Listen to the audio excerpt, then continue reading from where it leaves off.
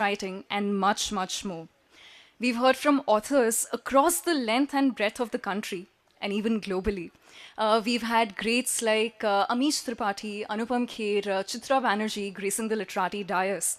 And today is about all of that and perhaps a little more. I would now like to introduce to you the driving force behind Chandigarh Literary Society. Now, she's a senior administrator of the Indian Administrative Services, and she has handled prestigious portfolios both in the center and state governments. Currently, she holds the office of Additional Chief Secretary, Haryana, and she contributes in the policy-making process of the same. Ladies and gentlemen, I'm talking about none other than our chairperson, Dr. Sumita Mishra, under whose guidance we have come where we are today. Now, she takes a keen interest in the propagation of literature and culture, as we all already know. And she's the founder chairperson of Chandigarh Literary Society, and a number of literary and cultural events have been organized under her patronage. She's also a prominent poet of contemporary India, and her latest collection of Hindustani poems, Lamho Ki Shabnam, is a bestseller. I think it's now time that we hear it from her directly. Ladies and gentlemen, please give it up for Dr. Sumita Mishra, founder chairperson, Chandigarh Literary Society.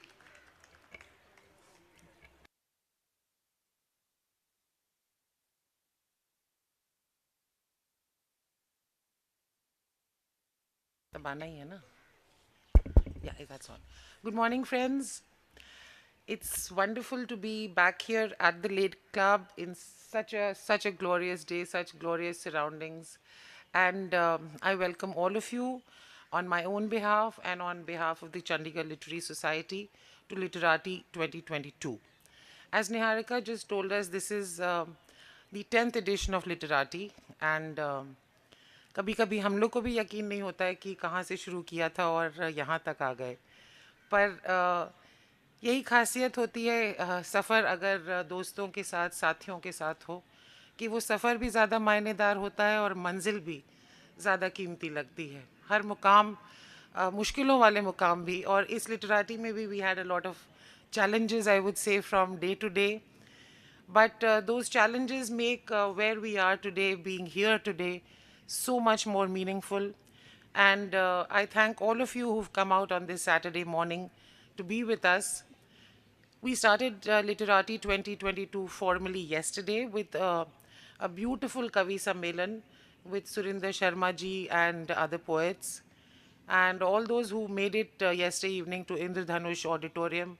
I think we had a really memorable evening, an evening full of emotions and happiness and joy and exploring the human condition, but with a light touch, with a touch of compassion and humor.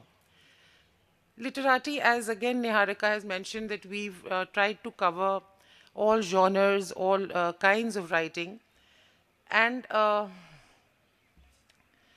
this morning when I woke up, we slept late. I think the whole team slept late, woke up early, all kinds of behind the scenes chaos, which I think goes into any event. And I would like to remind all of you that we're not a professional body. We are a group of people who are busy doing other things in life in general and are doing this, I think, simply for the love of it. And so I was wondering, why am I doing this?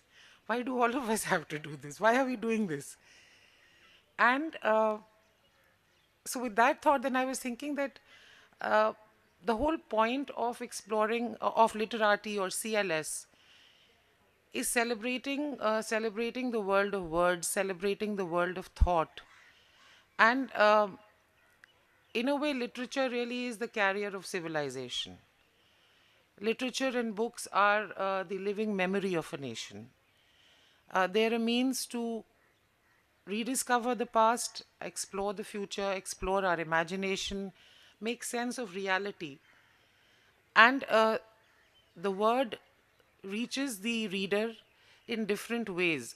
Each person might, it might impact them differently, but I don't think there's any denying that a powerfully written sentence or a book or a poem changes the reader as much as it transforms the writer and the author. And that's why we do it. That's why we are happy to do this extra bit of work. I think it for Team CLS, Team Literati, it is our small effort, our small contribution to the city of Chandigarh, to the Tri-City, in bringing our literary and cultural heritage center stage, in giving a platform to all kinds of writing, and hopefully connecting the people of this area, of this region to that. And in fact, we are the only Lit Fest, I think, in the country where we celebrate three languages equally. We try not to be English centric, although मैं अभी अंग्रेजी में बात कर रही हूँ, but we try to give an equal space to the wealth of uh, not only Indian writing in English or writing in English, but to Punjabi literature, to Hindi literature, to Urdu literature, and in even more important, I would say the confluence of all three. And if you ask me that is there a theme for this year's Literati, uh, it would be difficult for me to answer. But if there is a theme, I would say that the theme is one of harmony, of oneness, of inner connectedness, and we are trying to explore that in various ways during the sessions that are lined up for today and tomorrow.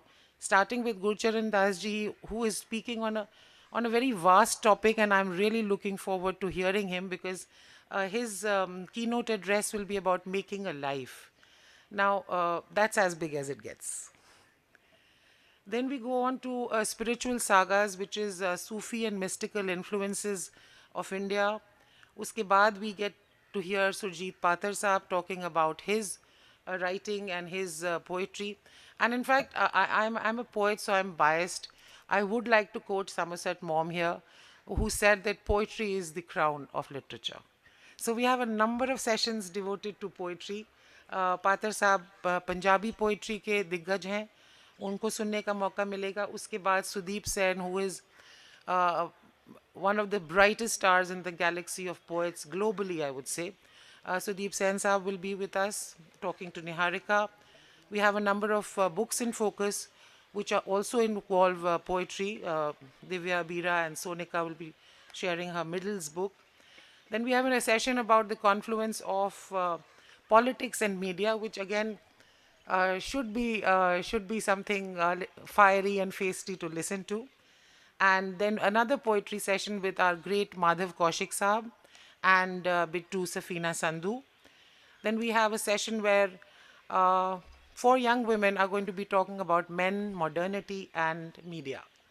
And we have all been hearing about the gender issues that exist even in the world of media. And I think they will throw some light on that as well. And then we end the day again with Shairi, Bazm-e-Sukhan, with the famous poet Azhar Iqbal. Tomorrow we start with a book launch of CLS magazine. Then we have Aman Singh Maharaj and Nilesh Kulkarni. We had Nilesh Kulkarni ji last year as well, and he's a fascinating, fascinating author to listen to. I would highly recommend that all of you do come for that.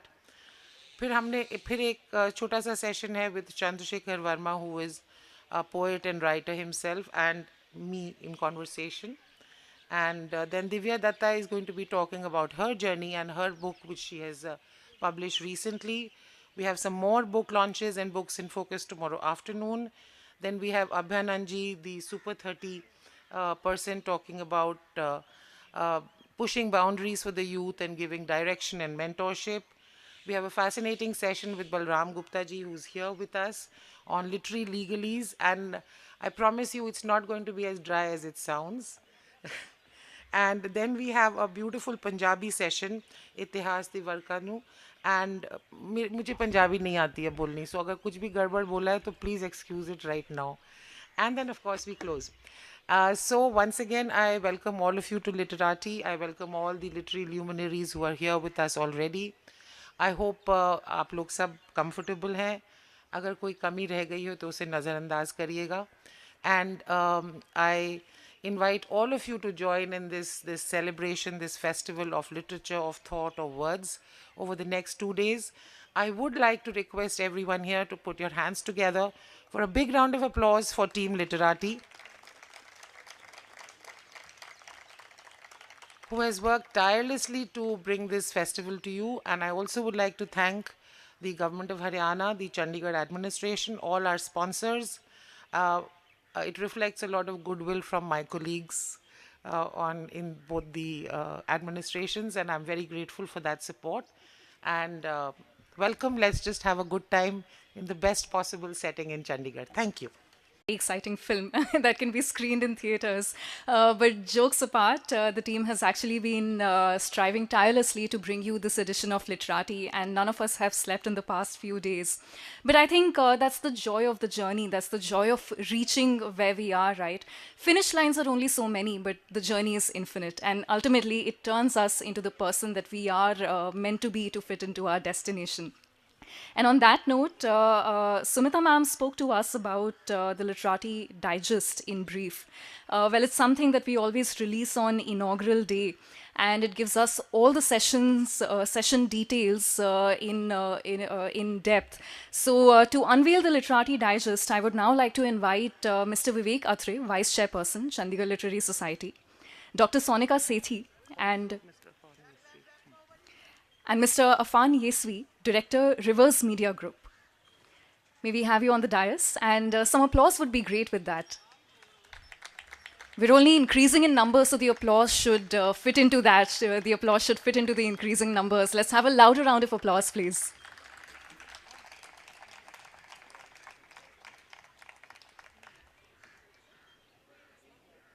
Well, ladies and gentlemen, bringing to you the very precious Literati Digest, again put together beautifully by our team.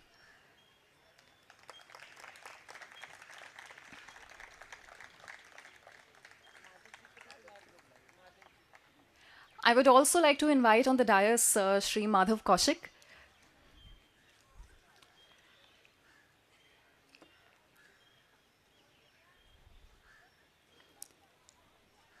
जिस तरह अपनी दिल की करीबी बातें हम कभी कभार डायरी के पन्नों पर उतार देते हैं, उसी तरह कुछ बातें स्टोरीज में, कहानियों में तब्दील हो जाती हैं. Sometimes we call them short stories, sometimes we call them poetry, sometimes we call them novels. Now time that we bring brewing memories to you right here on the dais. Ladies and gentlemen, the special CLS anthology, which has stories in both English and Hindi, based on the stories of the prize-winning and shortlisted entries that we received, by the way, from around the world for the annual Short Story Writing Contest 2020-22, and published in partnership with Reverse Press. This book is going to be available at a special price at the stalls, so please do feel free to browse for them and pick up a copy for yourself.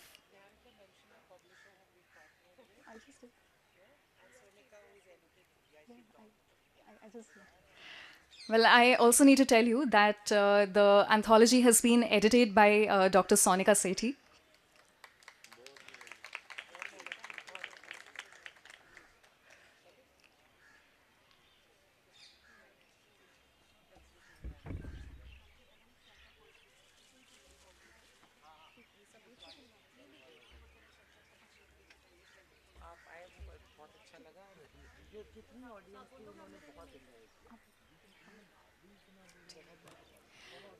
Well, I think now that we've made the perfect start, now would be the most opportune moment for a short poem. Can I please have on the dais our CLS member, Mukta ji?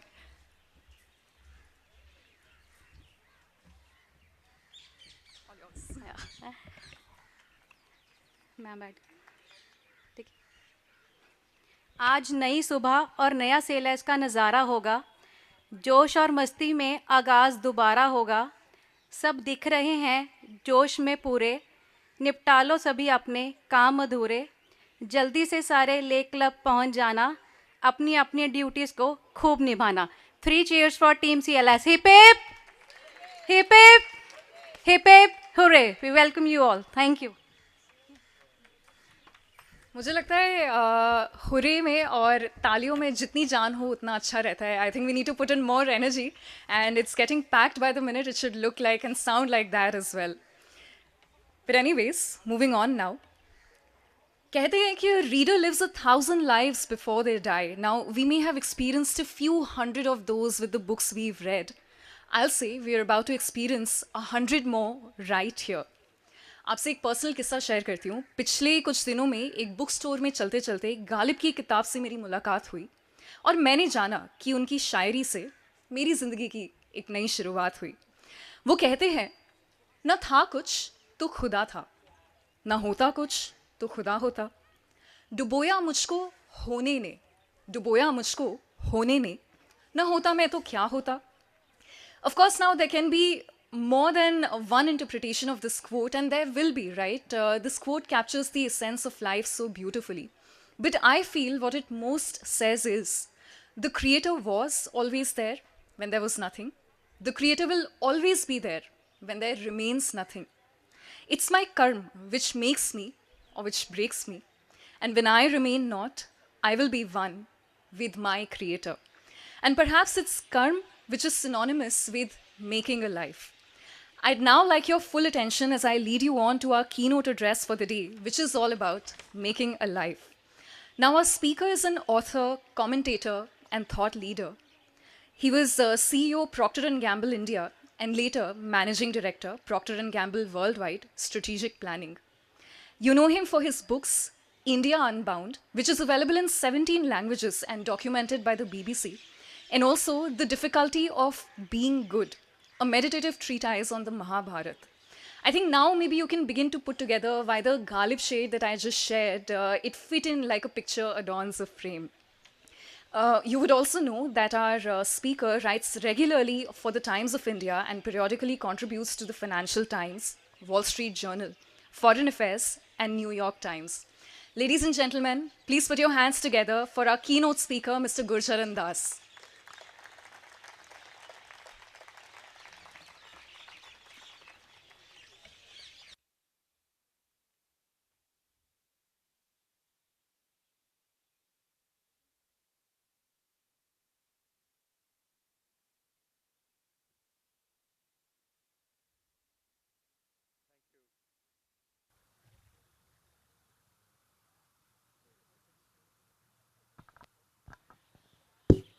Okay, I'm there.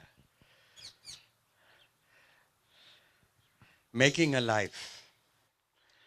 Well, that could be, Sumita, the theme for your festival. You were looking for one. Um, I had two influences in my life. I'm a Chandigarh boy also. The, my father's, my mother's influence was coming from her Punjabi middle class background. She told me, make sure you make a living. But my father said, relax, you should make a life. So that is really the theme of this talk. And what is it about making? My earliest memory is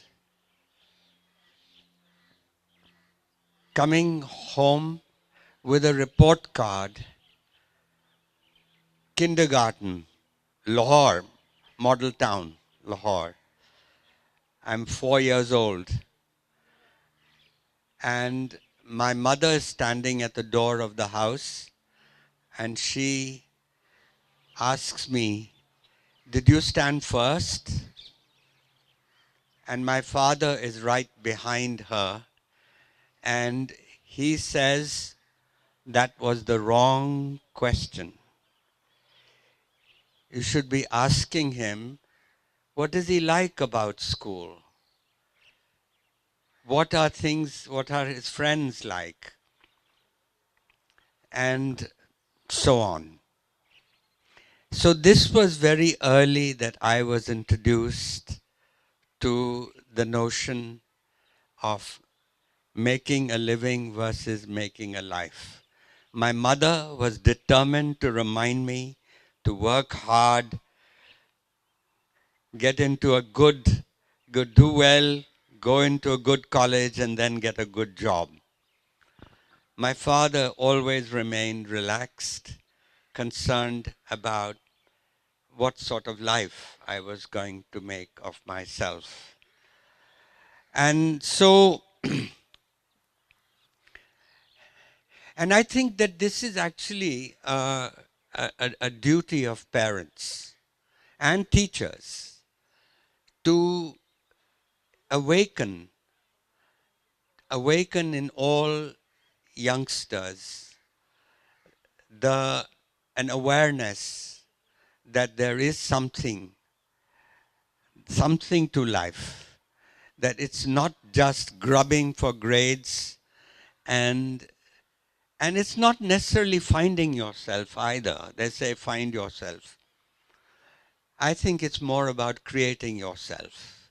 I mean, we are not all like Mozart, who at the age of 3.5 knew he was a musical genius. We, most of us, stumble through life to find some kind of purpose for it.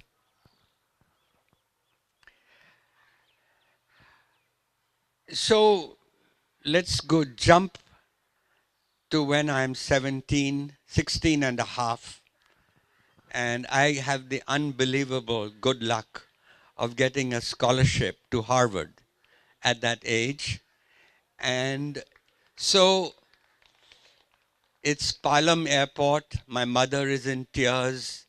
I'm getting into an Air India super constellation. Those days we didn't have jets yet. And she's reminding me, study something useful. You've got to come home and get a job. And by the way, she says, why don't you be like your father? He was an engineer. I was blown out of my mind, and my mother's advice blown away in the wind.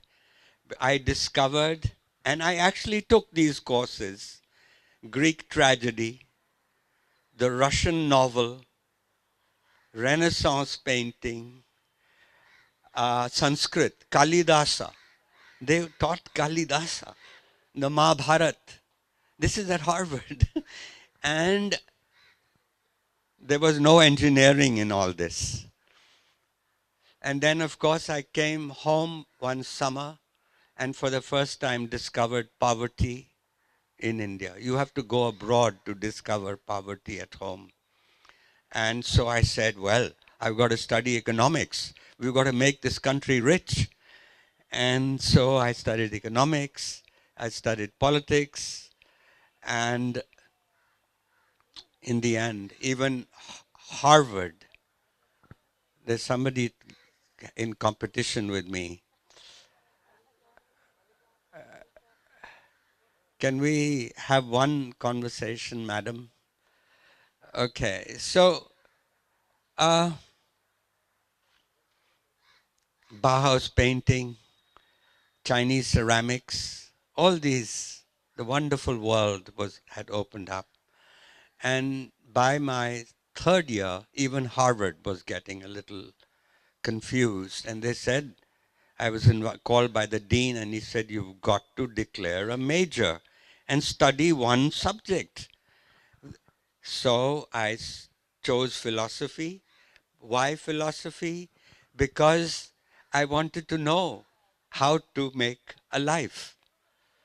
And so I graduated in philosophy, and it was a nightmare for my mother to realize that she now didn't know what kind of a job some provincial town will have some philosophy department and I'll get a job there. That was her idea.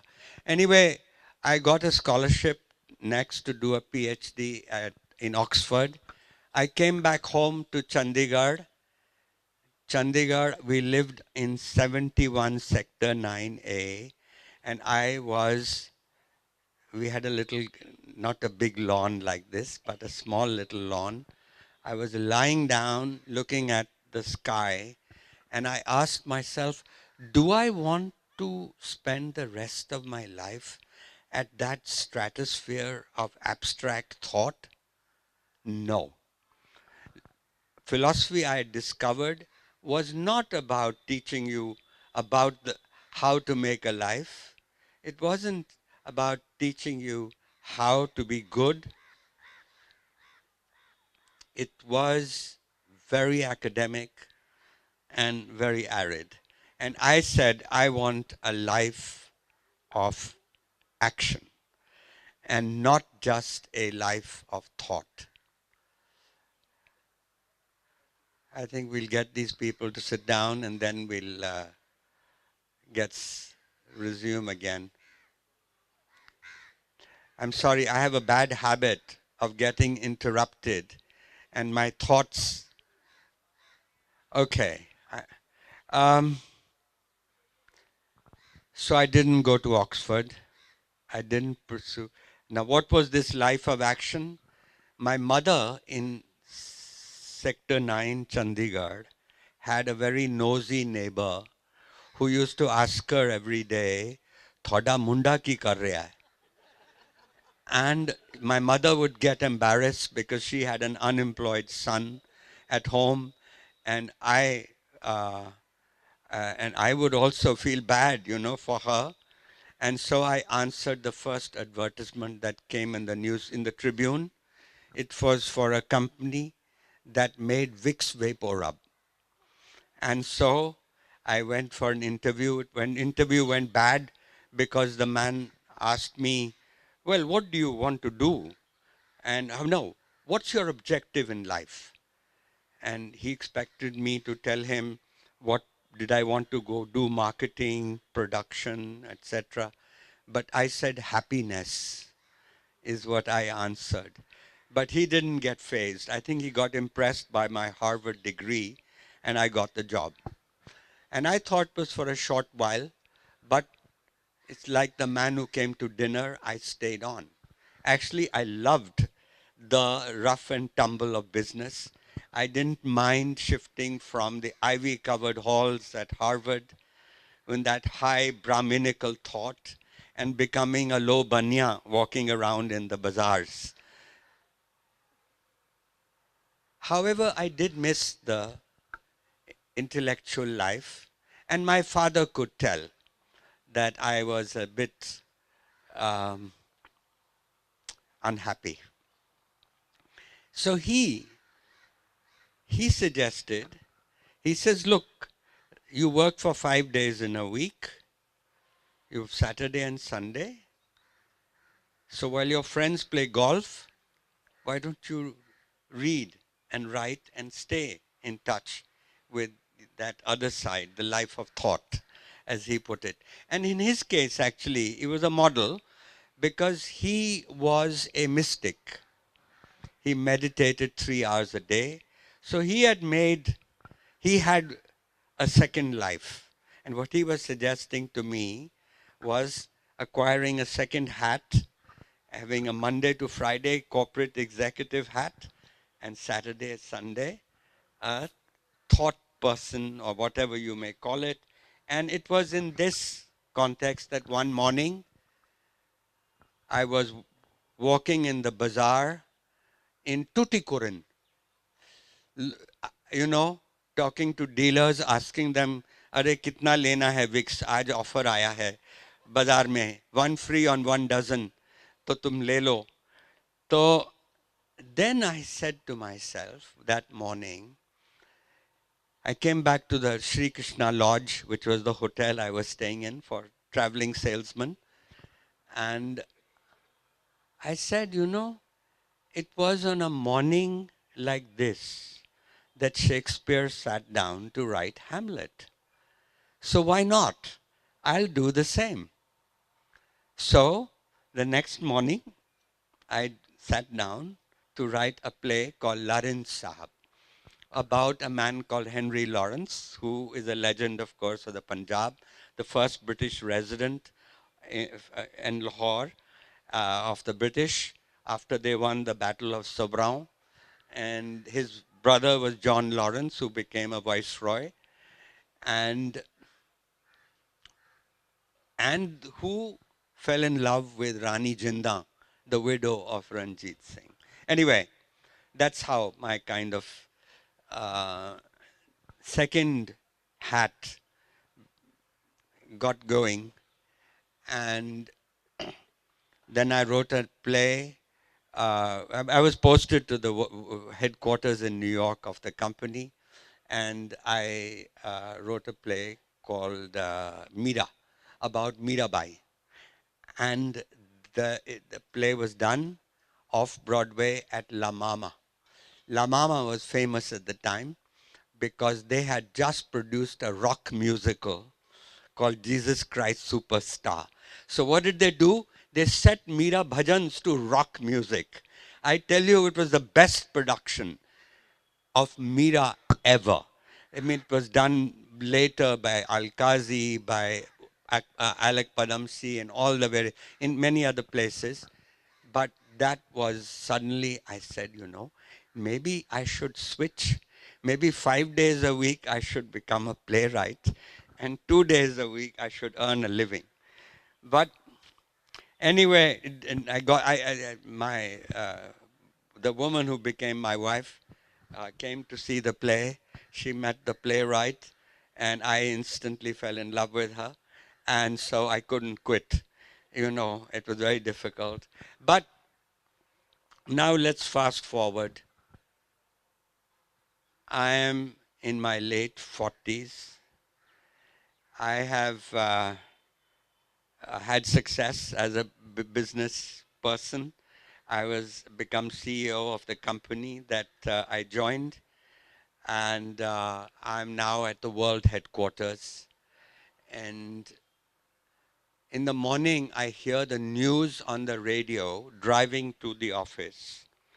The radio station is NPR, National Public Radio, and the NPR has said that the reforms in India are in trouble.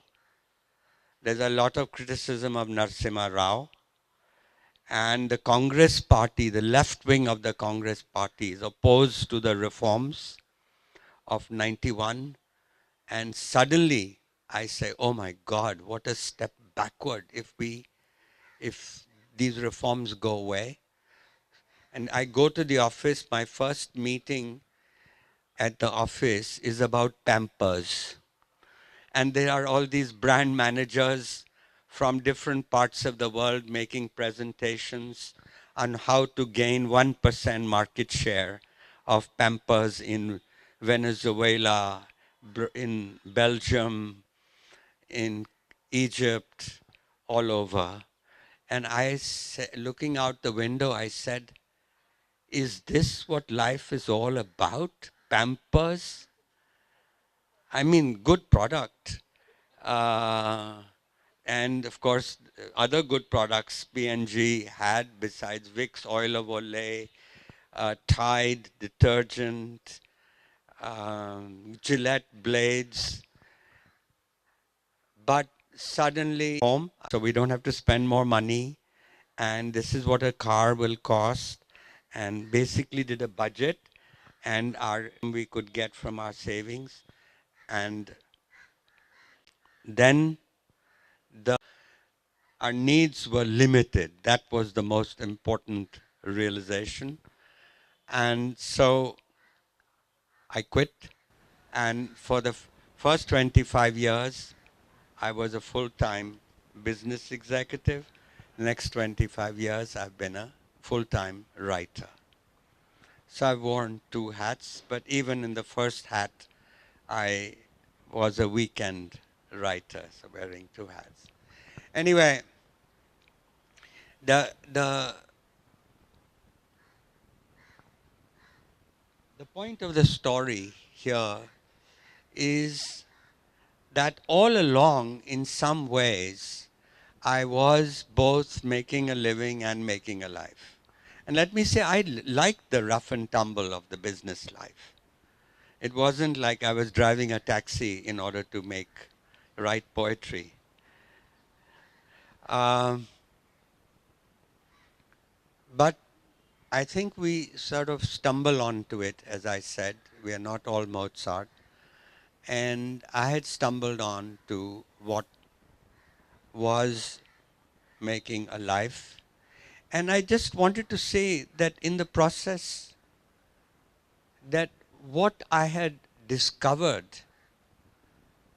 in that huge wealth of knowledge that opened up in college really was, in fact, building that life. In other words, books. That's why Chandigarh Literary Festival. I thank you for inviting me. But really, it was books. And the best thing I learned when I was in college was you don't read a book, you interrogate a book. That's the way to make a life. And I have a bad habit. I write in margins, in red ink. Books are covered at home with these red margin comments where I'm disagreeing with the author, agreeing with the author. And so this was the spirit with which I read Aristotle, or whether I read the Mahabharata, that you interrogate a book, and that is really, and frankly today, the wonderful thing that's opened up a world democracy is the fact that you don't need to go to Harvard anymore. Google 100 great books. There is a very respectable program. Many universities in America just teach 100 books for over 4 years. You interrogate those 100 books, and we're always asking ourselves, you know, but the fact of the matter is that why reinvent the wheel? Somebody has figured it out already. Just take it. It's all yours.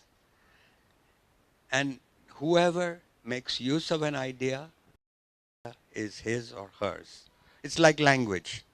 You talked about Punjabi, you talked about Hindi, Urdu, and English. Frankly, I think now English is also an Indian language.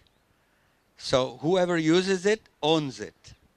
It's, and frankly, when I was a youngster and I saw, I was with my mother, and a white woman was serving us for the first time. She saw a white woman serving a brown woman in a restaurant in London. And the lady said, "Would you like a cup of tea?" That means she's speaking with a northern accent of England. And my mother says, "Enu bolna nahi anda."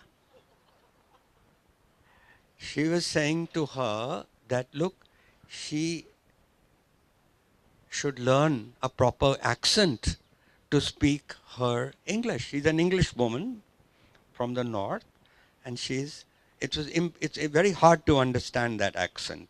Of course, if you're a football fan, you know half of them speak in that accent, the commentators.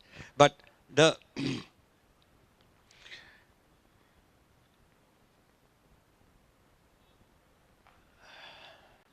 so I asked myself, what have I learned in these 25 years? What is it that making a life is all about?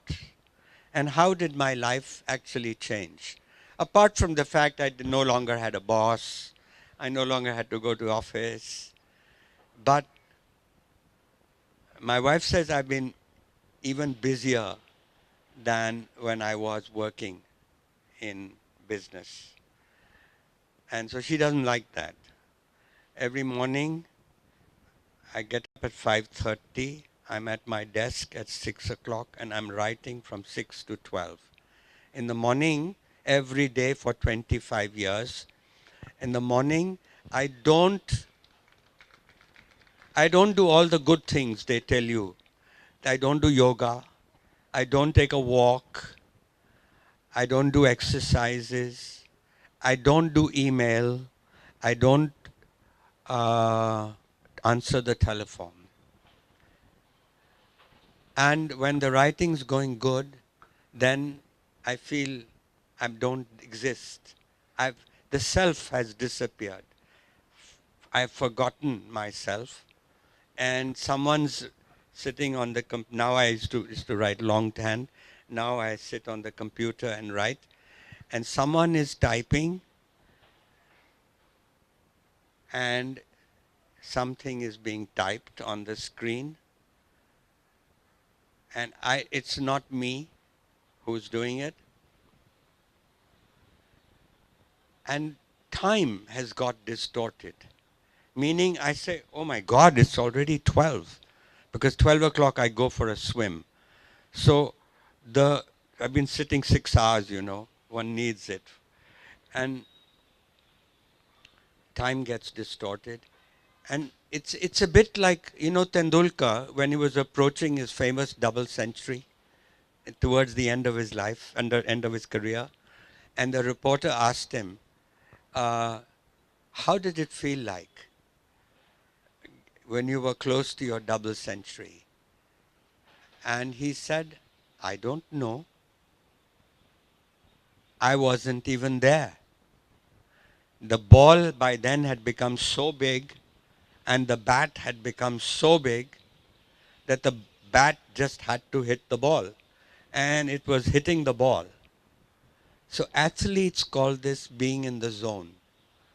And that is a test that you are making a life, that you don't exist yourself. At least you've forgotten those hours that you are there. And so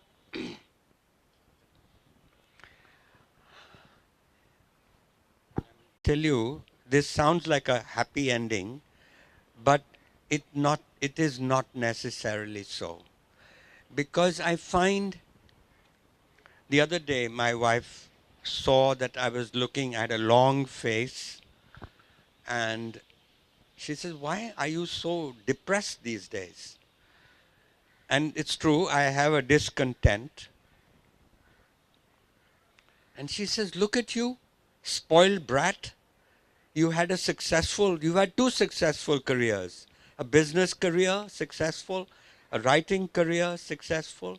What more does anyone want? So I've tried to analyze.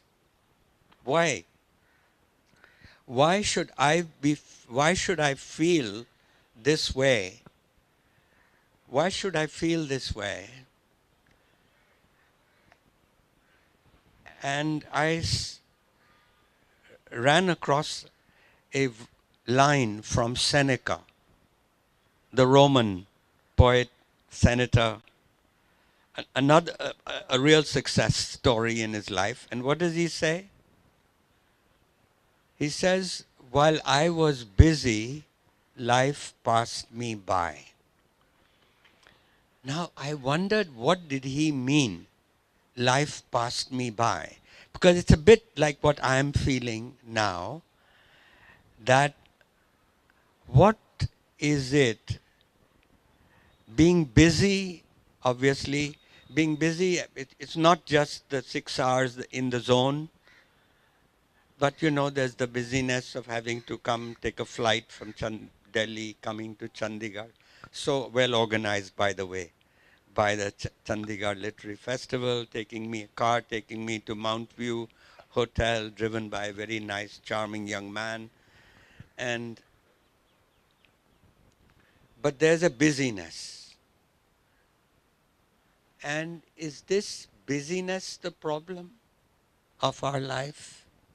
I ask myself. And why should that discontent? Anyway, this is a work in progress. My life is a work in progress. So there's no sort of uh, ending to it. We all want to be happy. And I have always had a one-line definition of happiness. Love the work you do and love the person you live with. One line. I don't take credit for it. It's not original. Sigmund Freud was the one who first gave a much more psychological explanation for it. But I have discovered another definition of happiness, which I'd like to share with you. And this one, this definition of happiness goes back to the ancient Indian idea of the Purusharthas. Purusharthas are aims of life, goals of life. So for 1,000 years, we had three goals of life. It was called a Trivarga. And it was Artha, Dharma, Kama. Artha meaning material well-being, Dharma means moral well-being, and Kama means emotional, sexual well-being. 1,000 years later, they added a fourth one. And unfortunately, that fourth one has cannibalized the first three. And the fourth one was moksha. And moksha is spiritual well-being. And as I thought about it, that there's another line I came across by a Kashmiri critic, writer, poet, Anandavardhana, 9th century, who says a good book should deal with one Purushartha only. And then he asks the question, and what is the Purushartha of the Mahabharata? And he's debating, because Mahabharata's an encyclopedia, it has everything.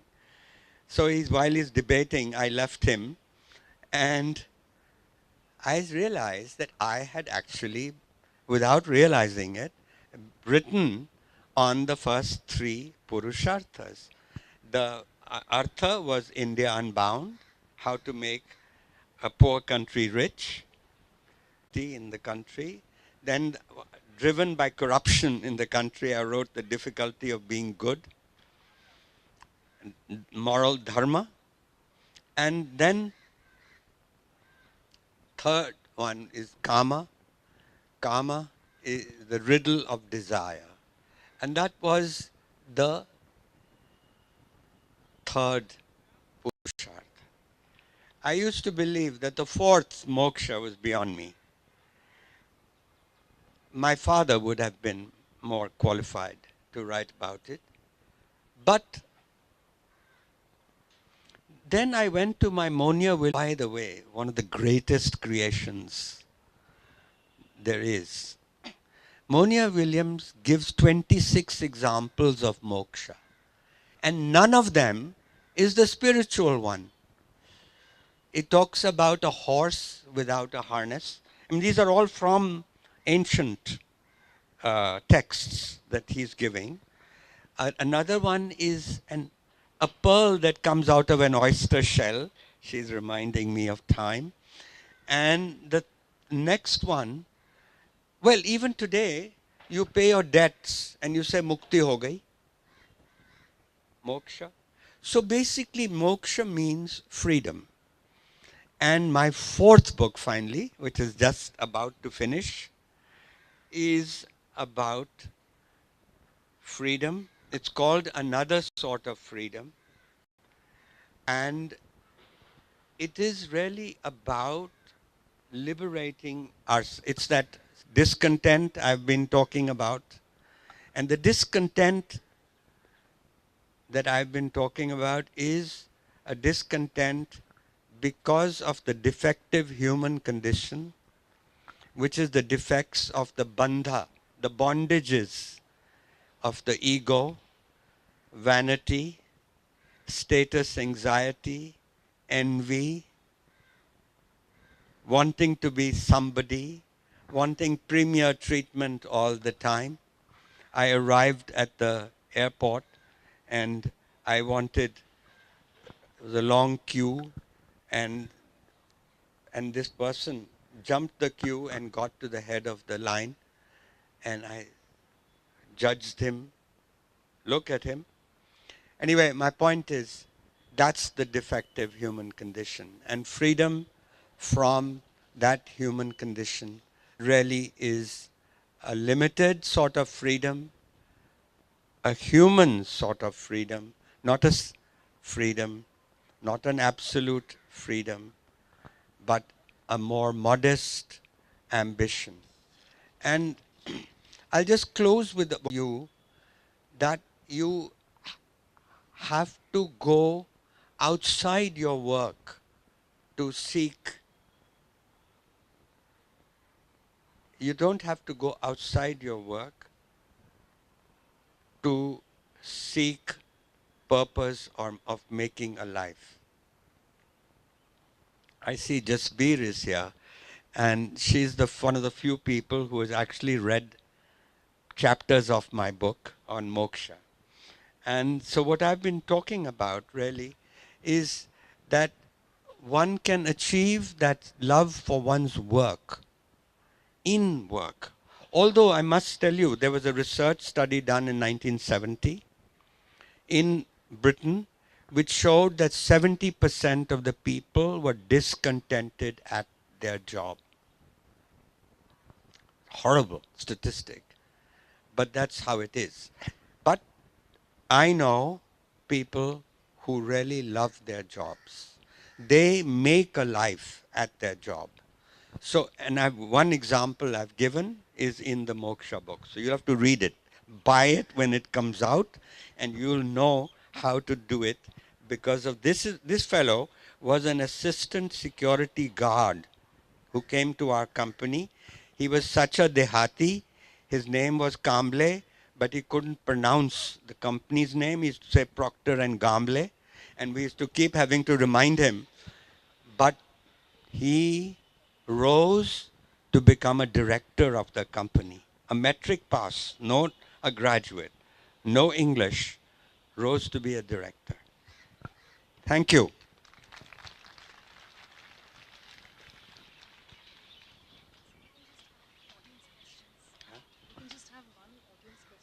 Ah, okay, okay. I'm reminded that I should have at least one audience question.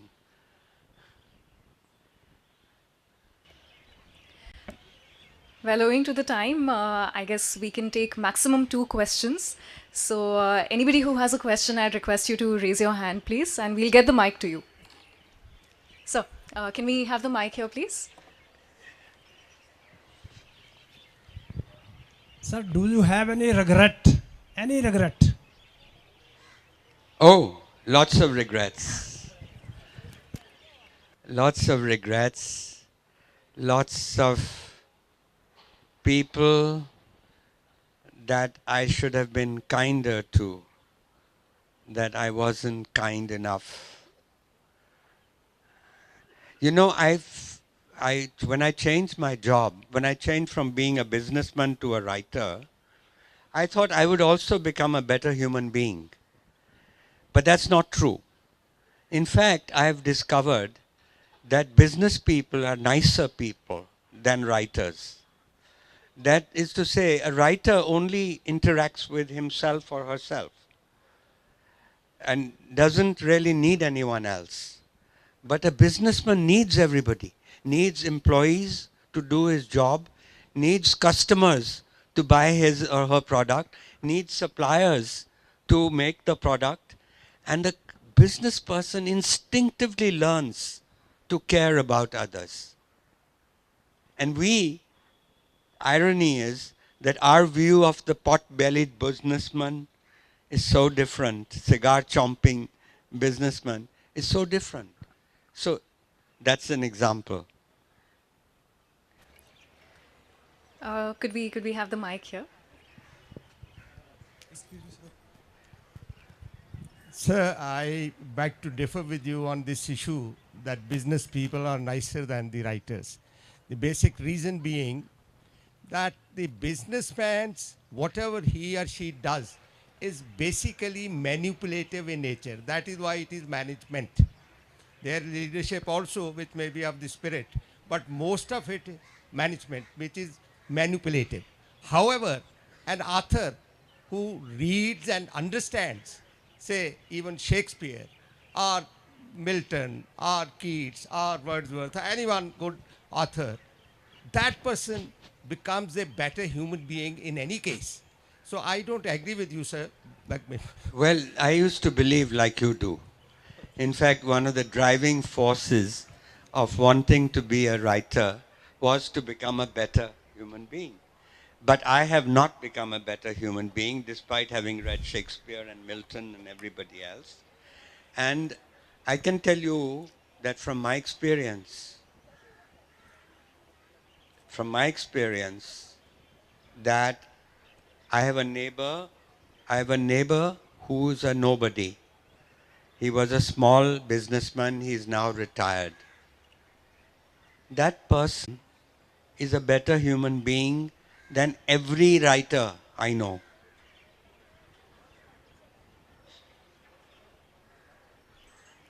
You can have you can have your view and I can have my view. Thank you so much, sir. Thank you so much. And as much as we may want to carry on with our questions and we may want to have this dialogue further, time is simply not permitting. And like I always say, it's one of those parts of my job that I perhaps not hate, but dislike a little bit anyways, dancing to the tunes of time like always. Speaking of freedom, I have another quote that I really like, and I thought it's right to share it here. Right. On that note, I'd like to thank our keynote speaker with all my heart for being here this morning and for brightening the 10th edition of Literati. Thank you. 17ਵੀਂ ਸਦੀ ਦੇ ਸੂਫੀ ਸੰਤ ਬਾਬਾ ਬੁੱਲੇ ਸ਼ਾਹ ਕਹਿੰਦੇ ਨੇ, ਪੜ੍ਹ ਇਲਮ ਹਜ਼ਾਰ ਕਿਤਾਬਾਂ ਕਦੀ ਆਪਣੇ ਆਪ ਨੂੰ ਪੜ੍ਹਿਆ ਨਹੀਂ, ਜਾ ਵੜਦੇ ਮੰਦਰ ਮਸੀਟੀ ਕਦੀ ਮਨ ਆਪਣੇ ਵਿੱਚ ਵੜਿਆ ਨਹੀਂ, ਐ ਵੀ ਲੜਤਾ ਹੈ ਸ਼ੈਤਾਨ ਦੇ ਨਾਲ ਬੰਦਿਆ ਕਦੀ ਨਫਸ ਆਪਣੇ ਨਾਲ ਲੜਿਆ नहीं। मैं कहना चाह रही हूँ पंजाब हमेशा तो सूफिया से है और उसी विरसे को एक बार फिर हम यहाँ जीवित करने की एक छोटी सी कोशिश करने वाले हैं। लेकिन जैसे ज़िंदगी में सब कुछ बदलते रहना चाहिए, हमारी लिटराटी के मंच पर भी कुछ बदलाव आते रहेंगे। Which is now to say that I will pass on the baton to a prolific poet and a widely recognized name in Urdu literature, Azhar Iqbal ji, to lead you on to the next session.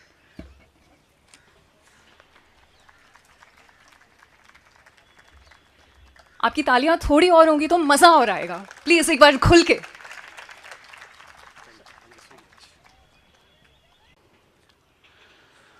वही जो दुख भरे मौसम की वीरानी में सीनों पर धनक लम्हों की खुशबू से महकता हाथ रखता है। सफ़र में रास्ते गुम हों, रिदाए गुम रही कितनी भी मैली हो, गमों की धूप फैली हो, उसे कोई कहीं जिस वक्त भी आवाज़ देता है वो सुनता है। दोस्तों, तसव्वुफ़, सूफिज़्म, अंधेरे से रोशनी का सफ़र, जहाँ सिर्फ़ एक बचता है और वो होता है रोशनी। मौलाना रूमी एक बार अपने महबूब के यहाँ पहुँचे, दरवाज़े पर दस्तक दी, अंदर से आवाज़ आई, कौन है? मौलाना रूमी ने कहा कि मैं हूँ। दरवाज़ा नहीं खुला। अगले रोज़ फिर आए, दरवाज़े पर दस्तक दी, अंदर से आवाज़ आई, कौन है? मौलाना ने कहा कि मैं हूँ। दरवाज़ा उस दिन भी नहीं खुला। तीसरे दिन फिर पहुँचे, यही बात दोहराई, लेकिन यही तसव्वुफ़ का तजुर्बा, यही उसका निचोड़ है। दोस्तों, इस सेशन जिसका टाइटल है spiritual sagas, Sufis and mystical influence of India में जो हजरात शिरकत फरमा रहे हैं, उनका तारुफ देने के लिए मैं यहाँ हाजिर हुआ हूँ। 1970 के बाद पंजाबी शायरी के अहम नामों का जिक्र तो उनमें पाश और सुरजीत पातर साहब सरे फहरिस्त नज़र आते हैं। आपकी शायरी ने लोगों के दरमियान बेइंतहा मकबूलियत हासिल की और नाक़दीन का ध्यान अपनी तरफ खींच लिया। जालंधर के गांव पातर में पैदा हुए सुरजीत साहब का तालीमी सफ़र कपूरथला से शुरू होकर गुरु नानक देव यूनिवर्सिटी तक पहुंचा, जहां से उन्होंने ट्रांसफॉर्मेशन ऑफ फोकलोर इन गुरु नानक वाणी के मौजू पर पीएचडी की डिग्री हासिल की और दर्स व तदरीस के मैदान में अपनी खिदमत पेश की। हवा लिखे हर्फ बिरख अर्ज़ करे, हाने रे विच सुलगदी वर्णमाला, लफ्ज़ां दी दरगाह, पतझड़ दी पाजेब और सुर ज़मीन उनकी अहम तख्लीक़ात हैं। आप पंजाब आर्ट काउंसिल के प्रेसिडेंट और पंजाबी साहित्य अकेडमी के प्रेसिडेंट के तौर पर अपनी खिदमत अंजाम दे चुके हैं। दीन औलिया से मिलता है और सकाफ़ती फाउंडेशन आपसी भाईचारे और हम आहंगी के पैगाम को फ़रोग़ देने का काम करती है। दरगाह हज़रत निज़ामुद्दीन औलिया में महफ़िल समा का अहतमाम हो या एक सज्जादा नशीन की हैसियत से पैगाम महबूब पाक की तरसील, आप हमेशा एक मुनज़्ज़म और जामे तरीक़े से अपनी खिदमत अंजाम देते हैं। हम लिटरेटी में आपका खैर मक़दम करते हैं और गुजारिश करते हैं कि स्टेज पर तशरीफ़ लाएँ।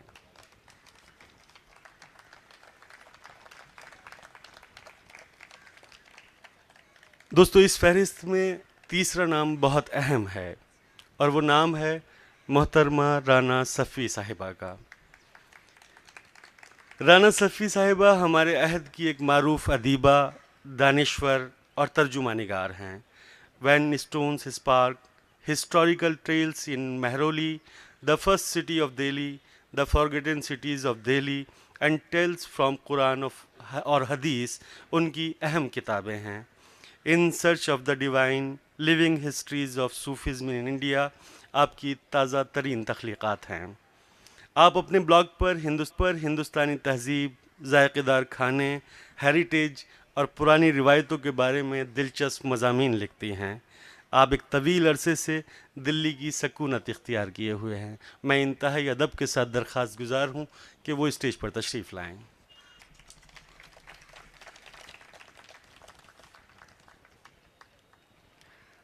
दोस्तों, इस खूबसूरत चीज़ पे गुफ्तगू करने का मौका मिला, चंडीगढ़ लिटरेरी सोसाइटी को बहुत बहुत शुक्रिया। मैं खूब समझता हूँ क्या मेरी हकीकत है, मैं खूब समझता हूँ क्या मेरी हकीकत है, कतरा ही सही लेकिन दरिया से मेरी निस्बत है। तो मेरी निस्बत ख्वाजा अहमद यस्वी से है, जो 920 साल पहले सेंट्रल एशिया में तुर्किस्तान में उन्हें एक मुहिम चलाई, जो यस्वी सिलसिले के ज़रिए काफ़ी सारे सूफ़ी हजरात ने वहाँ एक रिवोल्यूशन लाया। आसान पाठ है इस्लाम। मैं अल्तमस साहब से निज़ामुल्लाह अलैह हुए,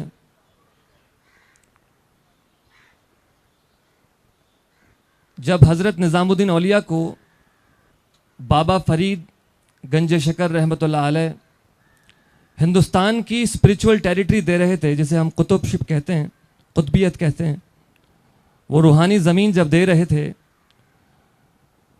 तो बाबा साहब ने फरमाया हज़रत निज़ामुद्दीन औलिया से कि बाबा निज़ाम, तुम उस सायेदार दरख्त के मानिंद होंगे जहाँ मखलूक खुदा आराम पाएगी और फैज़याब होगी।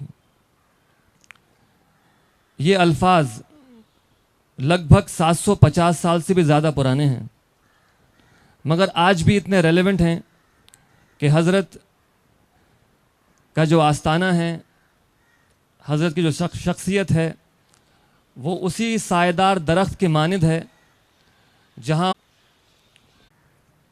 बहुत खूबसूरत सबेर है और मुझे एक उर्दू शायर का एक बहुत खूबसूरत शेर याद आ रहा है सवेर के बारे में। आप सब तो बहुत शुक्रगुजार हूँ। वो बहुत जोश में, और यहाँ तक के हाजी लोग मक्के नू जांदे असी जाना तख्त हज़ारे, पेड़ों में धरती में भी खुदा है।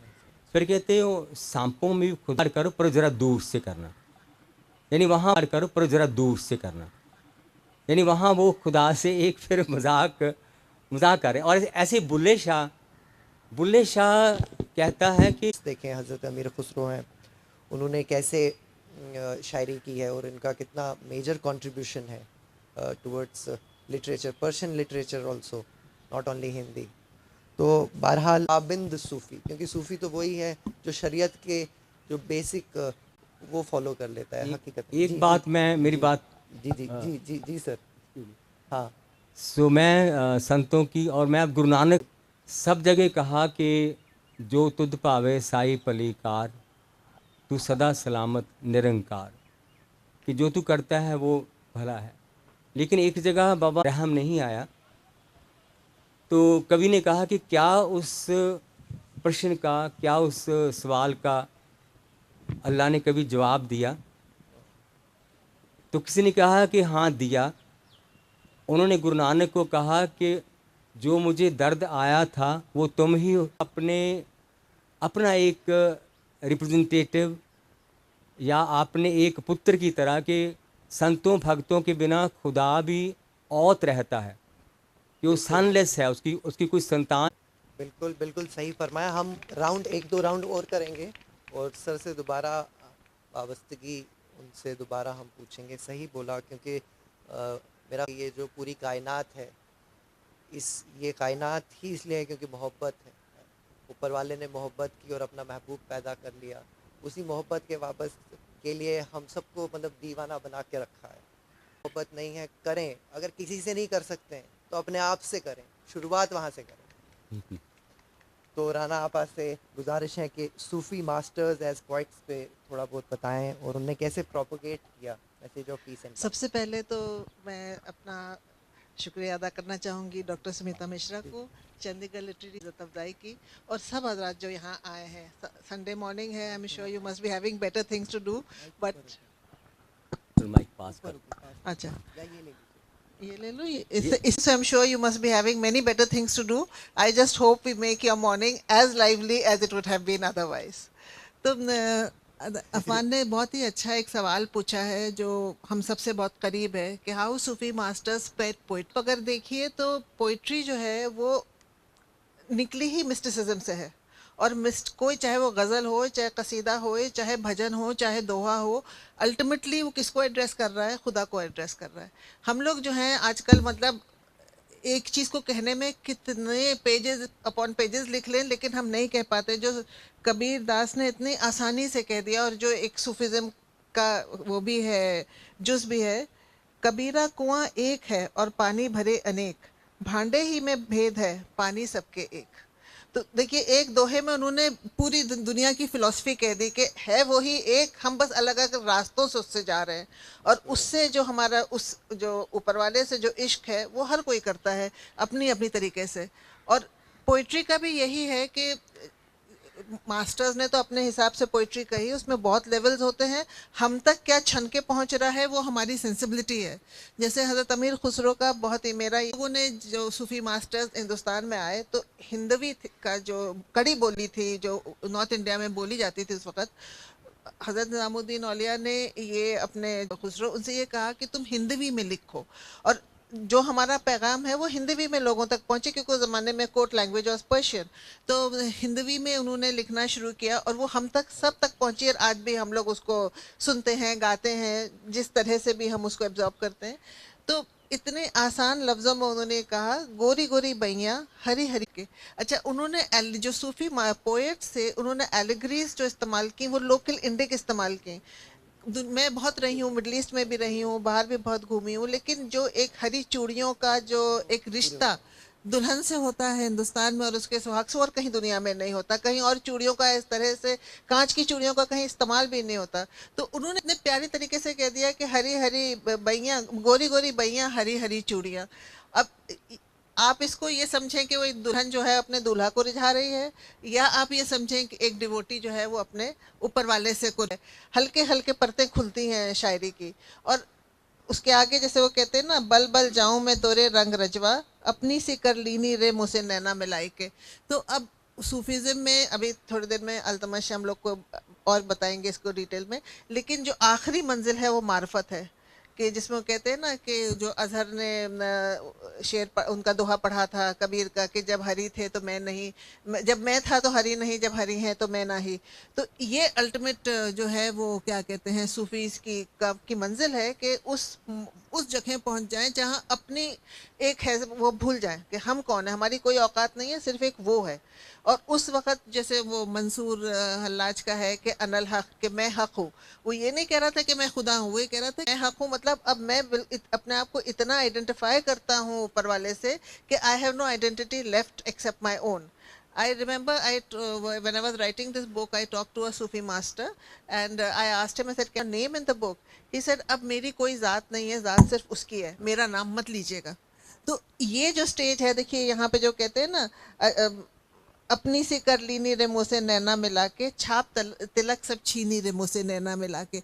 तो हमारी कोई आइडेंटिटी नहीं बची, वो कितने आसानी से तमीर खुसरो ने कह दिया। तो पोइट्री के ज़रिए जो है वो मैसेज बहुत आराम से पहुंचता है, और प्रोज से बेटर पहुंचता है, क्योंकि और जैसे इश्क हकीकी है या इश्क मजाजी है, इश्क हकीकी वो है जो ऊपर वाले से हम लोग करते हैं। हम तो बहुत आसानी से हिंदी फिल्मों से इन्फ्लुएंस होकर कह देते हैं ना कि हमें इनसे इश्क है।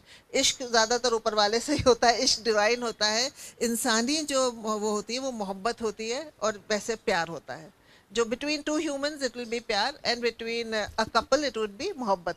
लेकिन इश्क जो है वो ज़्यादातर ऊपर वाले से ही होती है, कि राझा रांझा करती आप ही राजा हुई। तो वो है इश्क हकीकी। तो इतनी आसानी से ये चीज़ें जो है हम तक आ गई, डिस्पर्स हो गई, वरना बिल्कुल बिल्कुल। इसको कहने में बहुत मुश्किल होती है। और दूसरी एक चीज़ और, कि जब हम गज़लें पढ़ते हैं या कुछ पढ़ते हैं, आजकल तो गानों में भी, हिंदी गानों में भी हर तरह की चीज़ आ जाती है, कि सूफ़ी एलिगरीज जो हैं वो बहुत इस्तेमाल हुई हैं, ख़ास तौर से उर्दू गज़लों में, पर्शियन पोइट्री में। तो जब हम साखी की बात करते हैं, जो वाइन बेरर है वो अल्लाह है। और जब हम रिंद की बात करते हैं, the drunkard who is intoxicated, वो जो है वो डिवोटी है जो अल्लाह की मोहब्बत में, ऊपर वाले की मोहब्बत में एकदम अपने आप को खो चुका है, ही इज इंटॉक्सिकेटेड। और जो शराब है, शराब जो है वो अल्कोहल नहीं है, बट शराब इज द डिवोशन। तो जो लोग, वो बहुत नज़र से है। लोग जो है शायरी जब पढ़ते हैं तो दे कीप गेटिंग कंफ्यूज, कि मतलब ये क्या बहुत ही अल्कोहलिक थे, ड्रंकर्ड्स थे, क्या थे, why do they keep talking about शराब ऑल द टाइम। तो इसका मतलब ये वो है उनकी एक्चुअली, क्योंकि नज़र ये है, दिस उनका इज द हुस्न कोड है। Word, the symbols for using it. और जी, बिल्कुल सही फरमाया आपने। वो हाँ, तो उनका नज़र है, क्योंकि वो मोहब्बत होती है, और मोहब्बत में उतना डूब जाते हैं। और कोशिश करनी चाहिए मोहब्बत करने की, कि अपने महबूब का, अपनी माशूका का एक एक एक नज़र के लिए वो तरस जाते हैं। तो वो जो नशा उनको दे देता है, इसीलिए वो कंपेयर किया जाता है शराब के या बाकी चीज़ों के लिए। तो अब हम अल्तमश साहब से गुजारिश करते हैं कि आप हमें बताएं, जैसे आपा ने अभी बताया सूफ़ी पोइट्री से कितना बड़ा इन्फ्लुएंस रहा है और कितना आसान है। तो मुझे अभी याद आया एक वाक़ा वो हाल का, बज्त में जब बज्त में कवाली के दौरान जब बाबा बख्तियार काकी का विसाल हुआ, उसके बारे में बताएं। साथ ही साथ जो सूफ़ी मास्टर्स हैं उनकी टीचिंग्स इन अ जिस्ट में बताएं। फिर हम नेक्स्ट सेशन की तरफ चलेंगे। हमने 5 सेशन प्लान किए थे, हो नहीं पाएंगे, तो 3 में हम कोशिश करेंगे कि निपटा लें। ठीक है? हाँ जी हज़रत। फ़ान साहब, मैं अशार जो होते हैं, राना साहिबा ने सही बताया, दिल तक पहुंचते हैं। ख़ास तौर पे चिश्ती सिलसिले में समा और कव्वाली जिसे कहते हैं, उसका बड़ा अहम रोल रहा। बुज़ुर्गों के लिए, सूफिया इकराम के लिए समा उनकी रूहानी ग़ज़ा थी। उनको ज़ाहिरी खानों की ज़रूरत नहीं थी, उनकी ग़ज़ा समा थी, कव्वाली थी। और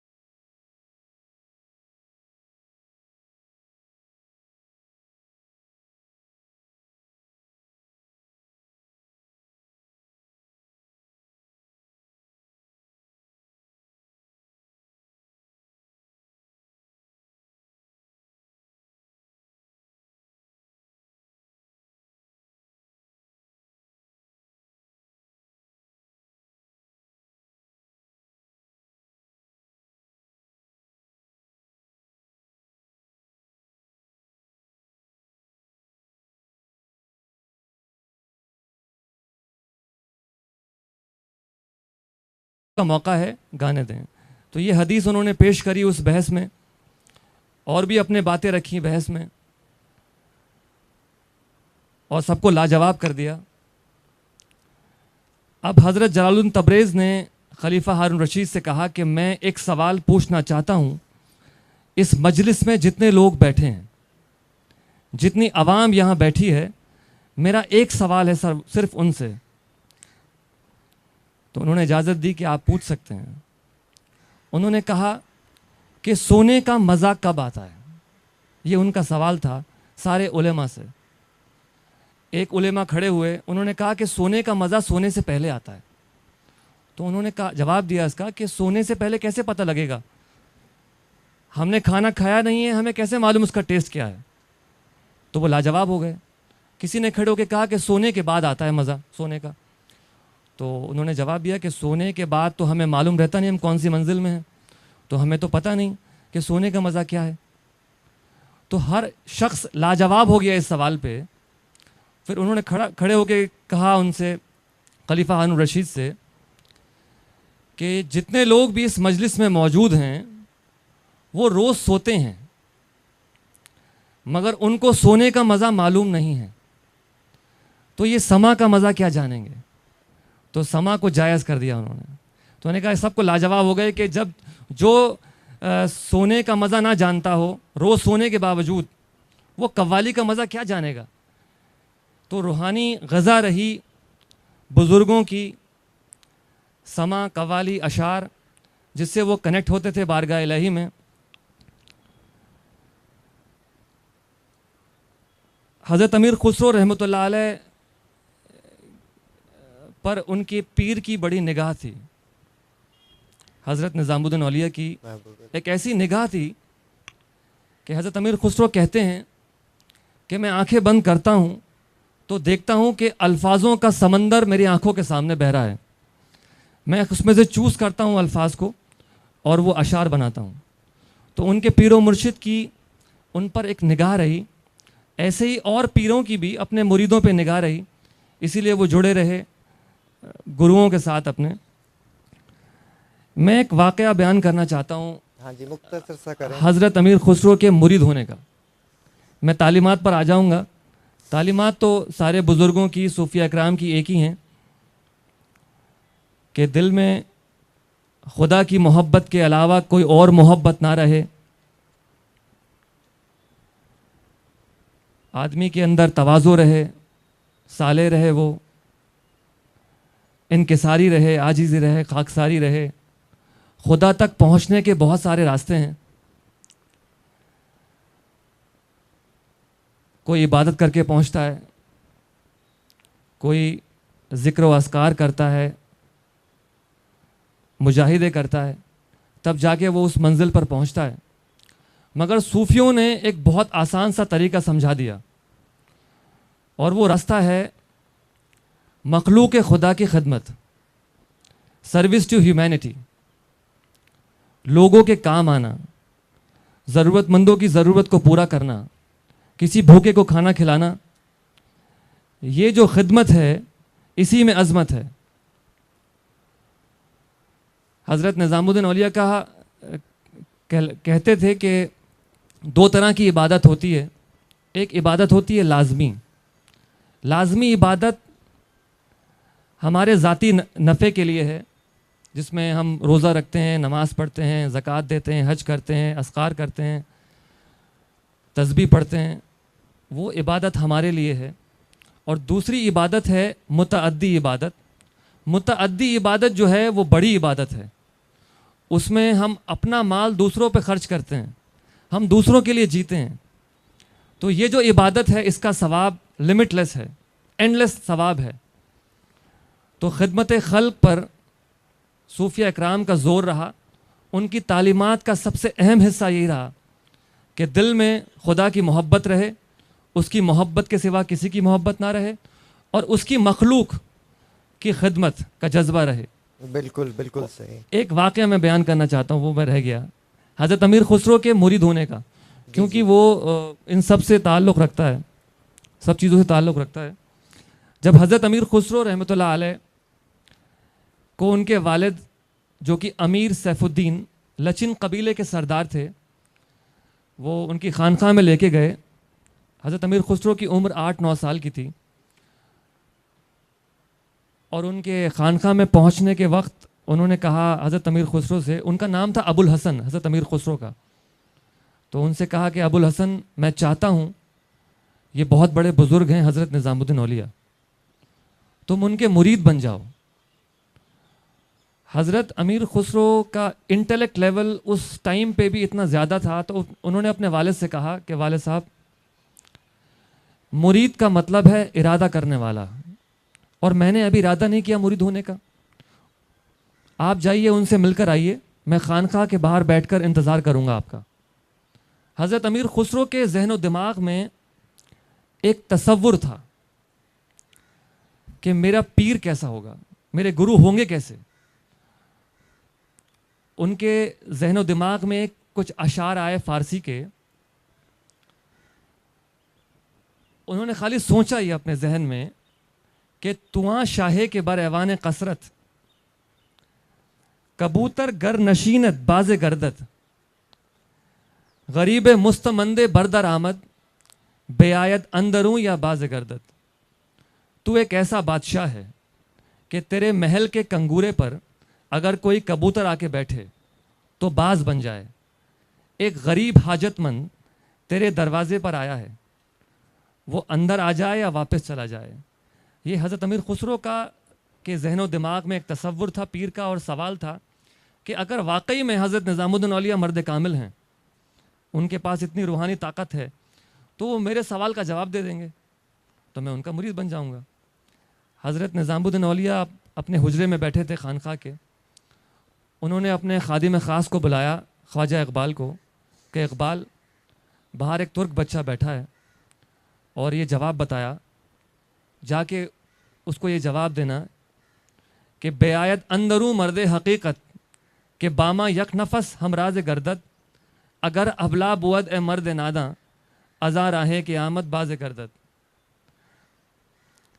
उन्होंने, उनका मतलब था कि अगर तू वाकई में मर्द हकीकत है तो फ़ौरन हमारा हमराज बन जा, अगर तू नादान है तो जिस रास्ते से आया है उस रास्ते से वापस चला जा। तो जब ये जवाब सुना हज़रत अमीर खुसरो ने, ये उनके लिए करामत से कम नहीं था, ये उनके लिए करामत थी कि मैंने दिल में सोचा और उसी लहजे में, उसी अंदाज में हज़रत निज़ामुद्दीन औलिया ने वो जवाब अपने खादिम के हाथ मुझे भिजवा दिया। तो वो फ़ौरन अंदर पहुँचे हुजरे में और हज़रत के मुरीद बन गए। बहुत खूब जी।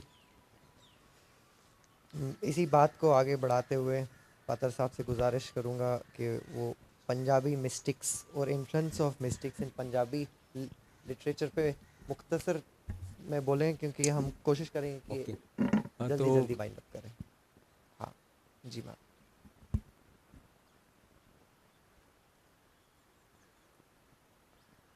सो मैं बहुत मुख्तसर में बहुत 3-4 बातें करना चाहता हूँ। तो एक तो ये है कि जैसे तालीमात, सूफ़ीज़म की तालीमत क्या हैं, तो गुरु ग्रंथ साहिब में गुरु अर्जन देव जी का एक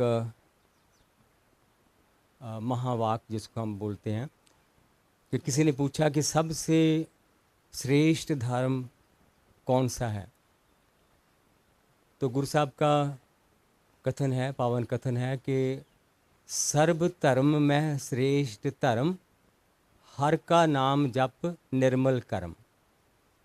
कि सिर्फ 2 बातों पे उन्होंने पूरी बात निबेड़ दी कि हरि का नाम जप और निर्मल कर्म। निर्मल कर्म जिसमें तेरी ईगो नहीं है, तेरी गर्ज नहीं है। सो यही सूफीज़म की यानी परमात्मा का प्यार। और दूसरी बात है कि हरि का नाम जपने का मतलब ये भी नहीं कि हरि का नाम जपते रहो, मतलब हरि का नाम जपने का मतलब है कि उसके बलहार जाना, कि उसकी कायनात के कुदरत पे बलहार। गुरु नानक ने यानी कादर और कुदरत, कि तू कुदरत में तेरा वास है, बलहारी कुदरत वस्या तेरा नाम न, मतलब। और हमारे जो नए पोइट्स जो सूफीज़म से प्रभावित भाई वीर सिंह और पूरन सिंह, सो पूरन सिंह की एक आपको बहुत दिलचस्प पोएम सुनाता हूँ। उस पोएम का नाम है कुम्हार ते कुम्हारन, के कुम्हार और कुम्हारन।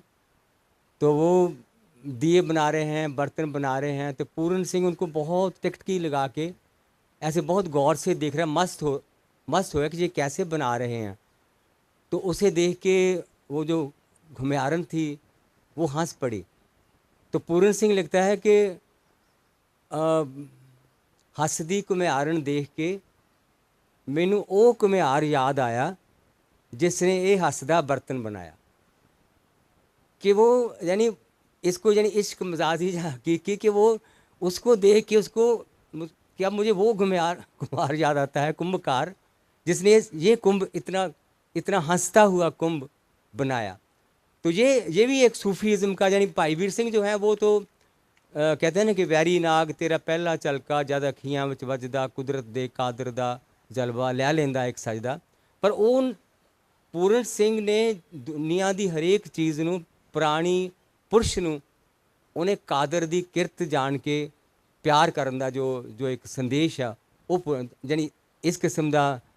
दूसरी बात है कि मार्फत का बात बहुत है कि जैसे तो ही मोही मोही तो ही अंतर कैसा कनक कटल जल तरंग जैसा, रविदास जी का कि तेरे मेरे में कोई फ़र्क नहीं। या गुरु नानक का शब्द है कि आपे पट्टी, कि मैं जो लिख रहा हूँ जैसे पहले कह रहे थे गुरचरण दास जी, जी तो वो कहते हैं कि मैं नहीं होता, वो कहते हैं कि आपे पट्टी कलम आप, कि आप ही तू पट्टी है, आप आपे पट्टी कलम आप, ऊपर लेख भी तू, एको कहिए नानका दूजा काहे को, कि तू ही कलम है, तू ही पट्टी है, अक्षर भी तू ही है और दूसरा कोई नहीं है। यानी एक इस तरह का वो मिलाप है। या जैसी में आवे खसम की बाणी तैसरा करी बयान बेला लो। और एक जो ब्रीफ बात के बुल्ले शाह को बोलते हैं कि बुल्ला की जाना मैं कौन, कि मुझे पता नहीं मैं कौन हूँ, लेकिन शाह हुसैन 3 बार बताते हैं कि मैं कौन हूँ। एक बार वो कहते हैं कि नाम हुसैन ते जात जुलाहा गालां दिंदियां ताने वालड़ियां, कि मैं तो जुलाहा बंदा, नाम मेरा जुलाहा, और मेरे नाल लेडीज़ लड़दियां लेंदियां कि तू कपड़ा ठीक नहीं बनाया। और सैकेंड इंट्रोडक्शन उनकी एक सैकेंड पोएम च आउंदी है, उस च कहंदे कि कोई शाह हुसैन फ़कीर है तुसी मत आखो कोई पीर है, कि मैं तो फ़कीर हाँ तुसी पीर ना कहो। लेकिन जो तीसरी इंट्रोडक्शन है वो हैरान करने वाली है कि वो वहाँ वो अपने जुलाहा होने को तो भूल जाते ही हैं, पीर फ़कीर होने को भी भूल जाते हैं, वो अपना जेंडर भी भूल जाते हैं। वो कहते हैं लिटां खोल गले विच पाइयां मैं बैरागण आद दी वो, कि मैं तो एक बैरागण हूँ आद की, from the very beginning of the creation मेरे में ये। सो जो वियोग है वो भी सूफीज़म का एक, जिसका हमने बात नहीं अभी तक की, कि जो वियोग है, जो बिरहा है, कि हाँ मिलने की इच्छा तो है लेकिन क्या मिला। फरीद सारी उम्र कहते हैं कि अजे सु रब ना बौड़े हो देख बंदे दे भाग, या ए तन ए दोए नैना ना छोयो फिर देखन की आस, कि काग नूं कहंदे कि तू मेरा सगला शरीर खा लिया लेकिन इन नैनों को छोड़ देना। कि जो बिरहा और इंतज़ार, और फरीद का ही वाक़ है कि बिरहा बिरहा आखिए बिरहा तू सुल्तान जित तन बिरहा ना उपजे सो तन जान मसान। बहुत खूब कि यू ऑलवेज से कि वियोग बिरहा पेन ऑफ सेपरेशन, लेकिन pain of separation is the king among the feelings, that's the highest status. कि बिरहे की जो स्थान है वो हाईएस्ट है। कि जित तन बिरहा ना उपजे, कि जिस जिस्म में बिरहा नहीं पैदा होता वो शमशान की तरह है।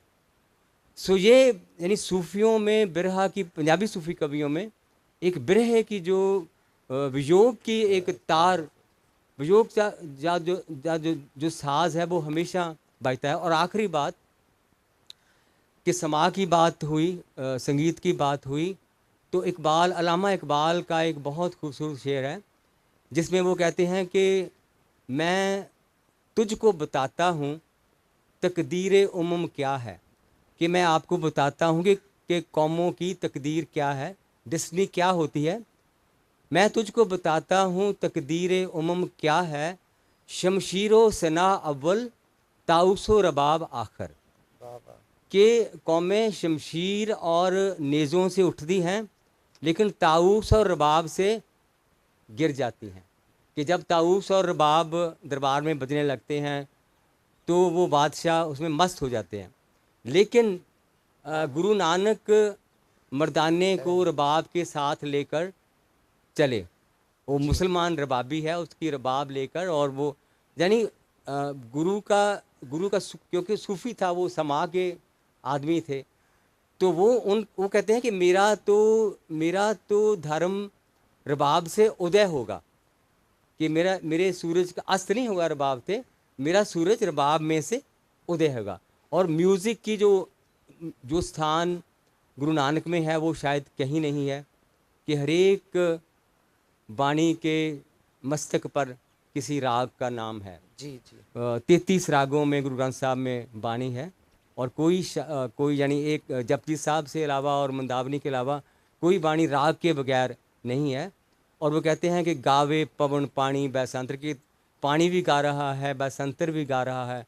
सो वो भी म्यूज़िक को एक हाईएस्ट, जैसे जब कोई अनहत नाद के जब कोई पहुंच जाता है तो उसके मन में भी एक अनहत नाद बजता है, वो भी अनहत नाद। सो म्यूज़िक का जो स्थान सूफीज़म में भी, चिश्ती सूफियों में जैसे उन्होंने बताया, और गुरु नानक की वाणी में भी म्यूज़िक का, कि म्यूज़िक सिर्फ एक आर्ट नहीं है, म्यूज़िक एक फ़लसफ़ा है। फ़लसफ़ा इसलिए कि music among the arts, music ही एक आर्ट है जो सबसे ज़्यादा इस बात को प्रमाणित करता है कि मानवता असल में एक है। कि आप कहीं भी चले जाएं, आप किसी कल्चर में जाएं, जो म्यूज़िकलिटी होगी वो एक तरह की होगी, यही सुरें होंगी, यही सरगम होगा। और इसका कारण है कि हम में से हर एक साज है। कबीर जी कहते हैं कि सब राग तंत रबाब तन बिरहा बजावे नित, और न कोई सुन सके जहाँ साईं जहाँ चित। कि मेरा सारा शरीर एक रबाब बन चुका, मेरियां रगां उदियां तारां बन चुकियां, और मैनू बिरहा बजा रहा, इस मेरियां तारां नू बिरहा बजा रहा, और न कोई सुन सके जहाँ साईं जहाँ चित। बहुत बहुत शुक्रिया। अब क्योंकि हम माइंड अप करने पे आए हैं तो अल्तमत साहब से गुजारिश है, क्योंकि देखिए जहाँ भी सूफ़ी गए उनने कल्चर जो है उस लैंड का अपनाया। हम यहाँ देखते हैं कि अल्तमत साहब दरगाह में 6 बजे रोज़ शाम को एक मुख्तसर सा वक्त होता है, उसमें रोशनी करते हैं, लेकिन वो हमारी हिंदुस्तान की तहजीब है जो मतलब अपनाई है, रंग भी अपनाया है। सूफियों ने हर एक चीज़ जो है, टीचिंग्स उनने कुछ सेम रखी, बाकी तो they all took from the particular place. चाहे वो सूफी मतलब इंडोनेशिया गए, वहाँ का कल्चर अपनाया, यहाँ आ गए, यहाँ का कल्चर अपनाया। तो जो यहाँ पे गंगा जन्मी तहजीब है उसके बारे में बताएं आप, और सूफिज़म फ्रॉम इंडियन पर्सपेक्टिव के बारे में प्लीज़ बी ब्रीफ, क्योंकि हमने ऑलरेडी टाइम लैप्स किया हुआ है। तो हाँ जी अल्तमत साहब। जी, खानकाहें और दरगाहें हमेशा से ये पैगाम देती हैं आपसी इत्तेहाद और मोहब्बत का। तो तसव्वुफ़ का यही पैगाम है, जोड़ने का पैगाम है। लोग आपस में जुड़ते हैं, मोहब्बत से रहते हैं।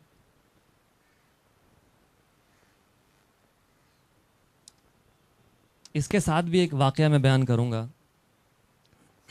हज़रत निज़ामुद्दीन औलिया एक बार महरौली जा रहे थे। महरौली में हज़रत कुतुबुद्दीन बख्तियार काकी की दरगाह है, वहाँ दरगाह पे जाते थे अक्सर वो हाज़री के लिए। तो रास्ते में, उस वक्त तो आबादी नहीं थी दिल्ली की इतनी, तो रास्ते में खेत खलियान थे। उन्होंने देखा कि एक किसान, गर्मी का वक्त है, एक किसान कुएं से पानी निकाल रहा है और पढ़ रहा है राम मनाही हो बारे ही लाई हो। खड़ी बोली में है, वो श्री राम का मानने वाला था और वो पढ़ रहा था कि राम मनाही हो बारे ही लाई हो, राम मान जाएं और बारिश आ जाए। वो पढ़े जा रहा था और पानी निकाल रहा था कुएं से। तो हज़रत निज़ामुद्दीन औलिया को ये बहुत अच्छा लगा, उसका ये पढ़ना ये बहुत अच्छा लगा। अपने मुरीदों से कहा आपने, हज़रत अमीर खुसरो भी साथ थे, कि कितने कल्ब से अपने खुदा को याद कर रहा है। तो हज़रत निज़ामुद्दीन औलिया कनेक्ट हो गए बारगाह इलाही में उसके पढ़ने से। तो वहाँ आपने फरमाया कि हर कौम रास्त राहे दीने व क़िबला गाहे, हर कौम का अपना क़िबला है, रास्ता है, दीन है। इस पर हज़रत अमीर खुसरो ने जवाब दिया कि मन क़िबला रास्त करदम बरसिमत कच कुला है, मेरा क़िबला आप हैं। हज़रत अमीर खुसरो ने कहा कि मेरा क़िबला आप हैं, ए तिरछी टोपी वाले।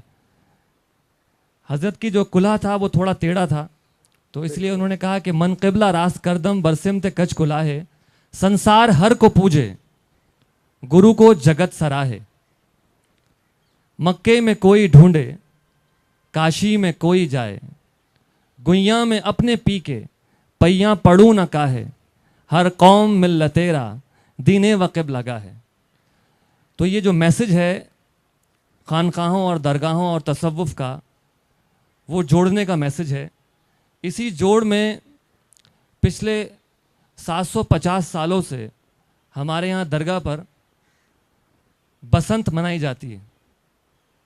बसंत एक हिंदू फेस्टिवल है, मगर मुस्लिम दरगाह पे पिछले 750 सालों से मनाया जा रहा है। तो वो जो ये मैसेज देता है वो कौमी इत्तेहाद का देता है, इत्तेफाक का देता है, प्यार का देता है पैगाम। इससे लोग जुड़ते हैं, इस मैसेज से जुड़ते हैं। बेशक, और यही खूबसूरती है हमारे वतन की, हमारे देश की, और हमें यही कोशिश यही करनी मैसेज चाहिए। आम करना है। जी जी जी, बिल्कुल यही हमारे बुजुर्गों ने भी कहा है कि यही दुआ भी है कि सब लोग मोहब्बत से रहें, इत्तेफाक से रहें, इत्तेहाद से रहें, प्यार से रहें। जी जी। अब राना आपा से गुजारिश है कि Sufism from Indian cultural perspective, क्योंकि ये देखा गया है कि जी बताइए।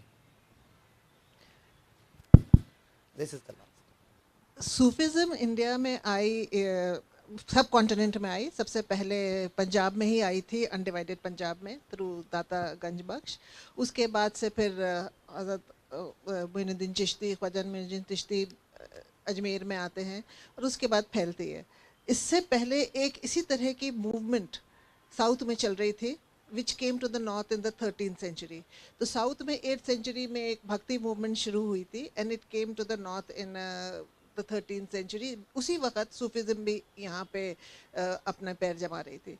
दोनों की मैसेज ऑलमोस्ट एक था, अ direct experience of the divine. तो इस ये जो मैसेज है ये आके जिसको कहते हैं ना, द ट्वेन मेट हियर, उन्होंने कहा है the twain shall never meet east and west, लेकिन यहाँ पर नॉर्थ इंडिया में आके सूफिज्म एंड भक्ति मूवमेंट ने बहुत एक दूसरे से ओवरलैपिंग की। हमको जो इनके वो मिलते हैं, मलफूजात मिलते हैं, लेटर्स मिलते हैं, जो लिटरेचर मिलती है, contemporary literature about Baba Farid, about Hazrat Nizamuddin Auliya and many other cents, उसमें हमें पता चलता है कि नाथ योगीज जो थे वो बहुत आया करते थे, and there was a lot of interaction between the yogis and the Sufis. और बहुत सारी जो सूफी प्रैक्टिसेस हैं ब्रीदिंग की खास तौर से और योगा की, they have been taken from the yogis, from the Nath yogis into Sufism. एक वहाँ पे है कानपुर के पास एक दरगाह है शाह मदार की, वो दम मदार कहलाते हैं बिकॉज वो अपनी सांस रोक लेते थे। These are all practices which have been taken from the yogis. तो ये इंटरलैपिंग जो थी, overlapping this thing between the various religions and various people, ये हमेशा से होती रही और हमेशा से ही, मतलब ये हमेशा मेरे ख्याल से होती भी रहे। तो जैसे कि जो ये एक कंसेप्ट आजकल हो गया है कि there is a clash of civilisations, it's actually just a clash of ignorance. It's not a clash of civilization, it's just that we are not aware about each other's religion. जैसे कबीर ने कहा है ना, कबीर ने एक जो मैसेज दिया वो ये था कि there is only one universal God, which is what everybody believes, monotheism का। और कबीर को इसी वजह से मुवाहिद कहा गया है, a believer in monotheism। तो कबीर ये कहते हैं ना, भाई रे दो जगदीश कहाँ से आए, कहूँ कौन बोराया, brother where have the two gods come from, who has misled you into believing it, there is only one god. And he goes on to say Allah, Ram, करीम, केशव, हरि, हजरत नाम धराया। Allah, Ram, Karim, Keshav, Hari, Hajra, they're all the same identity, which again goes back to the same verse जो मैंने पहले इनका पढ़ा था एक.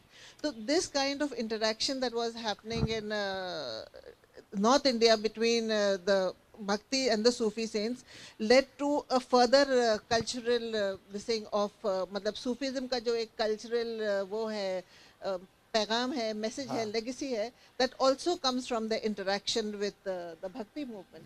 And इसी वजह से हम देखते हैं कि जो सूफी दरगाह हैं, they are extremely democratic places. एक वो जगह है जहाँ के ऊपर आदमी सिर्फ मांगने वाले की हैसियत से जाता है.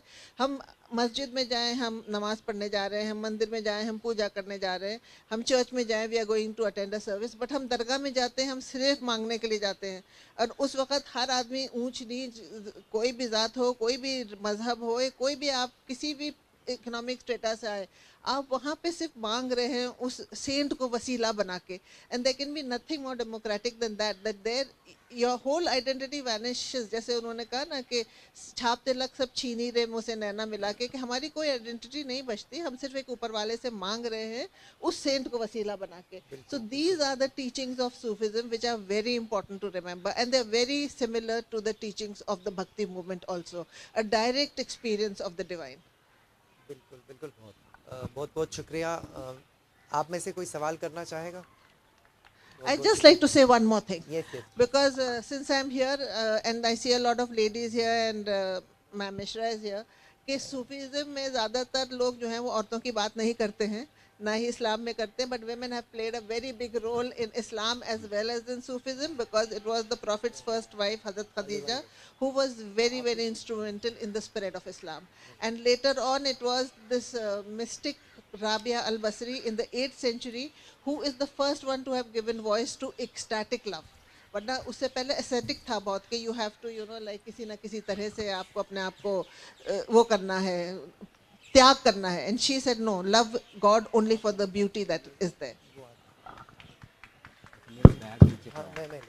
जी जी, बहुत बहुत शुक्रिया. आप सबका बहुत बहुत शुक्रिया. ताना आपा और अल्तमश साहब दिल्ली से आए. आपसे गुजारिश है एक बारी आप ताली बजाएं इनके लिए. बहुत वक्त दिया. हमने भी काफ़ी सारी ब्रेनस्टॉर्मिंग की, क्योंकि ये अपने आप में एक बहुत बड़े समंदर हैं सब. तो इन 5-6 सवालों को हमने जोड़ा था पिछले एक हफ्ते में, तो उसमें से भी सारा नहीं कर पाए, लेकिन कोशिश है कि हमारा जो पैगाम देने की कोशिश की है कि मोहब्बत करें, मोहब्बत में रहें, एक दूसरे के साथ इत्तेफाक रखें, वो आप तक पहुँचाया. शुक्रिया. एक सवाल ले सकते हैं ताना आपा के लिए. और जी बिल्कुल, माफ़ी चाहूँगी, बस एक ही सवाल ले पाएंगे और गुजारिश है कि आप अपना सवाल छोटा रखें. माइक इधर ला सकते हैं please.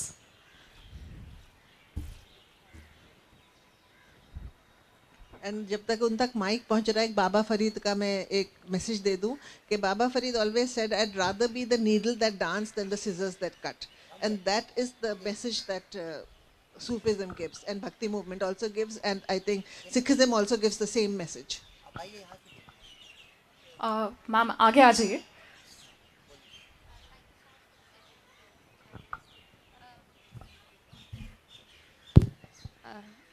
Thank you so much for this very enlightening session. Ma'am मेरा क्वेश्चन था आपके लिए कि इश्क में, प्यार में तो रेसिप्रोकेट कर सकते हैं बिकॉज साथ वाले इंसान के साथ है, इश्क में हम रेसिप्रोकेशन कैसे एक्सपेक्ट कर सकते हैं भगवान से? देखिए, इश्क जब आप खुदा से कर रहे हैं ना, आपको खुद ही एहसास हो जाएगा कि ये जो है, मतलब when you start feeling him with in you, तो वो मोहब्बत ही है ना, वही तो इश्क है. So it's not you know कि मतलब वो आई लव यू कहने की ज़रूरत नहीं, फूलों को तोड़ने की ज़रूरत नहीं, बस आपको एक एहसास हो जाएगा कि वो अब मेरे अंदर बसता है, वो उसकी मोहब्बत है. And that is the ultimate विसाल और the ultimate union. Thank you so much. तब आप एक्चुअली अपने आप को शायद बोलना भूल जाते और उस राह पे चल जाते हैं जहाँ आपको लोग दीवाना कहते. जो आपने मैम बताया कि रांझा रांझा करते, तो वो एक तरह से, हाँ वही, मतलब you lose your own identity ना. रांझा रांझा करती, मैं आप ही रांझा हुई. तो जब आप ही, जैसे मैंने उसका मंसूर अल हलाज का एक्सपीरियंस एग्जांपल दिया ना कि अनल हक, ये नहीं है कि मैं खुदा हो गई, लेकिन मैं खुदा के साथ एक हो गए. बहुत बहुत हज़रत अमीर खुसरो रहमतुल्लाह अलैह हज़रत निज़ामुद्दीन औलिया की जूतियाँ ठीक कराने के लिए गए और बाज़ार में जाके कहा कि ये खुदा की जूतियाँ ठीक कर दो. तो हज़रत अमीर खुसरो जैसा शख्स, इतना इंटेलेक्चुअल आदमी, और वो ऐसी बात करे जो शरीयत के ख़िलाफ़ जा रही हो, तो वहाँ लोग इकट्ठे हो गए कि आप क्या बोल रहे हैं, शरीयत ज़ुबान पे लागू होती है। तो उनको पेश किया गया उस वक्त के काजी के सामने कि इन्होंने शरीयत के ख़िलाफ़ काम किया है और उन्होंने ऐसे अल्फाज इस्तेमाल करें कि ये खुदा की जूतियाँ ठीक कर दो। तो जब ये बात हज़रत निज़ामुद्दीन औलिया को पता लगी, वो दोनों की मोहब्बत थी इतनी ज़्यादा, जब ये पता लगी तो वो वहाँ पहुँचे हज़रत निज़ामुद्दीन औलिया काजी के दफ्तर में, और काजी से कहा, एक सवाल किया उन्होंने सिर्फ काजी से कि काजी साहब ये बताएं, दुनिया में कौन सी ऐसी शय है जो खुदा की नहीं है। काजी लाजवाब हो गया कि दुनिया में हर शय खुदा की है, सब कुछ उसी का है, पत्ता भी उसी का है, तो ये जूतियाँ उस शय में आती हैं या नहीं आती? तो उन्होंने कहा आती हैं। चलो खुसरो, घर चलते हैं। Thank you so much. आप सबका बहुत बहुत शुक्रिया। और मुझे यहाँ पर एक बात याद आ रही है बाबा बुल्ले शाह की, किसी का दिल ना ढा रब दिला में रहंदे ने, किसी का दिल मत तोड़िए रब वहीं रहते हैं। और इसी के साथ एक बार फिर बहुत बहुत शुक्रिया डॉक्टर सुरजीत पत्तर, पीरज़ादा सैयद अल्तमाश निज़ामी जी, राना सफ़ी जी और अफवान येसवी जी। It's been truly mystical and it's truly taken us to another world. Thank you so much. Umar दे रास्ते होंगे, रिश्तियां दा सियाल होवेगा, कोई कविता दी सतर होवेगी जे होर ना कोई नाल होवेगा। हवा विच लिखे हर्फ आज तुआड़े ऑन नाल हवा ने भी लिखे हर्फ। ਅਸੀਂ ਖੁਸ਼ਕਿਸਮਤ ਹਾਂ ਕਿ ਤੁਸੀਂ ਸਾਡੀ ਮਹਿਫਿਲ ਵਿੱਚ ਸ਼ਾਮਿਲ ਹੋਏ ਤੇ ਸਾਨੂੰ ਤੁਸੀਂ ਆਪ ਦੇ ਲਫ਼ਜ਼ਾਂ ਵਿੱਚ ਸ਼ਾਮਿਲ ਹੋਣ ਦਾ ਮੌਕਾ ਦਿੱਤਾ। Well, this is a little something that I wanted to say to Dr. Surjit Pattar and उनकी बातों से दिल नहीं भरा, इसलिए हमने सोचा कुछ देर और सही। उनकी कुछ लिखी कविताएं हैं जिनसे हम बखूबी रूबरू हैं, जिन्हें हम बहुत अच्छी तरह से जानते हैं, जैसे हवा विच लिखे हर्फ, बिरख अस करे, हनेरे विच सुलगदी वर्णमाला, लफ्ज़ां दी दरगाह और सरजमीन।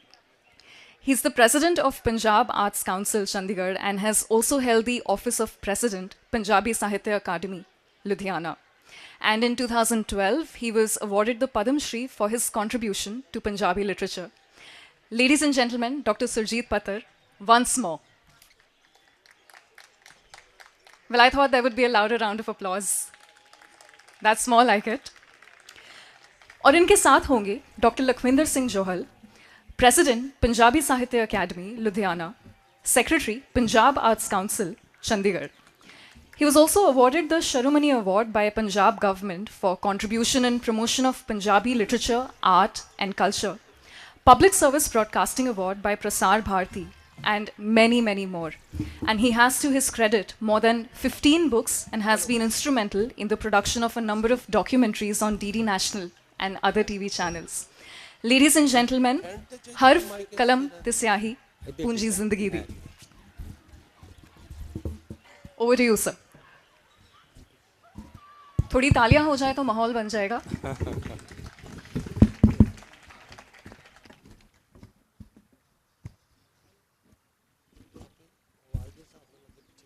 हाँ मैं तो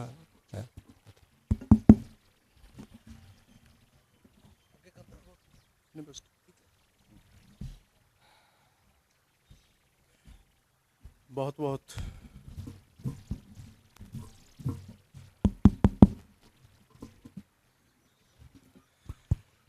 बहुत बहुत शुक्रिया। और काफ़ी लेट हाँ असी अपने वक्त तो, इसलिए थोड़ा मुआफ़ी कोशिश करांगे कि ये सैशन समय सिर पूरा हो जाए, मतलब अद्धे घंटे दे विच विच जिन्ना समा दिता गया। तो पहले सैशन दे विच जो गल्लां होईयां ने वो काफ़ी महत्वपूर्ण, काफ़ी अच्छियां, रूहानियत दे नेड़े और बहुत ही मुलवान गल्लां है सन। तो हुण ये सैशन है जो ये डॉक्टर सुरजीत पात्र जी नाल एक रूबरू है। इन्हां दी जिंदगी बारे, इन्हां दी लिखतां बारे, इन्हां ने जो कुछ हुण तक साहित्य के खेत्र में, कविता के खेत्र में कीता है, कमाया है, उहदे बारे ये तुहाडे नाल अपणियां गल्लां करनगे। ਤੇ ਮੈਂ ਇਹ ਗੱਲਾਂ ਕਰਨ ਲਈ ਇਹਨਾਂ ਨਾਲ ਕੁਝ ਕੁ ਸਵਾਲ ਜਿਹੜੇ ਉਹ ਕਰਨ ਦਾ ਯਤਨ ਕਰਾਂਗਾ, ਭਾਵੇਂ ਕਿ ਮੈਂ ਬਹੁਤ ਚੰਗੀ ਤਰ੍ਹਾਂ ਸਮਝਦਾ ਕਿ ਇਹਨਾਂ ਨੂੰ ਸਵਾਲ ਕਰਨਾ ਮੇਰੇ ਵੱਸ ਵਿੱਚ ਨਹੀਂ ਹੈ। ਤੋ ਸ਼ੁਰੂ ਕਰਦੇ ਹਾਂ ਸੁਰਜੀਤ ਪਾਤਰ ਜੀ ਨਾਲ ਰੂਬਰੂ। ਤੇ ਮੈਂ ਇਹਨਾਂ ਦੀ ਇੱਕ ਸ਼ੇਅਰ ਤੋਂ ਆਪਣੀ ਗੱਲ ਆਰੰਭ ਕਰਨੀ ਚਾਹੂੰਗਾ। ਇਹਨਾਂ ਨੇ ਕਦੇ ਲਿਖਿਆ ਸੀ ਕਿ ਇੰਨਾ ਹੀ ਬਹੁਤ ਹੈ ਕਿ ਮੇਰੇ ਖੂਨ ਨੇ ਰੁੱਖ ਸਿੰਜਿਆ, ਕੀ ਹੈ ਜੇ ਪੱਤਿਆਂ 'ਤੇ ਮੇਰਾ ਨਾਮ ਨਹੀਂ। ਤੇ ਆਪਣੇ ਖੂਨ ਨਾਲ ਪੰਜਾਬੀ ਕਵਿਤਾ ਦੇ ਬਿਰਖ ਨੂੰ ਸਿੰਜ ਕੇ ਇੰਨੀਆਂ ਬੁਲੰਦੀਆਂ ਤੱਕ ਪਹੁੰਚਾਉਣ ਵਾਲੇ ਸੁਰਜੀਤ ਪਾਤਰ, ਜੋ ਇੱਕ ਲਾਸਾਨੀ ਸ਼ਖਸੀਅਤ ਨੇ, ਇੱਕ ਸੂਖਮ ਭਾਵੀ ਕਵੀ ਨੇ ਔਰ ਬਹੁਤ ਹੀ ਨਾਯਾਬ ਵਿਅਕਤੀ ਨੇ। ਔਰ ਆਪਾਂ ਇਹ ਸਾਰੇ ਸਮਝਦੇ ਹਾਂ ਕਿ ਇਹਨਾਂ ਦੀ ਸਾਰੀ ਜ਼ਿੰਦਗੀ ਜਿਹੜੀ ਹੈ ਉਹ ਆਪਣੇ ਆਪ ਨੂੰ ਕਵਿਤਾ ਰਾਹੀਂ ਪ੍ਰਗਟਾਉਣ ਤੇ ਪੰਜਾਬੀਅਤ ਦੇ ਮਸਲਿਆਂ ਨੂੰ, ਇਸ ਪੰਜਾਬ ਦੇਸ਼ ਨੂੰ ਜਿਹਨੂੰ ਅਸੀਂ ਕਹਿੰਦੇ ਹਾਂ, ਉਹਦੇ ਸੱਭਿਆਚਾਰ ਨੂੰ, ਉਹਦੇ ਸਾਹਿਤ ਨੂੰ ਅੱਗੇ ਲਿਜਾਣ ਵਿੱਚ ਗੁਜ਼ਰੀ ਹੈ। ਤੇ ਮੈਂ ਸਭ ਤੋਂ ਪਹਿਲਾ ਸਵਾਲ ਜਿਹੜਾ ਇਹਨਾਂ ਨੂੰ ਕਰਨ ਦਾ ਯਤਨ ਕਰ ਰਿਹਾ ਉਹ ਇਹੀ ਹੈ ਕਿ ਕਵਿਤਾ ਨਾਲ ਤੁਹਾਡਾ ਕੀ ਰਿਸ਼ਤਾ ਹੈ। ਕਵਿਤਾ ਜਦੋਂ ਤੁਹਾਡੇ ਕੋਲ ਆਉਂਦੀ ਹੈ ਤੇ ਉਹ ਕਿਸ ਸ਼ਕਲ ਵਿੱਚ ਆਉਂਦੀ ਹੈ, ਕਿਵੇਂ ਆਉਂਦੀ ਹੈ, ਤੇ ਤੁਹਾਨੂੰ ਕਿਵੇਂ ਪਤਾ ਲੱਗਦਾ ਹੈ ਕਿ ਕਵਿਤਾ ਤੁਹਾਡੇ ਕੋਲ ਪਹੁੰਚ ਗਈ ਹੈ। ਆਪਣੇ ਕਵਿਤਾ ਨਾਲ ਸੰਬੰਧਾਂ ਬਾਰੇ ਸਾਡੇ ਨਾਲ ਕੁਝ ਗੱਲਾਂ ਸਾਂਝੀਆਂ ਕਰੋ ਸੁਰਜੀਤ ਪਾਤਰ ਜੀ। बहुत प्यारे दोस्तों, मैं लखविंदर जौहल सज्जरा, मैं बेहा हो गया, मैं दूसरा सेशन मेरा। और बहुता थोड़ा गंभीरता चों बाहर कढ़न लई मैं एक गल सुना देना कि जदों मेरियां बहुत किते सिफतां हुंदियां, जिस तरह लखविंदर ने मेरे बारे बहुत सोहने लफ्ज़ वरते, तो फिर मैं एक गल जरूर सुनाना हुन्ना कि मेरी जीवन साथन उंज वो मेरियां गज़लां पढ़दी भी आ, गाउंदी भी आ, समझदी भी आ, पर कदी मेरे नाल नाराज़ हो जाए तो फिर मेरे नाल अपने तरीके नाल वो बदला भी लैंदी आ। साडे घर कुछ मेहमान आए हुए सी ते उन्हें पूछा, भैन जी तुहाडे घर च कोई इन्हां तो बिना होर भी लिखदा? भुपिंदर कहन लगी, नहीं जी, बाकी तो सारे ठीक आ। सो एक ना ठीक बंदा किद्दां बनिया? लखविंदर जौहल ने मैंने ये सवाल पूछा भी किस तरह कविता तुहाडे कोल आए जां तुसी कविता दे कोल गए। सो बहुत साल हो गए मैनू इस जहान ते आया, ते मैनू पहली जो याद आउंदी है वो तारियां भरिया आसमान है और छत है, जिहड़ी लक्कड़ दी पौड़ी चढ़ के असीं उपर जाने आ, ते बातां ते बुझारतां तो मेरी शायरी, मैनू शायरी नाल वाकफी बातां ते बुझारतां तो हुई कि जिहड़ियां बातां सी वो राइम्ड भी हुंदियां सीगियां और बहुत रहस्यमई ते मिसटीरियस भी हुंदियां सी। जिवें कहना नीली टल्ली चौल बद्धे, दिने गवाचे रातीं लब्भे। सोचना भी की है वो, फिर उन्हें कहना नीली टल्ली आसमान है, चौल तारे आ, दिने गवा जांदे रात नूं लभ पैंदे आ। सो अपने आप च इहो ऐसी कविता सी जिन्हों हाइकू कह लो ਜਾਂ कुछ भी कह लो, ਜਾਂ ਇਹ ਸੀਗਾ ਕਿ ਰਾਹ ਦੇ ਵਿੱਚ ਡੱਬਾ ਚੁੱਕ ਨਹੀਂ ਹੁੰਦਾ ਚੁਕਾ ਦੇ ਰੱਬਾ, ਕਿ ਖੂਹ ਦੇ ਬਾਰੇ ਜਿਹੜੀ ਇੱਕ ਬਾਤ ਹੈ। ਸੋ ਉੱਥੋਂ ਮੇਰਾ ਖਿਆਲ ਹੈ ਕਿ ਜਿਹੜੀ ਮੇਰੇ ਅੰਦਰ ਕਵਿਤਾ ਦੀ ਇੱਕ ਕਵਿਤਾ ਦਾ ਹੁਸਨ ਜਿਹੜਾ ਜਾਂ ਕਵਿਤਾ ਪ੍ਰਤੀ ਮੇਰੀ ਖਿੱਚ ਅਟਰੈਕਸ਼ਨ ਉੱਥੋਂ ਸ਼ੁਰੂ ਹੋਈ। ਔਰ ਦੂਜੀਆਂ ਸੀਗੀਆਂ ਕਿ ਲੰਮੀਆਂ ਬਾਤਾਂ, ਤੇ ਇੱਕ ਜਿਹੜੀ ਬਾਤ ਨੇ ਮੇਰੀ ਸਾਰੀ ਪੋਇਟਰੀ ਨੂੰ ਬਹੁਤ ਜ਼ਿਆਦਾ, ਲਖਵਿੰਦਰ, ਜਿਸ ਬਾਤ ਨੇ ਮੇਰੀ ਕਵਿਤਾ ਨੂੰ, ਸਾਰੀ ਮੇਰੀ ਕਵਿਤਾ ਨੂੰ ਵੀ ਤੇ ਮੇਰੇ ਮੈਟਾਫਰਜ਼ ਨੂੰ ਵੀ ਮੁਤਾਸਰ ਕੀਤਾ, ਉਹ ਸੀ ਬੜੀ ਲੰਬੀ ਬਾਤ ਹੈ, ਲੇਕਿਨ ਮੈਂ ਬਹੁਤ ਛੋਟੀ ਸੁਣਾਊਂਗਾ ਕਿ ਕਿਸੇ ਭਰਾ ਨੇ ਆਪਣੀ ਭੈਣ ਨੂੰ ਕਿਸੇ ਤੁਹਮਤ ਬਦਲੇ ਉਜਾੜਾਂ ਵਿੱਚ ਜਾ ਕੇ ਵੱਢ ਕੇ ਦੱਬ ਦਿੱਤਾ।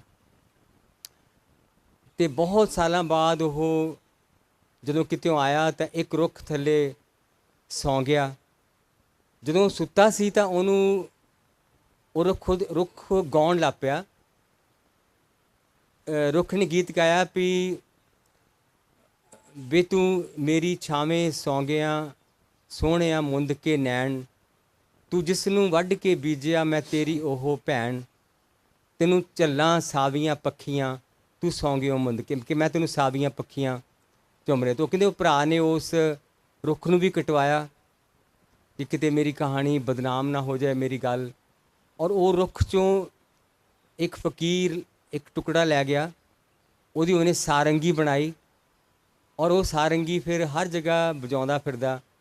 ਅਤੇ ਉਹ ਸਾਰੰਗੀ 'ਚੋਂ ਉਸ ਕੁੜੀ ਦੀ ਆਵਾਜ਼ ਆਉਂਦੀ ਹੈ ਅਲਟੀਮੇਟਲੀ ਆਪਣੇ ਘਰ ਜਾ ਕੇ। ਸਾਰੰਗੀ ਦੀ ਆਵਾਜ਼ ਨੂੰ ਸਭ ਤੋਂ ਜ਼ਿਆਦਾ ਔਰਤ ਦੀ ਆਵਾਜ਼ ਦੇ ਨੇੜੇ ਮੰਨਿਆ ਜਾਂਦਾ।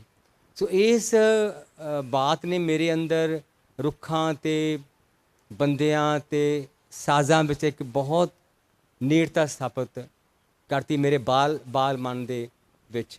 ਸੋ ਇੱਕ ਤਰ੍ਹਾਂ ਉਹ ਮੇਰਾ ਸਮਝੋ ਕਿ ਸ਼ੁਰੂਆਤ ਸੀ, ਮੇਰੇ ਮਨ 'ਚ ਪੋਇਟਰੀ ਦਾ ਬੀਜ ਪੁੰਗਣਾ ਸ਼ੁਰੂ ਹੋਇਆ। ਮੈਂ ਜਦੋਂ ਤੁਹਾਡੀ ਕਵਿਤਾ ਨੂੰ ਪੜ੍ਹਦਾ ਤਾਂ ਮੇਰੇ ਸਾਹਮਣੇ ਦੋ ਤਰ੍ਹਾਂ ਦੇ ਸੁਰਜੀਤ ਪਾਤਰ ਨੇ। ਇੱਕ ਸੁਰਜੀਤ ਪਾਤਰ ਹੈ ਹਵਾ 'ਚ ਲਿਖੇ ਹਰਫ ਵਾਲਾ ਸੁਰਜੀਤ ਪਾਤਰ, ਜਿੱਥੋਂ ਤੁਹਾਡੀ ਸ਼ੁਰੂਆਤ ਹੈ, ਤੁਹਾਡੀ ਪਹਿਲੀ ਕਿਤਾਬ ਹੈ ਅਤੇ ਉਹ ਗਜ਼ਲਾਂ ਦੀ ਕਿਤਾਬ ਹੈ। ਇੱਕ ਸੁਰਜੀਤ ਪਾਤਰ ਹੈ 1993 ਵਾਲਾ ਸੁਰਜੀਤ ਪਾਤਰ, ਹਨੇਰੇ 'ਚ ਸੁਲਗਦੀ ਵਰਨਮਾਲਾ ਵਾਲਾ ਸੁਰਜੀਤ ਪਾਤਰ, ਜਿਸ ਕਿਤਾਬ 'ਤੇ ਤੁਹਾਨੂੰ ਸਾਹਿਤ ਅਕੈਡਮੀ ਦਾ ਪੁਰਸਕਾਰ ਮਿਲਿਆ, ਭਾਰਤੀ ਸਾਹਿਤ ਅਕੈਡਮੀ ਦਾ। ਤੁਹਾਡੇ ਕਵਿਤਾ ਦੀਆਂ ਦੋਹਾਂ ਸਿਨਫਾਂ 'ਚ ਫਰਕ ਹੈ। ਪਹਿਲੀ ਕਵਿਤਾ ਪ੍ਰਗੀਤਕ ਕਵਿਤਾ ਆ, ਜਦੋਂ ਕਿ ਸਾਹਿਤ ਅਕੈਡਮੀ ਦਾ ਅਵਾਰਡ ਮਿਲਣ ਵਾਲੀ ਕਵਿਤਾ ਜਿਹੜੀ ਹੈ ਉਹ ਖੁੱਲ੍ਹੀ ਕਵਿਤਾ ਹੈ। ਇਹ ਇਸ ਤਰ੍ਹਾਂ ਦਾ ਜੋ ਕਵਿਤਾ ਦੇ ਵਿੱਚ ਇਸ ਤਰ੍ਹਾਂ ਦੇ ਜੋ ਦੋ ਰੰਗ ਨੇ, ਉਹਨੂੰ ਤੁਸੀਂ ਉਹਦਾ ਸਮਨਵੈ ਕਿਸ ਤਰ੍ਹਾਂ ਬਿਠਾਉਂਦੇ ਆ, ਉਹਦਾ ਤਾਲਮੇਲ ਕਿਸ ਤਰ੍ਹਾਂ ਬਿਠਾਉਂਦੇ ਆ? ਕਿਉਂਕਿ ਪੰਜਾਬੀ ਮਤਲਬ ਜਿਵੇਂ ਆਪਾਂ ਵੀ ਸਮਝਦੇ ਹਾਂ, ਤੁਸੀਂ ਸਾਰੇ ਸਮਝਦੇ ਆ ਕਿ ਪੰਜਾਬ ਜਿਹੜਾ ਉਹ ਅਸਲ 'ਚ ਪ੍ਰਗੀਤਕ ਕਵਿਤਾ ਦੀ ਧਰਤੀ ਹੈ।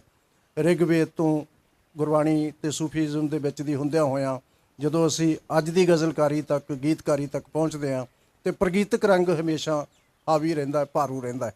ਤੁਸੀਂ ਇਸ ਦੋਨਾਂ ਦੇ ਤਾਲਮੇਲ ਨੂੰ ਕਿਵੇਂ ਦੇਖਦੇ ਹੋ? ਇਹ ਜ਼ਰੂਰ ਸਾਡੇ ਦਰਸ਼ਕਾਂ ਨਾਲ ਸਾਂਝੇ ਕਰੋ। ਜਦੋਂ ਅਸੀਂ ਸਾਡੇ ਕਾਲਜ ਦੇ ਦਿਨ ਜਿਹੜੇ ਸੀ, ਉਹਨਾਂ ਦਿਨਾਂ ਦੇ ਵਿੱਚ ਪ੍ਰਯੋਗਸ਼ੀਲ ਲਹਿਰ ਜਾਂ ਮਾਡਰਨਿਜ਼ਮ ਜੀ ਦਾ ਬਹੁਤ ਜ਼ਿਆਦਾ ਜ਼ੋਰ ਸੀ ਔਰ ਗਜ਼ਲ ਦੇ ਖਿਲਾਫ ਮਾਹੌਲ ਸੀ ਬਹੁਤ ਜ਼ਿਆਦਾ। ਜੋ ਸਾਡੇ ਕ੍ਰਿਟਿਕਸ ਸੀਗੇ ਉਹ ਕਹਿੰਦੇ ਗਜ਼ਲ ਤਾਂ ਇੱਕ ਖੰਡਿਤ ਕਾਵ ਹੈ, ਯਾਨੀ ਇਹਦੇ ਔਰਗੈਨਿਕ ਯੂਨਿਟੀ ਨਹੀਂ ਹੈ ਕਿ ਇੱਕ ਸ਼ੇਰ ਇੱਧਰ ਚਲਾ ਗਿਆ, ਦੂਜਾ ਸ਼ੇਰ ਇੱਧਰ ਚਲਾ ਗਿਆ, ਤੀਜਾ ਸ਼ੇਰ ਮੁਹੱਬਤ ਦਾ ਹੋ ਗਿਆ, ਪੰਜਵਾਂ ਰਾਜਨੀਤੀ ਦਾ ਹੋ ਗਿਆ। ਕਿ ਗਜ਼ਲ ਦੇ ਖਿਲਾਫ ਬਹੁਤ ਜ਼ਿਆਦਾ ਮਾਹੌਲ ਸੀ, ਜਿਹੜਾ ਲੌਜੀਕਲੀ ਸਪੋਜ਼ ਜਾਂ ਕ੍ਰਿਟੀਕਲੀ ਜਿਹੜੇ ਉਸ ਵੇਲੇ ਦੇ ਕ੍ਰਿਟਿਕਸ ਸੀਗੇ ਉਹ ਗਜ਼ਲ ਦੇ ਖਿਲਾਫ ਸੀਗੇ। ਤੋ ਸਾਨੂੰ ਮਾਡਰਨ ਬਣਾਉਣ ਦੀ ਕੋਸ਼ਿਸ਼ ਬਹੁਤ ਕਰ ਰਹੇ ਸੀ ਕਿ ਤੁਸੀਂ ਨਵੇਂ ਸਿੰਬਲ ਆਪਣੀ ਕਵਿਤਾ 'ਚ ਲੈ ਕੇ ਆਓ। ਪਰ ਇਹ ਸੀ ਕਿ ਸਾਡੇ ਮਨਾਂ 'ਚ, ਕਿਉਂਕਿ ਅਸੀਂ ਉਸ ਧਰਤੀ 'ਤੇ ਪਲ ਰਹੇ ਸੀਗੇ ਜਿੱਥੇ ਗੁਰਬਾਣੀ ਸੀ, ਜਿੱਥੇ ਸੂਫੀ ਸੀ, ਕਿ ਲਿਰਿਕੈਲਿਟੀ ਸਾਡੇ ਦਿਮਾਗਾਂ 'ਚ, ਜਾਂ ਜਿੱਥੇ ਵਿਆਹ 'ਚ ਹੀ 7 ਦਿਨ ਗੀਤ ਹੀ ਗਾਏ ਜਾਣੇ, ਕਿ ਇੱਕ ਜਿਵੇਂ ਸੰਗੀਤ ਨਾਟਕ ਚੱਲ ਰਿਹਾ ਹੋਵੇ ਔਰ ਸੰਗੀਤ ਸਾਡੀ ਸਮਝੋ ਕਿ ਸਾਡੇ ਮਨਾਂ ਦੇ ਵਿੱਚ ਸਮਾਈ ਹੋਈ ਚੀਜ਼ ਸੀ।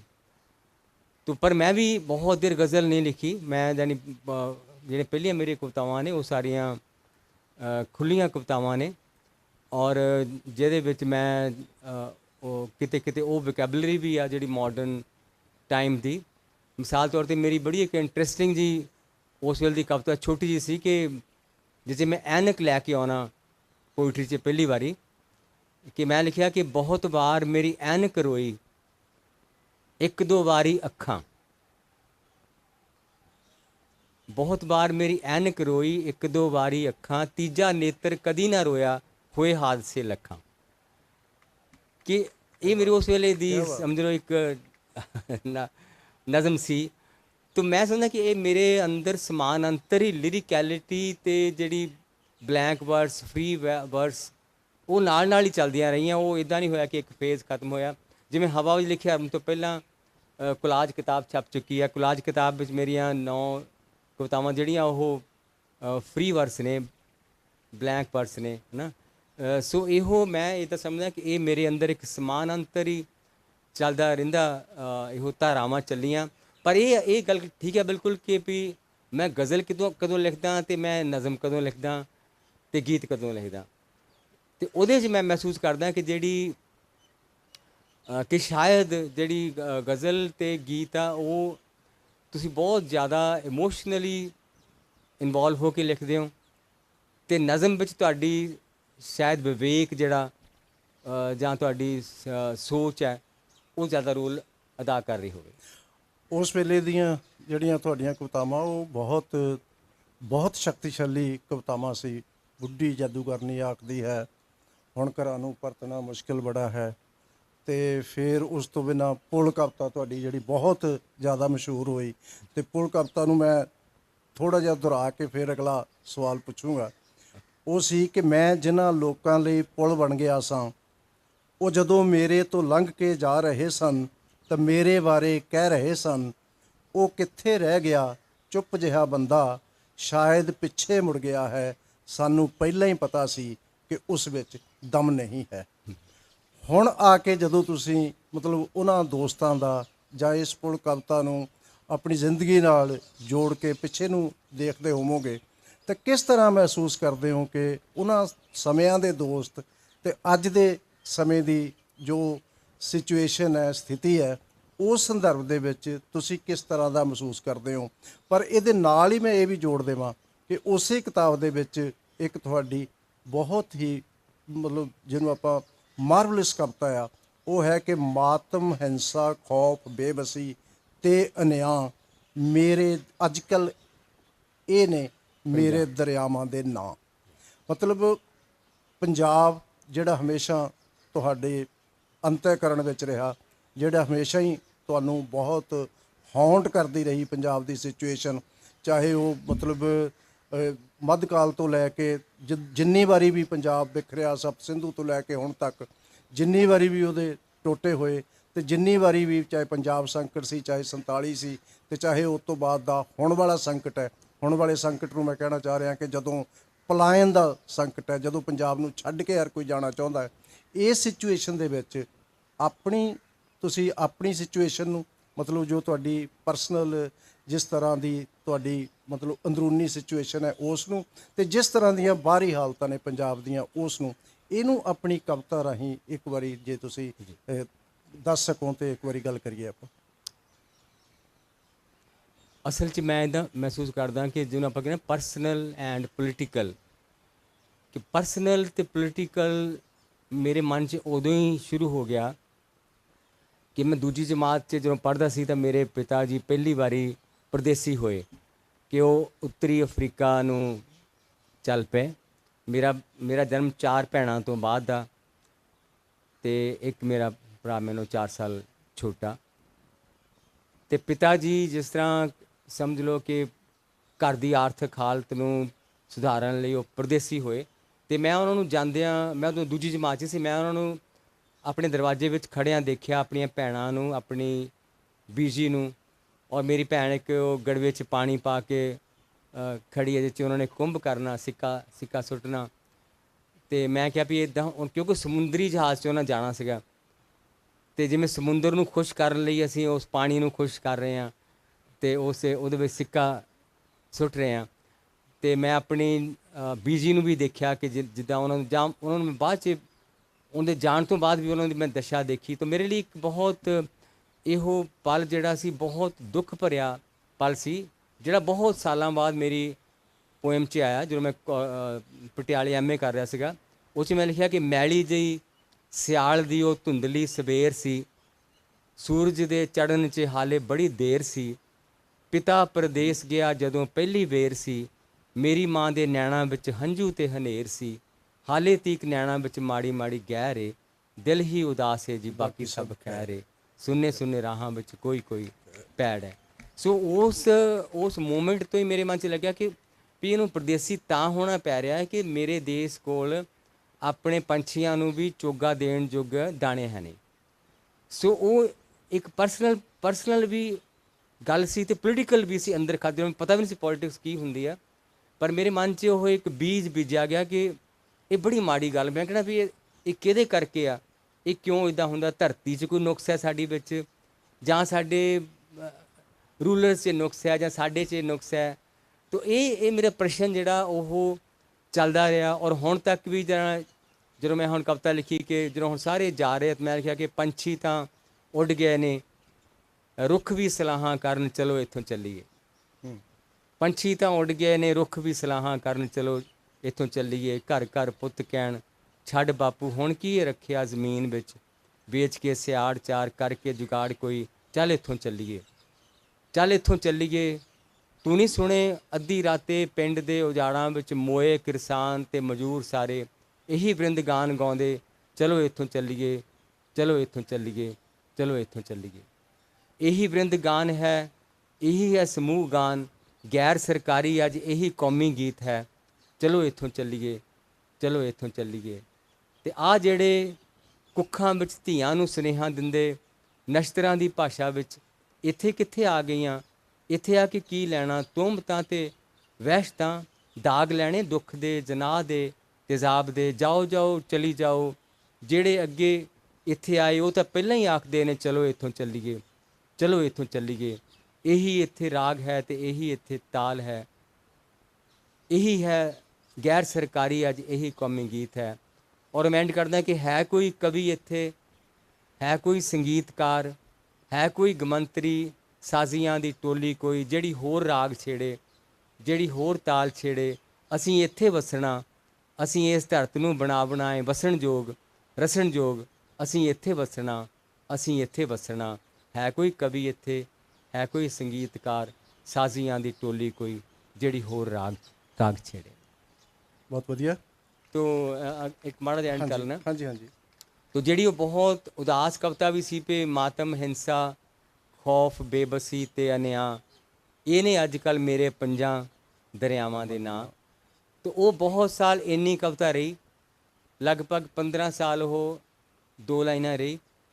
ਪਰ ਮੈਂ ਕਿਹਾ ਵੀ ਫਿਰ ਉਹਨੂੰ ਇੱਕ ਦਿਨ ਪੱਤੇ ਫੁੱਟੇ, ਜਿਵੇਂ ਕਿਸੇ ਚੀਜ਼ ਨੂੰ ਪੁਰਾਣੀ ਨੂੰ ਪੱਤੇ ਫੁੱਟਦੇ, ਅਤੇ ਉਹ ਨਜ਼ਮ ਮੈਂ ਅੱਗੇ ਤੋਰੀ ਕਿ ਸ਼ੁਰੂ ਐਂ ਹੁੰਦੀ ਹੈ ਕਿ ਮਾਤਮ ਹਿੰਸਾ ਖੌਫ ਬੇਬਸੀ ਅਤੇ ਅਨਿਆਂ, ਇਹ ਨੇ ਅੱਜ ਕੱਲ੍ਹ ਸਾਡੇ ਪੰਜਾਂ ਦਰਿਆਵਾਂ ਦੇ ਨਾਂ, ਜੋ ਹੁੰਦੇ ਸਨ ਸਤਲੁਜ ਬਿਆਸਾ ਰਾਵੀ ਜੇਹਲਮ ਅਤੇ ਚਨਾਹ, ਪਰ ਜਿਹੜੇ ਇੱਕ ਦਿਨ ਹੋਵਣਗੇ ਰਾਗ ਸ਼ਾਇਰੀ ਹੁਸਨ ਮੁਹੱਬਤ ਅਤੇ ਨਿਆਂ, ਮੇਰੇ ਪੰਜਾਂ ਦਰਿਆਵਾਂ ਦੇ ਨਾਂ। दुष्यंत कुमार का एक शेर है, गर पत्तों से चाहते हो कि बजें साज की तरह, पहले पेड़ों से उनकी उदासी तो लीजिए। तो ये पेड़ हवा उदासी ये कविता च आम तौर पर आ जाते हैं। तो जो मैं तुहाड़ियां कवितावां पढ़दा उहदे च भी रुख ने, उदासी है, पत्ते है, हरफ ने, शब्द ने, साज ने, बंसरी है, ये सारा कुछ आ रहा। मतलब ये साडियां जड़ियां वो सभ्याचारक रहतलों का हिस्सा भी है और साडे शब्द संकल्पों का हिस्सा भी है। और जदों तुसी मतलब कविता नूं प्रणाए जाते हो जां कविता दे नाल इकमिक हुंदे हो, ये शब्द संकल्प जदों वख-वख प्रतीक धार के आउंदे ने ते तुहानूं अपने आप च मतलब जिथे अपने आप च सकून दिंदे ने, उत्थे पाठक लई इन्हां शब्दां नूं मतलब संकल्प बना लेना ते उन्हां नूं सोच के जिहड़ा जानी बंसरी नूं सोच के तरह तरह के ख्याल जिहड़े आ जाते हैं। पर जदों तुसीं लिखदे हो और जद जिवें तुहाडी मैं सुर जमीन पढ़ रहा सीगा, उहदियां बहुत सारियां गज़लां जिहड़ियां वो इस तरह दियां ने, जिहदे च एक तां तुहाडी पूरी किताब भी पतझड़ दी पंजेब जिहड़ी है वो अपने आप दे विच एक मार्वलस जिहड़ियां वो गज़लां दी किताब है कि तुसीं इन्ना कुछ ਸਾਰਾ ਕੁਝ ਜਿਹੜਾ ਹੈ ਉਹਨੂੰ ਕਿਸ ਤਰ੍ਹਾਂ ਸਮੇਟ ਲੈਂਦੇ ਹੋ ਆਪਣੇ ਸ਼ਬਦਾਂ ਦੇ ਵਿੱਚ ਔਰ ਆਪਣੇ ਸ਼ਾਇਰੀ ਦੇ ਵਿੱਚ, ਇਹ ਮਤਲਬ ਬਿਨਾਂ ਅਚੇਚ ਤੋਂ ਨਜ਼ਰ ਆਉਂਦਾ ਹੈ। ਅਤੇ ਮੈਂ ਇਹ ਸਮਝਦਾ ਕਿ ਸ਼ਾਇਰੀ ਦੇ ਇਸ ਮੁਕਾਮ ਤੱਕ ਪਹੁੰਚਣ ਲਈ ਤੁਹਾਡਾ ਕੋਈ ਸੁਚੇਤ ਯਤਨ ਤੁਹਾਨੂੰ ਲੱਗ ਰਿਹਾ ਕਿ ਤੁਸੀਂ ਕਦੇ ਕੀਤਾ ਹੋਵੇ, ਜਾਂ ਇਹ ਅਤ ਸੁਭਾਵਕ ਜਿਵੇਂ ਸਾਡੇ ਤੱਕ ਪਹੁੰਚ ਰਹੀ ਹੈ ਇਵੇਂ ਹੀ ਹੈ? ਇਹਨੂੰ ਤੁਸੀਂ ਆਪਣੇ ਸ਼ਬਦਾਂ 'ਚ ਜਰਾ ਜੇ ਦੱਸ ਸਕੋ ਤਾਂ ਜ਼ਿਆਦਾ ਅੱਛਾ ਰਹੇਗਾ। ਅਸਲ 'ਚ ਮੈਂ ਬਹੁਤ ਤੜਪਿਆ ਪਹਿਲੇ ਜਾਣੀ ਜਦੋਂ ਮੈਂ ਕਵੀ ਬਣਨ ਲਈ, ਕਿ ਮੇਰੇ ਬਹੁਤ ਜਲਦੀ ਮੇਰੇ ਮਨ 'ਚ ਇਹ ਆ ਗਈ ਸੀ ਬਚਪਨ 'ਚ ਕਿ ਜਾਂ ਮੈਂ ਕਵੀ ਬਣਾ ਜਾਂ ਮੈਂ ਮਿਊਜ਼ੀਸ਼ੀਅਨ ਬਣਾ, ਕਿ ਮੈਨੂੰ ਸੰਗੀਤ ਦੇ ਜਿਹੜੇ ਸਾਜ਼ ਉਹ ਬਹੁਤ ਜ਼ਿਆਦਾ ਖਿੱਚ ਪਾਉਂਦੇ ਸੀ। ਅਤੇ ਮੈਂ ਘਰਦਿਆਂ ਨੂੰ ਕਹਿਣਾ ਮੈਨੂੰ ਹਾਰਮੋਨੀਅਮ ਲੈ ਦਿਓ, ਉਹਨੇ ਕਹਿਣਾ ਥੋੜ੍ਹਾ ਜਿਹਾ ਵੱਡਾ ਹੋ ਜਾ ਫਿਰ ਲਿਆ ਦਾਂਗੇ। ਵੱਡਾ ਮੈਂ ਹੋਇਆ ਹੀ ਨਹੀਂ। ਸੋ ਪਰ ਮੈਂ ਕਵੀ ਬਣਿਆ, ਪਰ ਕਵੀ ਬਣਨ ਲਈ ਮੈਂ ਇੰਨੇ ਤਰੱਦਦ ਕਰਦਾ ਸੀਗਾ। ਮੈਂ ਜਿਵੇਂ ਕਹਿੰਦਾ ਕਿ ਮੈਂ ਇੱਕ ਖੂਹ ਪੁੱਟ ਰਿਹਾ ਸੀਗਾ ਜਿਸ 'ਚੋਂ ਮਿੱਟੀ ਆ ਜਾਂਦੀ, ਮੈਂ ਜਾਣੀ ਤੁਕਾਂ ਜੋੜ ਕੇ ਦੇਖਣੇ ਮੈਂ। ਔਰ ਫਿਰ ਮੈਂ ਕਾਲਜ ਜਾ ਕੇ ਇੰਨਾ ਜ਼ਿਆਦਾ ਜਾਣੀ ਮੈਨੂੰ ਪੋਇਟਰੀ ਦੀ ਪਿਆਸ ਲੱਗੀ ਹੋਈ ਸੀ ਕਿ ਪਤਾ ਨਹੀਂ। ਮੈਂ ਰਣਜੀਤ ਕਾਲਜ ਕਪੂਰਥਲਾ, ਔਜਲਾ ਸਾਹਿਬ ਵੀ ਬੈਠੇ ਆ ਮੇਰੇ, ਇੱਕ ਸਾਲ ਮੈਨੂੰ ਪਿੱਛੇ ਸੀ ਔਜਲਾ ਸਾਹਿਬ ਕਪੂਰਥਲੇ ਕਾਲਜ 'ਚ, ਬਹੁਤ ਵੱਡੇ ਅਫਸਰ। ਤੋ ਮੇਰਾ ਨਹੀਂ ਖਿਆਲ ਕਿ ਕੋਈ ਕਵਿਤਾ ਦੀ ਕਿਤਾਬ ਜਿਹੜੀ ਹੋਵੇ ਮੇਰੇ ਹੱਥ ਨਾ ਉਹਨੂੰ ਛੋਏ ਹੋਣ, ਕਿ ਇੰਨੀ ਮੈਂ ਇੱਕ ਵਕਤ ਇੰਨੀ ਮੇਰੇ ਅੰਦਰ ਤੜਪ ਸੀ ਕਿ ਮੈਂ ਪੋਇਟ ਬਣਨਾ, ਮੈਂ ਜਾਣੀ ਇੱਦਾਂ ਦਾ ਲਿਖਣਾ, ਮੈਂ ਇਸ ਤਰ੍ਹਾਂ ਕਰਨਾ। ਪਰ ਉਹ ਤੋਂ ਮੇਰੇ ਤੋਂ ਕੁਛ ਲਿਖਿਆ ਨਹੀਂ ਗਿਆ ਸੀ। ਲਿਖਦਾ ਸੀ ਪਰ ਉਹੋ ਜਿਹਾ ਲਿਖਿਆ ਨਹੀਂ ਸੀ ਗਿਆ। ਪਰ ਮੈਂ ਜਦੋਂ ਮੈਂ 12ਵੀਂ ਜਮਾਤ 'ਚ ਹੋਇਆ ਅਤੇ ਮੈਨੂੰ ਲੱਗਿਆ ਕਿ ਅੱਜ ਮੈਂ ਜੋ ਲਿਖਿਆ ਨਾ ਇਹੋ ਮੇਰੇ ਹੁਣ ਖੂਹ 'ਚੋਂ ਪਾਣੀ ਆ ਗਿਆ, ਵੀ ਮਿੱਟੀ ਜਿਹੜੀ ਸੀ ਮੈਂ ਪੁੱਟ ਰਿਹਾ ਸੀਗਾ ਉਹ ਹੁਣ ਮੈਂ ਪਾਣੀ ਆ ਗਿਆ। ਅਤੇ ਉਹ ਮੈਂ ਕਵਿਤਾ ਇੱਦਾਂ ਜਾਣੀ ਉਹ ਇੰਨੀ ਸਪੌਂਟੇਨੀਅਸ ਸੀ ਔਰ ਇੰਨੀ ਤੜਪ 'ਚੋਂ ਆਈ ਸੀ ਕਿ ਮੈਨੂੰ ਲੱਗਦਾ ਕਿ ਹਾਂ ਇਹ ਕਵਿਤਾ ਹੁੰਦੀ ਆ। ਅਤੇ ਜਦੋਂ ਹੁਣ ਕਈ ਲੋਕ ਕਹਿੰਦੇ ਕਿ ਗਜ਼ਲ 'ਚ ਬਹਿਰ ਕਿੱਦਾਂ ਨਿਭਾਉਂਦੇ ਹੋ, ਮੈਨੂੰ ਇੱਦਾਂ ਲੱਗਦਾ ਕਿ ਜਿਸ ਤਰ੍ਹਾਂ ਇੱਕ ਬੱਚਾ 5 ਸਾਲਾਂ ਦਾ ਹੋਣ ਤੱਕ ਉਹ ਇੰਨੀ ਸੋਹਣੀ ਬੋਲੀ ਬੋਲਣ ਲੱਗ ਪੈਂਦਾ ਬਿਨਾਂ ਗ੍ਰਾਮਰ, ਉਹਨੂੰ ਗ੍ਰਾਮਰ ਨਹੀਂ ਆਉਂਦੀ, ਉਹਨੇ ਅਜੇ ਬਾਅਦ 'ਚ ਸਿੱਖਣੀ ਆ ਨਾਮ ਪ੍ਰਨਾਮ ਕਿਰਿਆ ਵਿਸ਼ੇਸ਼ਣ, ਪਰ ਉਹ 5 ਸਾਲਾਂ ਦੇ ਹੋਣ ਤੱਕ ਉਹ ਬਿਲਕੁਲ ਵਿਆਕਰਣਿਕ ਤੌਰ 'ਤੇ ਸਹੀ ਫਿਕਰੇ ਬਣਾਉਂਦਾ, ਖੂਬਸੂਰਤ ਫਿਕਰੇ ਬਣਾਉਂਦਾ। ਇੱਦਾਂ ਹੀ ਮੈਂ ਕਹਿੰਦਾ ਕਿ ਮੈਨੂੰ ਇੱਦਾਂ ਲੱਗਿਆ ਕਿ ਮੈਂ ਉਹਨਾਂ ਸਾਲਾਂ 'ਚ ਇੱਦਾਂ ਯਾਨੀ ਮੈਨੂੰ ਪੋਇਟਰੀ ਲੋਕਾਂ ਦੀ ਯਾਦ ਸੀ, ਬਾਬ ਬਲਵੰਤ ਸੀਗਾ ਕਿ ਮੈਨੂੰ ਕਵਿਤਾਵਾਂ ਦੇ ਯਾਦ ਹੁੰਦੀਆਂ ਸੀ। ਸੋ ਇੱਕ ਤਰ੍ਹਾਂ ਮੇਰੇ ਅੰਦਰ ਉਹ ਆਤਮਸਾਤ ਹੋ ਗਿਆ ਮੇਰੇ ਅੰਦਰ ਮਾਡਲ, ਕਿ ਮੈਂ ਟੈਕਨੀਕਲੀ ਬਾਅਦ 'ਚ ਪੜ੍ਹਿਆ ਕਿ ਬਹਿਰ ਕੀ ਹੁੰਦੀ ਆ ਜਾਂ ਗਜ਼ਲ ਕੀ ਹੁੰਦੀ ਆ, ਲੇਕਿਨ ਮੇਰੇ ਅੰਦਰ ਉਹ ਇੱਕ ਤਰ੍ਹਾਂ ਸਮਝੋ ਗ੍ਰਾਮਰ ਉਹਦੀ ਇੰਟਰਨਲਾਈਜ਼ ਹੋ ਗਈ। ਅਤੇ ਮੈਂ ਜਦੋਂ ਇਹੀ ਲਿਖੀ ਕੁਛ ਕਿਹਾ ਤਾਂ ਹਨੇਰਾ ਜਰੇਗਾ ਕਿਵੇਂ, ਅਤੇ ਮੈਨੂੰ ਯਾਦ ਹੈ ਕਿ ਮੈਂ ਇੱਦਾਂ ਕਚਹਿਰੀਆਂ 'ਚੋਂ ਲੰਘ ਰਿਹਾ ਅਤੇ ਸ਼ਾਮ ਨੂੰ ਉੱਦਾਂ ਹੀ ਤਾਂ ਸ਼ਾਮ ਹੋ ਗਈ ਆ, ਕਚਹਿਰੀ ਬੰਦ ਹੈ, ਵਕੀਲਾਂ ਦੇ ਖੋਖੇ ਆ ਜਾਂ ਅਦਾਲਤ ਦੀ ਬਿਲਡਿੰਗ ਆ, ਅਤੇ ਇੱਕ ਮੂੰਹ ਹਨੇਰੇ 'ਚ ਕੋਈ ਦਰਖਤ ਖੜ੍ਹੇ ਆ। ਅਤੇ ਮੈਨੂੰ ਅਚਾਨਕ ਲੱਗਾ ਕਿ ਦਰਖਤ ਨਹੀਂ ਹੈ ਤਾਂ ਉਹ ਲੋਕ ਜਿਹੜੇ ਇਨਸਾਫ ਲੈਣ ਆਏ ਸੀ ਉਹ ਖੜ੍ਹੇ ਆ ਹਾਲੇ ਤੱਕ। ਤੋ ਮਤਲਬ ਬਿਨਾਂ ਮੇਰੇ ਕੋਲ ਕਾਗਜ਼ ਵੀ ਨਹੀਂ ਹੈ ਅਤੇ ਮੇਰੇ ਜ਼ੁਬਾਨ 'ਤੇ ਲਫ਼ਜ਼ ਆਉਂਦੇ ਆ ਕਿ ਇਸ ਅਦਾਲਤ 'ਚ ਬੰਦੇ ਬਿਰਖ ਹੋ ਗਏ, ਫੈਸਲੇ ਸੁਣਦਿਆਂ ਸੁੱਕ ਗਏ, ਆਖੋ ਇਹਨਾਂ ਨੂੰ ਉਜੜੇ ਘਰੀਂ ਜਾਣ ਹੁਣ, ਇਹ ਕਦੋਂ ਤੀਕ ਇੱਥੇ ਖੜ੍ਹੇ ਰਹਿਣਗੇ। ਤੋ ਇੱਦਾਂ ਹੀ ਇਹੋ ਗਜ਼ਲ ਜਾਣੀ ਅੱਗੇ ਚੱਲਦੀ ਆ ਕਿ ਇਹ ਇਨਸਾਫ ਹਉਮੈ, ਜਾਣੀ ਇੱਕ ਉਹ ਲੜੀ ਤੁਰੀ ਜਾਂਦੀ, ਕੀ ਇਹ ਇਨਸਾਫ ਹਉਮੈ ਦੇ ਪੁੱਤ ਕਰਨਗੇ, ਕੀ ਇਹ ਖਾਮੋਸ਼ ਪੱਥਰ ਦੇ ਬੁੱਤ ਕਰਨਗੇ।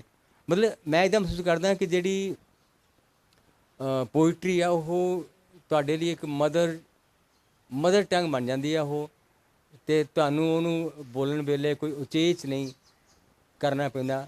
ਮੈਂ ਕੁਛ ਸ਼ੇਅਰਾਂ 'ਤੇ ਜ਼ਰੂਰ ਕੰਮ ਕੀਤਾ ਹੋਊਗਾ ਕਿ ਇਸ ਸ਼ੇਅਰ ਨੂੰ, ਪਰ ਮੈਨੂੰ ਬਹੁਤ ਘੱਟ ਯਾਦ ਹੈ ਕਿ ਇਹ ਗਜ਼ਲ ਮੈਂ ਕੁਛ ਕਿਹਾ ਤਾਂ ਮੈਂ ਸਿਰਫ 2 ਲਫ਼ਜ਼ ਬਾਅਦ 'ਚ ਚੇਂਜ ਕੀਤੇ ਜੋ ਮੈਂ ਸੋਚੀ ਜਾਂ ਆਪਣੇ ਮਨ 'ਚ ਲਿਖੀ। ਇੱਕ ਤਾਂ ਮੈਂ ਰੋਟੀ ਨੂੰ ਰੋਜ਼ੀ ਬਣਾਤਾ, ਉਹ ਸੀਗੇ ਜੋ ਵਿਦੇਸ਼ਾਂ 'ਚ ਰੁਲਦੇ ਨੇ ਰੋਟੀ ਲਈ।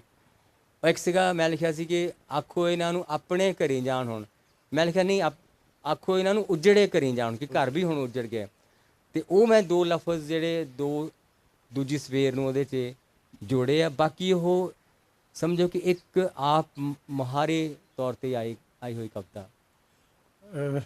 ਤੁਸੀਂ ਸਾਡੇ ਗਜ਼ਲ ਦੇ ਸਭ ਤੋਂ ਵੱਡੇ ਸ਼ਾਇਰ ਹੋ, ਅਤੇ ਮੈਂ ਇੱਕ ਜਾਤੀ ਜੀ ਗੱਲ ਕਰਨਾ ਚਾਹੁੰਦਾ ਹੈ ਕਿ ਮੈਂ 80ਵਿਆਂ ਵਿੱਚ ਲਿਖਿਆ ਤੁਹਾਡਾ ਇੱਕ ਲੇਖ ਪੜ੍ਹ ਕੇ, ਮੇਰੀ ਸ਼ੁਰੂਆਤ ਗਜ਼ਲ ਤੋਂ ਸੀ, ਮੈਂ ਗਜ਼ਲਾਂ ਲਿਖਣ ਤੋਂ ਹਟ ਗਿਆ ਸੀ। ਉਹ ਲੇਖ ਵਿਕਲਪ ਮੈਗਜ਼ੀਨ ਵਿੱਚ ਛਪਿਆ ਸੀ, ਲੁਧਿਆਣੇ ਤੋਂ ਛਪਦਾ ਸੀ ਮੈਗਜ਼ੀਨ, ਅਤੇ ਉਹਦੇ 'ਚ ਤੁਸੀਂ ਇਹ ਕਿਹਾ ਸੀ ਕਿ ਬਹਿਰ ਵਜ਼ਨ ਜਿਹੜੇ ਆ ਜਾਂ ਬਹਿਰਾਂ ਦੇ ਵਿੱਚ ਲਿਖਣੀ ਕਵਿਤਾ ਇਸ ਤਰ੍ਹਾਂ ਲੱਗਦੀ ਹੈ ਜਿਵੇਂ ਤਾਰਿਆਂ ਨੂੰ ਲਾਈਨਾਂ 'ਚ ਖੜੇ ਕਰਕੇ ਪਰੇਡ ਕਰਾਈ ਜਾ ਰਹੀ ਹੋਵੇ। ਤੁਸੀਂ ਲਿਖਿਆ ਸੀ ਇਹ, ਤੇ ਮੈਂ ਕਦੇ ਪੜ੍ਹਿਆ ਸੀ। ਮੈਂ ਇਹ ਕਹਿਣਾ ਚਾਹੁੰਦਾ ਹਾਂ ਕਿ ਅਸਲ ਦੇ ਵਿੱਚ ਜਿਵੇਂ ਅਸੀਂ ਕਈ ਵਾਰੀ ਕਵਿਤਾ ਬਾਰੇ ਸੋਚਦੇ ਹਾਂ ਅਤੇ ਕਵਿਤਾ ਅਸਲ 'ਚ ਕਿਵੇਂ ਸਾਡੇ ਕੋਲ ਆਉਂਦੀ ਹੈ, ਇਹਦੇ ਵਿੱਚ ਵੀ ਕਈ ਵਾਰੀ ਦਵੰਦ ਹੁੰਦਾ। ਔਰ ਇਹ ਮੇਰੇ ਵਿੱਚ ਵੀ ਹੈ ਕਿ ਮੈਂ ਜਦੋਂ ਜਿਹੜਾ ਉਹ ਗਜ਼ਲ ਬਾਰੇ ਸੋਚਦਾ ਜਾਂ ਲਿਖਦਾ ਤਾਂ ਮੈਂ ਉਹਦੇ ਖਿਲਾਫ ਲਿਖਦਾ, ਪਰ ਜਦੋਂ ਮੈਂ ਆਮ ਤੌਰ 'ਤੇ ਹੀ ਸ਼ੁਰੂਆਤ ਕਰਦਾ ਕਿਸੇ ਵੀ ਚੀਜ਼ ਨੂੰ ਲਿਖਣ ਦੀ ਤਾਂ ਮੈਂ ਦੋਹਾ ਜਾਂ ਗਜ਼ਲ ਲਿਖਦਾ, ਮੈਂ ਪ੍ਰਗੀਤਕ ਹੋ ਜਾਂਦਾ। ਔਰ ਇਸ ਤਰ੍ਹਾਂ ਦੀ ਗੱਲ ਸੁਰਜੀਤ ਪਾਤਰ ਵਿੱਚ ਵੀ ਹੈ ਕਿ ਜਦੋਂ ਜਿਹੜਾ ਉਹ ਸਾਹਿਤ ਅਕੈਡਮੀ ਅਵਾਰਡ ਵਿਨਰ ਪਾਤਰ ਜਿਹੜਾ ਉਹ ਖੁੱਲ੍ਹੀ ਕਵਿਤਾ ਦਾ ਸ਼ਾਇਰ ਹੈ, ਅਤੇ ਜਦੋਂ ਇੱਕ ਸਾਡੇ ਦਿਲਾਂ 'ਤੇ ਰਾਜ ਕਰਨ ਵਾਲਾ ਪਾਤਰ ਜਿਹੜਾ ਹੈ ਉਹ ਗਜ਼ਲ ਦਾ ਸ਼ਾਇਰ ਹੈ। ਇਸ ਕਰਕੇ ਸ਼ਾਇਰੀ ਕਿਸ ਤਰ੍ਹਾਂ ਜਿਹੜੀ ਉਹ ਫੈਲਦੀ ਹੈ ਅਤੇ ਕਿਸ ਤਰ੍ਹਾਂ ਤੁਹਾਡੇ ਤੱਕ ਆਉਂਦੀ ਹੈ, ਇਹ ਆਪਣੇ ਆਪ ਦੇ ਵਿੱਚ ਇੱਕ ਗੁੰਝਲਦਾਰ ਬੁਝਾਰਤ ਹੈ।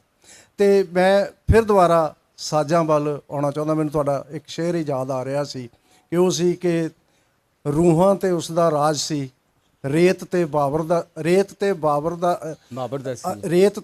ਦਾ ਸੀ, ਉਹ ਜੋ ਅਕਸਰ ਆਖਦਾ ਸੀ ਛੇੜ ਮਰਦਾਨੇ ਰਬਾਬ।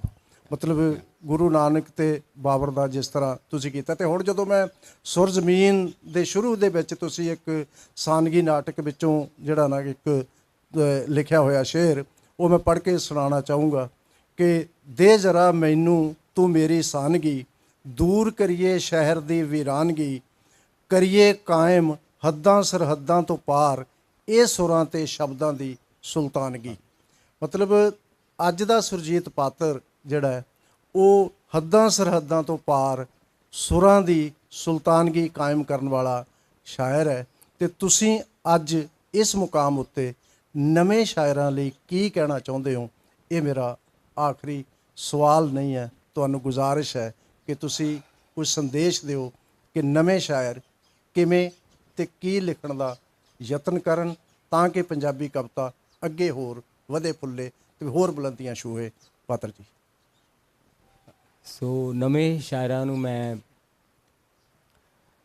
ਸਿੱਖਿਆ ਤਾਂ ਕਿ ਮੈਂ ਉਹਨਾਂ ਨੂੰ ਆਪਣਾ ਪਿਆਰ ਦਿੰਦਾ, ਉਹਨਾਂ ਨੂੰ ਆਪਣੀ ਅਸੀਸ ਦਿੰਦਾ। ਮਤਲਬ ਮੇਰੇ ਮਨ 'ਚ ਇੱਕ ਇਹ ਹੈ ਕਿ ਇਹ ਬਹੁਤ ਜ਼ਰੂਰੀ ਹੈ ਕਿ ਜੋ ਅਸੀਂ ਆਪਣੇ ਵਜੂਦ ਨੂੰ, ਜੋ ਸਾਡੇ ਤੋਂ ਪਹਿਲਾਂ ਲਿਖਿਆ ਗਿਆ, ਬੇਸ਼ੱਕ ਉਹ ਸੂਫੀਆਂ ਲਿਖਿਆ, ਗੁਰੂ ਸਾਹਿਬਾਨ ਨੇ ਲਿਖਿਆ, ਰਿਸ਼ੀਆਂ ਨੇ ਲਿਖਿਆ, ਕਿੱਸਾਕਾਰਾਂ ਨੇ ਲਿਖਿਆ, ਕਿ ਉਹ ਸਾਨੂੰ ਉਸ ਨੂੰ ਜ਼ਰੂਰ ਆਪਣੇ ਅੰਦਰ ਆਤਮਸਾਤ ਕਰਨਾ ਚਾਹੀਦਾ।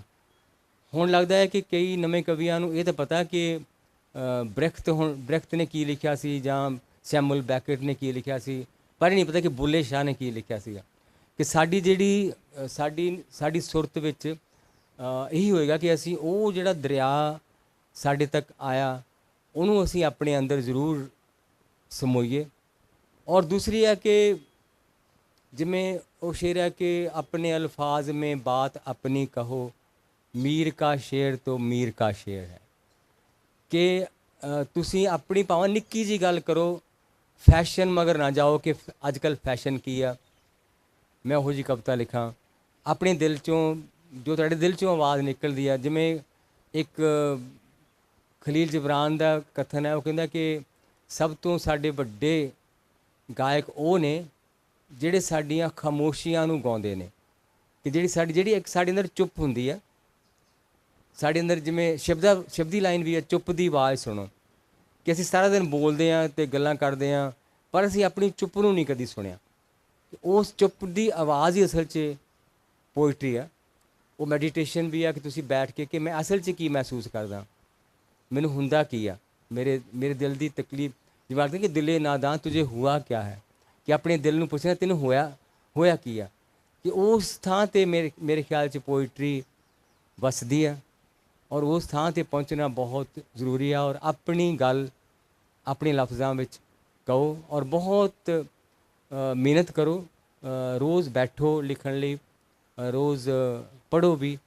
सो और फिर मैनू एक उर्दू का शेर किसी का याद आ रहा कि वो कहता कि दयारे फ़न में, कि जड़ा ये फ़न की दुनिया, दयारे फ़न में यहाँ मंजिलें भी फ़र्जी हैं, तमाम उम्र भटकने का हौसला रखियो।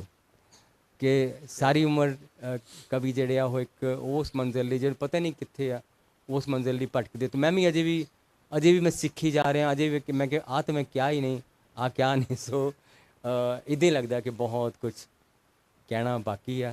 सो तुहाड़ियां दुआवां, तुहाड़ा प्यार सानू उड़ाई फिरदा ਲਈ ਫਿਰਦਾ। और इस ਤੁਹਾਡਾ बहुत बहुत शुक्रिया, बहुत बहुत प्यार। बहुत बहुत ਮਿਹਰਬਾਨੀ। ਪਾਤਰ ਸਾਹਿਬ ਕਵਿਤਾ ਦੇ ਦਰਿਆ ਨੇ ਤੇ ਦਰਿਆ ਦੇ ਕੰਢੇ ਬੈਠ ਕੇ ਦਰਿਆ ਨੂੰ ਵੇਖਣਾ, ਦਰਿਆ ਦੀ ਕਲਕਲ ਸੁਣਨਾ, ਦਰਿਆ ਦੀਆਂ ਲਹਿਰਾਂ ਨੂੰ ਆਤਮਸਾਤ ਕਰਨਾ ਆਪਣੇ ਆਪ ਵਿੱਚ ਇੱਕ ਮਹੱਤਵਪੂਰਨ ਤੇ ਇੱਕ ਬਹੁਤ ਹੀ ਜਿਹੜਾ ਉਹ ਇਸ ਤਰ੍ਹਾਂ ਦਾ ਕਾਰਜ ਹੁੰਦਾ ਹੈ ਕਿ ਜੀ ਕਰਦਾ ਹੁੰਦਾ ਹੈ ਕਿ ਇੱਥੋਂ ਕਦੇ ਨਾ ਉੱਠੀਏ, ਇਹ ਕਦੇ ਸਮਾਪਤ ਨਾ ਹੋਵੇ। ਬਹੁਤ ਬਹੁਤ ਮਿਹਰਬਾਨੀ। ਥੈਂਕ ਯੂ ਜੀ। Let me first make you meet the author that I'm in conversation with. He's an editor and a poet and also an author, of course, and his prize-winning books include Postmarked India, Rain, Arya, which is also the winner of the A.K. Ramanujam Translation Award, and also the latest one, Anthropocene, called Climate Change, Contagion, Consolation. And I must tell you that this has been shortlisted for the Rabindranath Tagore Prize.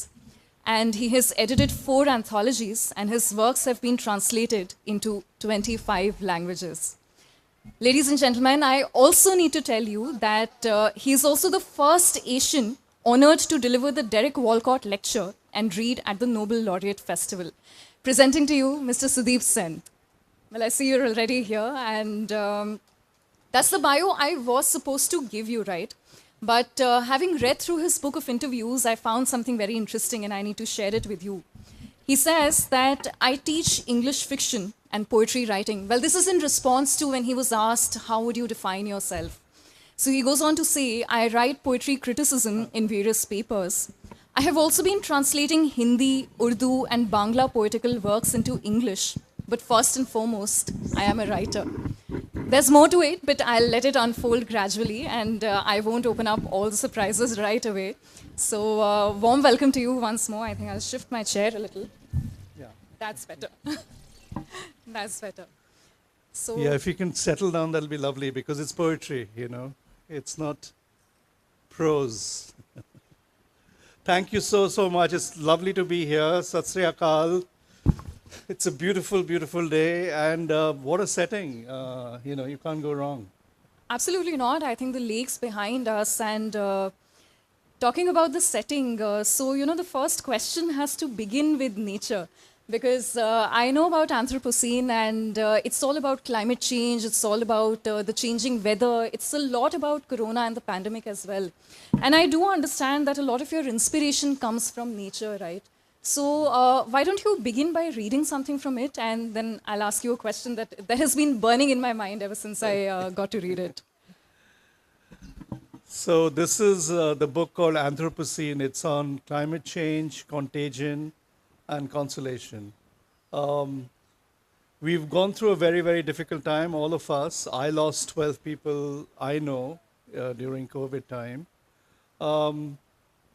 And a lot of people ask me that, it must be very, very difficult. And it was very difficult on various levels, politically and otherwise. But this book was a gift of the pandemic. And I feel very, I feel guilty saying that because it's not the right sort of thing to say, that something as horrific as the pandemic gifts you an entire book. But you are stuck for 2 years, and I have very little skills. I just read and write. So it gave me an opportunity to just concentrate, on writing. And so let me just read out the very, very first poem in the book, and it's set in Delhi. It's a very Delhi book, except that if you spread it outward as a centrifugal force, then it can map any big city or any part of the world because the issues of climate change and the pandemic are so urgent and so visceral that you can actually locate this anywhere. But this is in Delhi and it's called Disembodied. My body carved from abandoned bricks of a ruined temple, from minaret shards of an old mosque, from slate remnants of a medieval church apse, from soil tilled by my ancestors. My bones don't fit together correctly as they should. The searing ultraviolet light from aurora borealis patches and etch corrects my is desire. Everything is nothing, nothing and everything. White light everywhere, but no one can recognize its hue. No one knows that there is color in it, all possible colors. Body worshipped not for its blessing, but its contour, artificial shape shaped by Nautilus, skin moistened by L'Oreal and not by season's first rains, skeleton strength not shaped by earthquakes or slow molded by fearless forest fires. Ice caps are rapidly melting, too fast to arrest glacial slide. In the near future, there will be no water left, or too much water that is undrinkable, excess water that will drown us all. Disembodied floats afloat like Noah's Ark. No GPS, no pole star navigation, no fossil fuel to burn away, just maps with empty grids and names of places that might exist. Already, there's too much traffic on the road. Unpeopled hollow metal shells without brakes swerve about, directionless, looking for an elusive compass. I think that's beautiful, to me. Minimalistic is because there's just so much around. We live in a world that's so noisy. I mean, even when I began the session, for instance, the first 5 minutes people were talking and milling around. And then when poetry begins, it's an empty hall because it's not important, because other things are more important. But that's life. That's the truth, and I'm good with it. So in a sense, the essence matters. The bare bones matter. Before that, वो जो सूफी वाली जो session हो रही थी, there was such beauty and honesty and sparseness in philosophy, which they were talking about. And that's really the essence. I mean, you have to strip everything to the bare bone and get to the essential focus. And the essential focus is what? Love for the neighbor, love for the God, love for your wife or brother or family. And we forget these essential things, in this poem, we're talking about, yes, L'Oreal is so glamorous, but what about just Chandan or just getting wet in the rain? It's the best way to cure your malaria. The very first rains has this wonderful quality if you just go out and if you have chicken pox or measles or just pox, if you go out and get wet under the first rains, you'll be cured. That's the way we were cured before. So we've forgotten so many essential things and more knowledge, but we are poorer in terms of education. So I'm sorry, it sounds very harsh, but that's the way it is. I think sadly, that's the case. Yeah, I think the simple pleasures of life, we've sort of let go of them, and everything needs to look pristine no matter how it is on the inside, right? So can I request you to read a part of Climate Change for us? And I noticed there are two versions of the poem, right? Climate Change 1 and Climate Change 2. Both are different.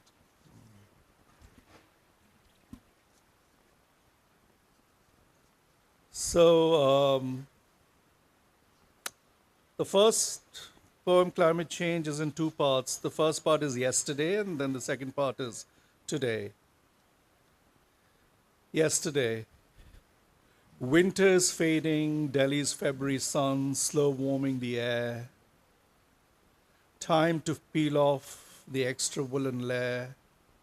Time to shell again the freshly. Today there is unexpected rain here, unseasonal snow amid chill sharp wind in the northern hills. The winter's clothes that I'd washed and hung out to dry are now wet and damp again.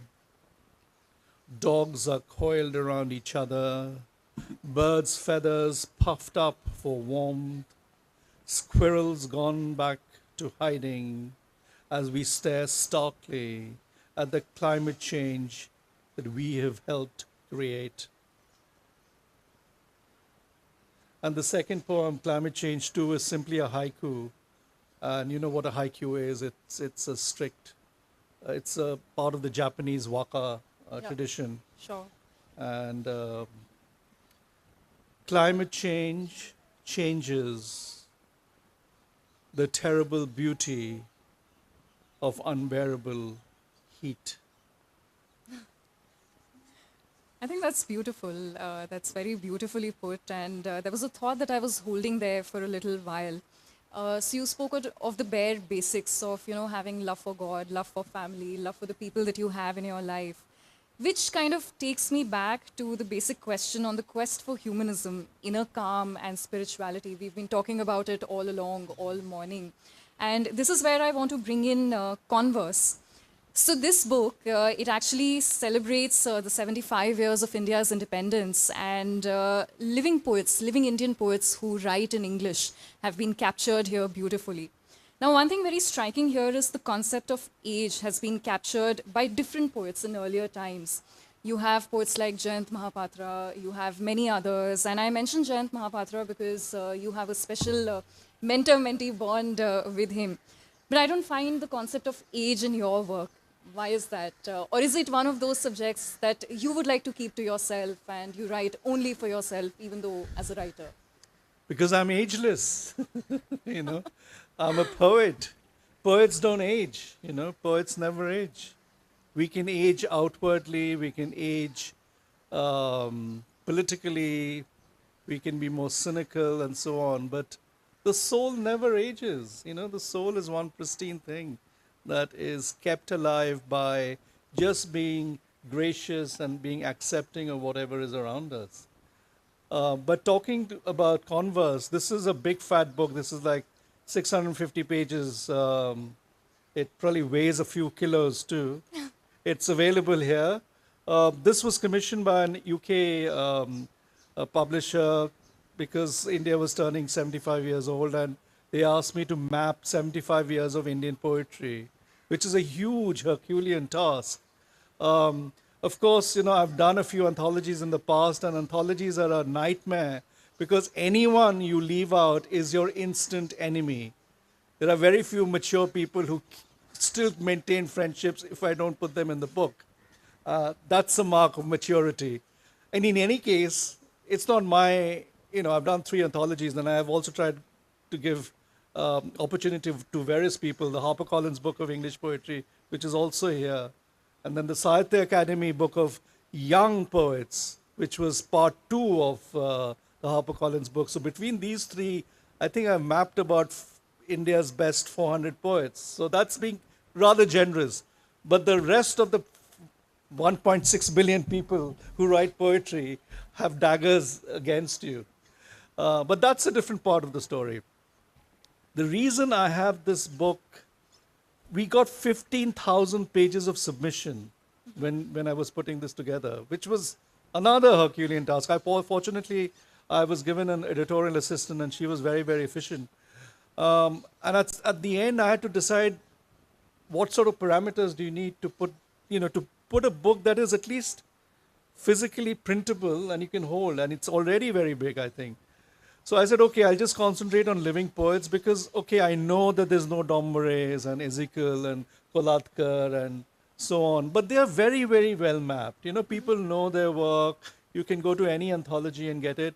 So let me then just concentrate on living poets. So Jayanta Mahapatra is still continues to edit this wonderful, wonderful literary magazine called Chandrabhag, um, named after the Mystic River from here actually, Supriya Kaur Dhaliwal. Uh, Unknown in India, she's just published her first book of poetry in London, so she's doing really well.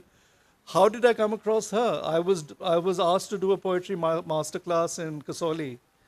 So there was a whole bunch of people who came and did this workshop. She was one of them. And then I remember when we were taking the Shatabdi back, she was that energetic young thing, who said, "Sir, can I sit next to you?" And and essentially at the time she just wanted to give me her manuscript and read it. I said, "Just give me 2 poems." But she was so persuasive at one level that I workshopped those 2-3 poems. And now to see after 5-6 years that she's really grown, it's just a wonderful, wonderful thing. So she happens to be the youngest in the book. And there's a 70-year age gap. I was just talking to my dear friend, Professor Akshay Kumar, who I think is one of the finest critics and academics when it comes to Indian poetry in English. And it's just the energy and the quality of Indian poetry in English by youngsters is just astonishing. So I think we are in good hands. We are really in good hands. And I just feel very, very proud of everybody who's writing. And the whole idea, of course, is one has to be democratic at the level that everybody should be writing, and they should be writing freely. But if you are going to publish your poetry, then you have to be very, very rigorous. And I find sometimes that's lacking because many people with the wherewithal to publish books and so on just produce books every year. And it's just waste of pulp and paper and trees. You have to be rigorous and bring it down to what is publishable. And who are we to talk about quality? But if the person himself or herself is not judicious, then you're really doing a disservice to the reader. Because if you're going to get mediocre poetry to read, the audience often thinks that this is the state of Indian poetry. Actually, it's not the case. The poetry quality of India at the moment is very high. And I'm not just talking about English poetry. I translate from Bangla, Hindi, Punjabi, and standard is fantastic, So it's like the day to day. It's sunny, it's sunshine. It's a beautiful space for poetry. Well, I guess, that's why perhaps when somebody talks of poetry as a career, again, I'm throwing in a personal observation here. Perhaps a career would mean churning out poetry every day or churning out things every day, words Not every day. Not necessarily at all. Is it? No. Mm-hmm. You know how a typical day for me is I sit down with poetry for 2 hours every day. It's riyaz. If you're a classical musician or a dancer, it's riyaz. You have to do it. You may know the rag and the bol and the tal completely, but you still have to do it to make sure that your machinery is well oiled. And it's only when it's super well oiled that you can innovate, you can experiment. You have to have the grammar, in a sense, completely invisible. So, for instance, if you've seen Mohammad Azharuddin doing this wonderful leg glance against Jeff Thompson, who's speeding in at 90 miles per hour, and you think it's just so effortless. It just goes to the fore, the tip of the iceberg. So you don't have to write new poems. So what I do is, of course, I would be really thrilled if I can write new poems every day. But I'm a human being. I'm not inspired every day, I live in a very normal, dreary world where I have to pay my taxes, take my son to school, make sure that the teacher is happy, make sure my partner is happy. Why does this guy go off and, read poetry when we should be going for a holiday? Life has to be lived. So, but for me, these 2 hours are sacred because, if I'm not able to write my own poetry, I'm reading other people's poetry. I'm often critiquing poetry for newspapers and magazines. I'm translating poetry. If none of it works, I just put on cassettes. Oh, no, we can't say cassettes. What is it? Spotify. We've got Spotify. And listen to poetry being recited in many languages. It's just such a calming and uplifting thing. And this fantastic bank of, spoken poetry. I mean, poetry that's been sung, poetry that is being... So 2 hours, and I have to say that again, in a practical modern world, I don't get 2 hours necessarily in one go. Sure. So it could be 2 hours in the morning, or I 1 hour during lunchtime or just before going to sleep. It's my own quiet way of keeping in touch with the muse, with the god of poetry, with Bacchus, with Saraswati, you know. Right. If you don't do puja every day to Saraswati, the Saraswati is not going to grant you knowledge, I'm telling you. So you have to give yourself, then you get a lot back. Well, my thoughts are diverted again to something I read in Anthropocene. It's when you were writing about self-isolation. And, when you were writing about, that's nothing new to poets or that's nothing new to writers. They work in isolation. They crave for it. So did the pandemic or did the lockdown specifically, did it transmute your inner world in any way? Or were you just happier that you had more time? You didn't I have was to very go out? happy to have more time because a lot of the noise was taken out of my life because I didn't have to answer phone calls, I didn't have to step out of the house. Yeah. You know, a lot of the things which I then realized is just not required was taken away. Yep. So my life's become simpler because of the pandemic, you know, because I've just cut out a lot of things which Yeah. is not required. And in any case, you know, if you're efficient enough, you know, we are all very modern people, we can multitask. You have your folders and you have your Google Calendar. So if you're fairly efficient, you create many more hours in the day, which is fruitful. For instance, I find it very fruitful just to sit at the edge of the garden there and just stare at the water and looking at the way the water is changing. That's more beneficial to me than having a conversation, say, with someone who's only interested in something very, very myopic, you know. Right. So we have to find ways of, to heal and expand. I grew up in a big city, Delhi, and I've only lived in very big cities, mostly partly because of work, partly because of education. So in big cities, we don't have quiet spaces usually accessible. And then, of course, I was growing up in a time when I was not empowered. I was young, so I had to live with my parents because they had the money. So everything was guided around that. And so where do you find space? Space for intimacy, space for reading, getting people over to your house, women, if you want, So there's no space. So, of course, you have parks and so on. So I developed this wonderful, morbid, sometimes my friends say, fascination for graveyards. Old graveyards, old broken graveyards in big cities are just the most magical places you can go and sit and do work. Especially if it's a day like this, the sun slanting across broken epitaphs, weeds all over the place. You don't feel lonely at all. I'm surrounded by so many personalities across the generation. They're speaking to me. And then I have favorite graveyards in many cities. So I just go and I have favorite gravestones in various cities. So they've become friends of mine. I can talk to them. It's Raza. There's John somewhere else. There's Lakshmi somewhere else. So and I'm not talking about, it's a graveyard as a metaphor because obviously, you can't have certain kinds of religions in it, But it's just such a stunning place. Maybe I should just read a poem on the graveyard. Absolutely. I was going to ask you to. It wasn't part of the plan, but I think it's okay to go off plan. It's needed sometimes. So this one is a sonnet. It's called Inside Closed Eyes, Even the Stones Come Alive. And it's a direct translation from this wonderful East German filmmaker called Wim Wenders. You may have seen his film, The Wings of Desire. Right. So that's where the title comes from. And let me just find it. In fact, while you do that, I also want you to read Love in the Time of Corona because the title sounds interesting. It's relatable to the book Love in the Time of Cholera. Yeah. Yet you've modernized it and you've brought it down to the present times. Yeah. So this is the other thing, the magic of poetry. I say it's a sonnet, but when I was inspired, this poem was all over the place, but it kind of aggregated itself to a sonnet form. I wasn't making it into a sonnet, but when I realized that the shape, it was going towards that, then of course I said, maybe I should try and make it into a formal sonnet. So it's, anyway, just enjoy the poem for what it is.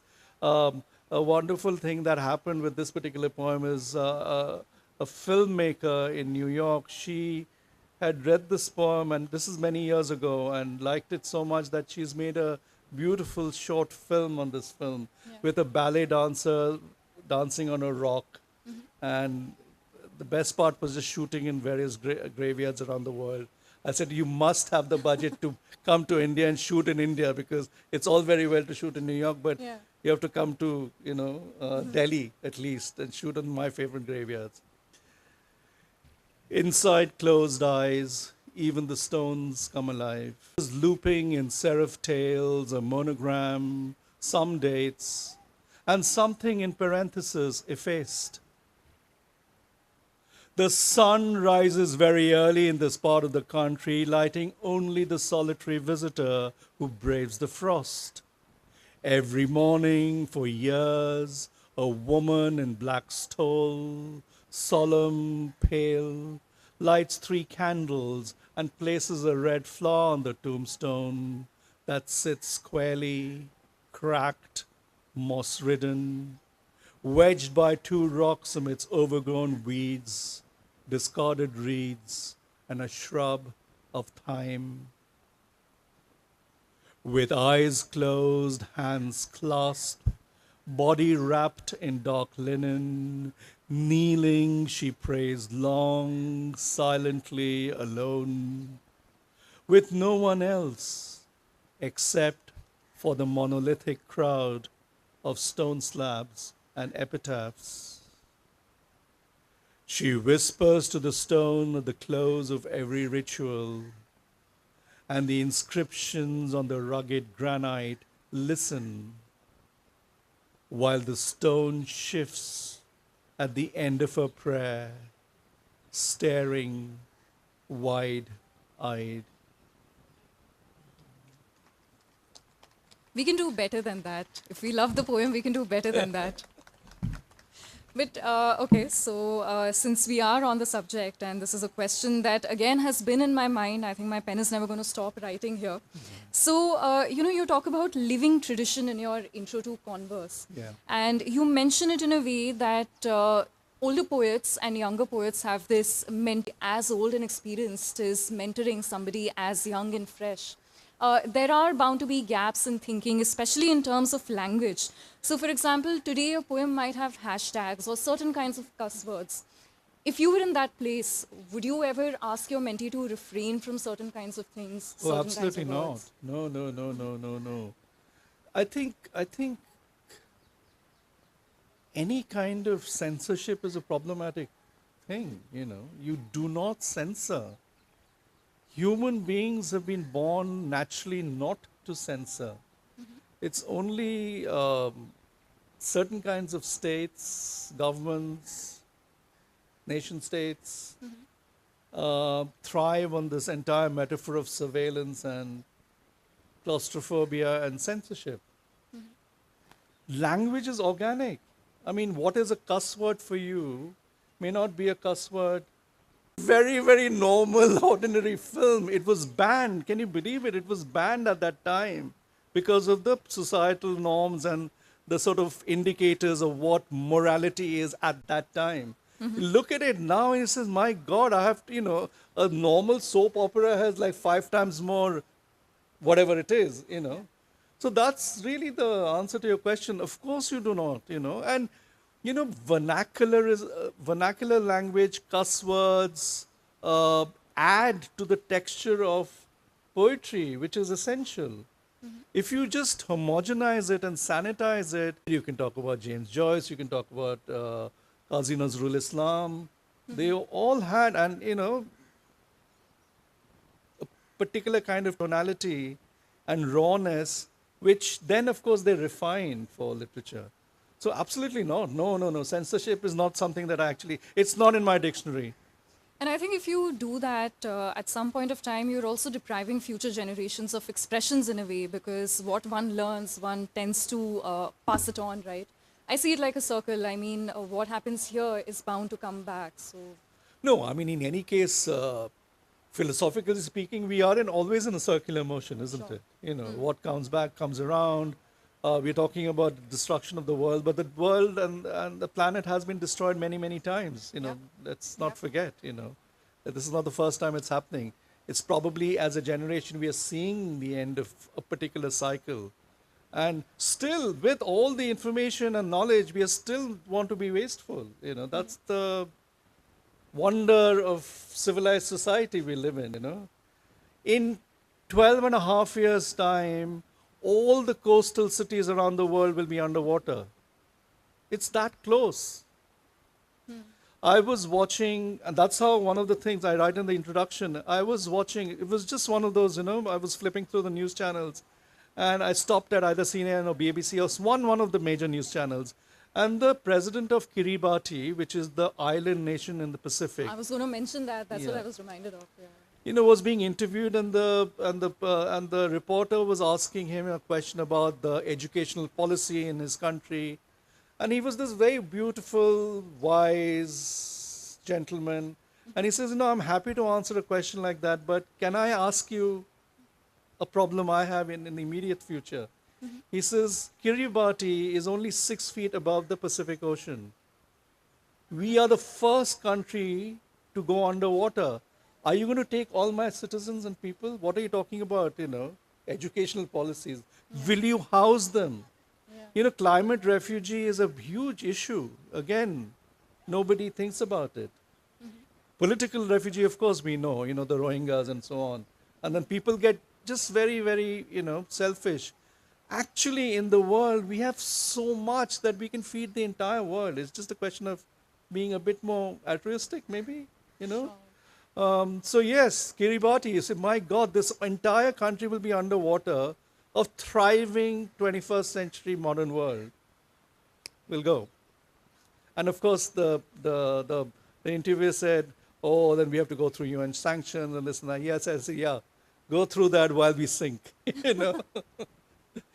Well, I actually have an answer to a question that I was thinking about. So I read this little line by Amitav Ghosh that you have in the intro here.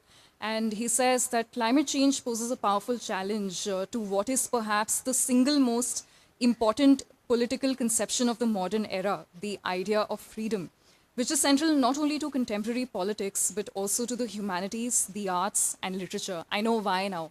Because if there are no people, then there is nobody to take it forward, right? Yeah, yeah.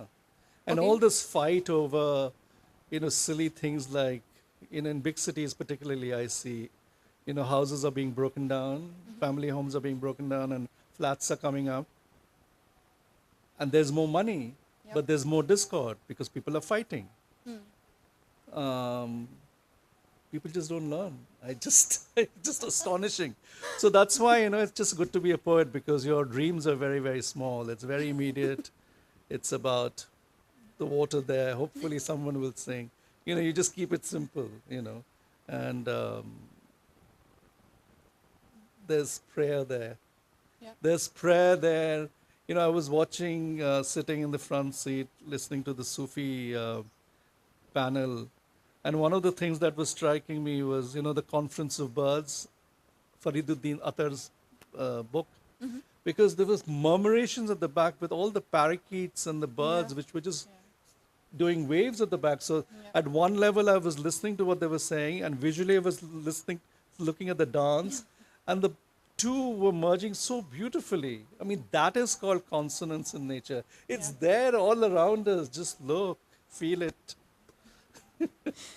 Well, I think there's more to ask. I have 2, 3 more pages, but there's no time, like always. So I will just request you to read Love in the Time of Corona, and then perhaps we can have some audience questions, and perhaps we'll close after that. Maybe I'll read 2, 3 points. Maybe not that because that's too long. Okay. And all that gets me into trouble because I have, you know, people accosting me whenever I read that poem. So I don't want to be accosted today. I just want to have a nice lunch. I had a question regarding that also. Poets falling into trouble, but anyways. Well, I'll for another conversation, maybe. Okay. So I'll read this poem called Language, because we are at a lit fest, beauty of language and the sort of politics of language on the other side. So it started off being a very political poem, but actually this poem is a very personal poem because it's a homage to my old typewriter. It's a manual typewriter which sits on my desk, that one, and you've heard this, some of you have heard this before. And it still works, it's well oiled, it works, but the biggest challenge is to source the black and red silk ribbon. Sometimes it's more expensive to get the ribbon now, Yeah. than to, so, language. And it opens with a epigraph from Italo Calvino, and I quote, "Without translation, I would be limited to the borders of my own country. The translator is my most important ally." My typewriter is multilingual. Its keys mysteriously calibrating my bipolar, forked tongue. Black red silk ribbons, pools, unwind as the carriage moves right to left. In cursive hand, I write from left to right. My tongue was born promiscuous, speaking in many languages. My heart spoke another, my head yet another. The translation seamless. Oracles, ventricles, pump blood. Corpuscle-like alphabets, phrases, syntax, cross-fertilize my text, breathing life. Texture enriched, music, cadence, spatially enhanced, osmotic, polyglottal, a polygamy of grammar. Letter forms dance, ligatures pirouette, ascenders, descenders, pitch perfect. Imagination isn't caged in speech. Speech cannot be caged in language. I think what a befitting end to a poetic session. We're open to audience questions. Two if they are short, one if the question is long. So if there are any, you could raise your hand and we'll get the mic to you. So Lily ma'am has a question here. Can we have the mic, please?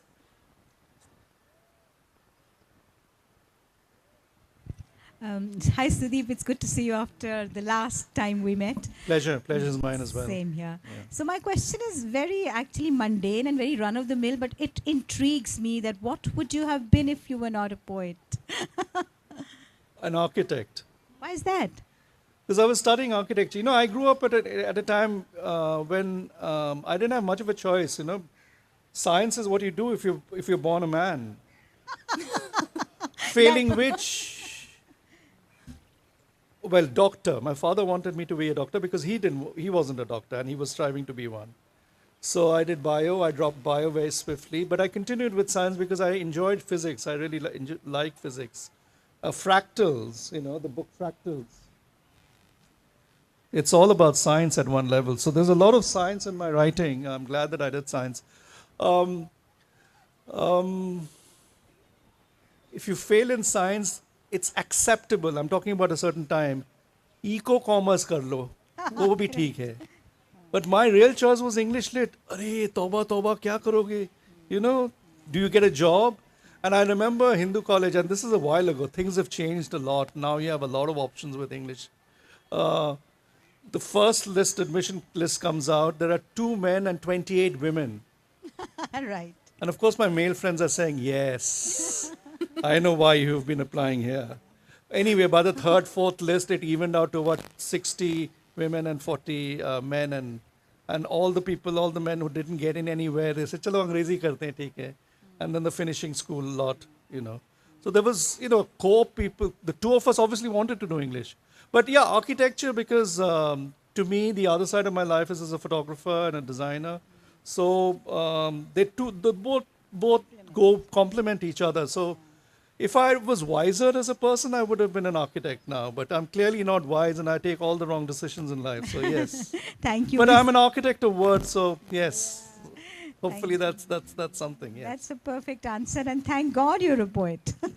In fact, I would just like to add something I remember from our previous conversation, which was about fractals. To talk to, because I think during the pandemic, in fact, the CLS during the pandemic, she was the one who interviewed me with a different book. So she's done a lot of homework. I'm really, very admiring of her. बहुत पढ़ाई करके आती है वो. But let me just maybe end the session with one poem. Questions to hai prosaic hai.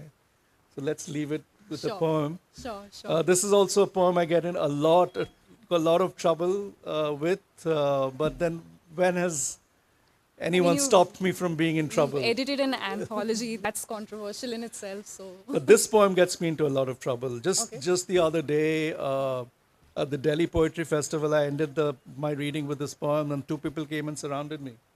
So this was written during the second wave of the pandemic, and I'm very, very. A lot of us are very, very privileged. I grew up in an independent India where I haven't seen the horrors of the partition. I haven't seen that kind of bloodshed and so on. These are stories I've heard from my grandparents, information I have from movies and novels and so on. But during the second wave in Delhi, I actually saw people being burnt on the sidewalks, parking lots which were changed to crematorium ground, and it was horrific. I mean, I had to go and do last rites of people, and we couldn't. So that's the backdrop. And what was happening at the same time? The center of Delhi, which is already a heritage site, was being dug up. So you know what I'm referring to. So that's where the poem comes from. It also has in this poem a couple of lines in italics, which I won't flag when I'm reading. It's from this wonderful Kashmiri poet called Agha Shahid Ali, who you must read. He's just stunning, his work. And in fact, he introduced and popularized this thing called the ghazal in English. He went to America and he was teaching in America. He's no more now. Of course, unfortunately, in America and in England, they call it ghazal. They can never get it right. So the English ghazal was popularized by him. Civilized city, I think. Om, a ceremony. In my city, I'm surrounded by constant cries of the dying, burning pyres heaving under burden of wood, smoke, and bones, wailing summed up by sonic notes of Om. Civilization's first sound, Sanskrit syllable echoing a conch shell's harmonic mapping, its involute spiral geometry holding within and emanating airborne sonar screams.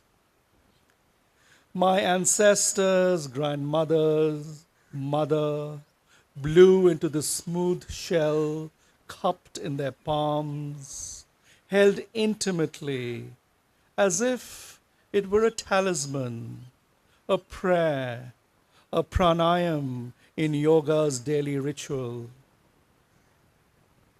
But breathing is such a privilege these days. Pandemic struck, oxygen deprived, my friends perish, the country buckles airless. Even an exquisite ceremony lacks the sheen or wax to wrap the contours of a corpse now. Each day, as I write endless condolence notes, etching dirge-like couplets on gravestones, my city continues to be dug up, not to make space for burial sites, but for palaces of illusion, an architecture of frozen music, greed, calumny, a country without a government, a country without a post office, Shahid laments. Let me cry out in that void, say it as I can, I write on that void. Om celebration now, an unceasing requiem. Yet we chant in hope for peace.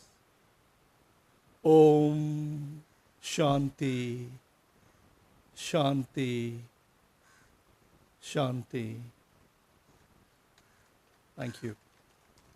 I think that's where we should close it. And there's no need for me to say anything because it's all been done so wonderfully. Thank you so much for being in conversation with me once more. Pleasure. I hope it was as enjoyable as I enjoyed curating it. And yeah, well, Thank we'll be back after a short break, so we hope to see you.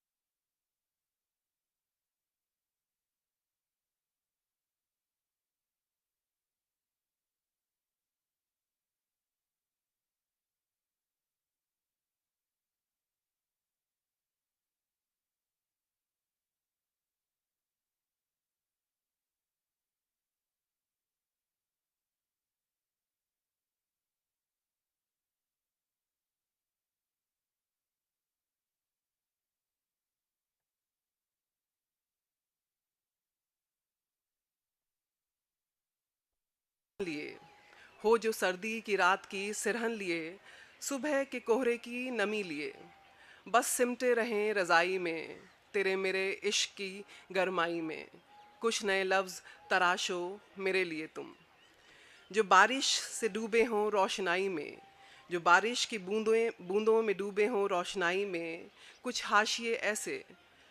हाशिए ऐसे जो जा रुकें किसी French cafe की सुबह की अंगड़ाई में ताज़ी बेक हुई मेरी ब्रेड की फरमाइश में कुछ नए लफ्ज़ तपे हों पुरानी खालिस भट्टी में कुछ मिट्टी से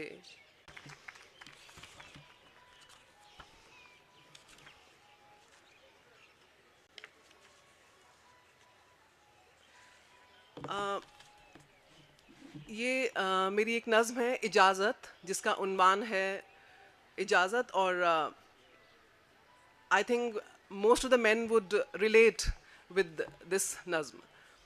तमाम कायनात से हसीन होती हैं मर्द की भीगी आँखें तमाम कायनात से हसीन होती हैं मर्द की भीगी आँखें उन्हें इजाज़त होनी चाहिए जी भर रोने की उन्हें इजाज़त होनी चाहिए जी भर रोने की उन्हें नहीं तलाशने चाहिए बंद शांत कोने बस समेटना चाहिए खुद को बस समेटना चाहिए खुद को औरत के कसे सीने की गिरफ्त में उन्हें इजाज़त होनी चाहिए पल्लू से लिपट हल्के से सुबकने की कुछ थकन छोड़नी चाहिए कुछ थकन छोड़नी चाहिए बिस्तर के किनारों पर कुछ सुबह के सीले तौलिए पर तो कुछ रसोई में पुराने डब्बों में उन्हें इजाज़त होनी चाहिए बरसात में बच्चे से भीगने की। न दिल होने पर दोपहरी तक सो लेने की। उन्हें छोड़ देना चाहिए थका बदन जहन नरम मर्द की भीगी आंखें। शुक्रिया।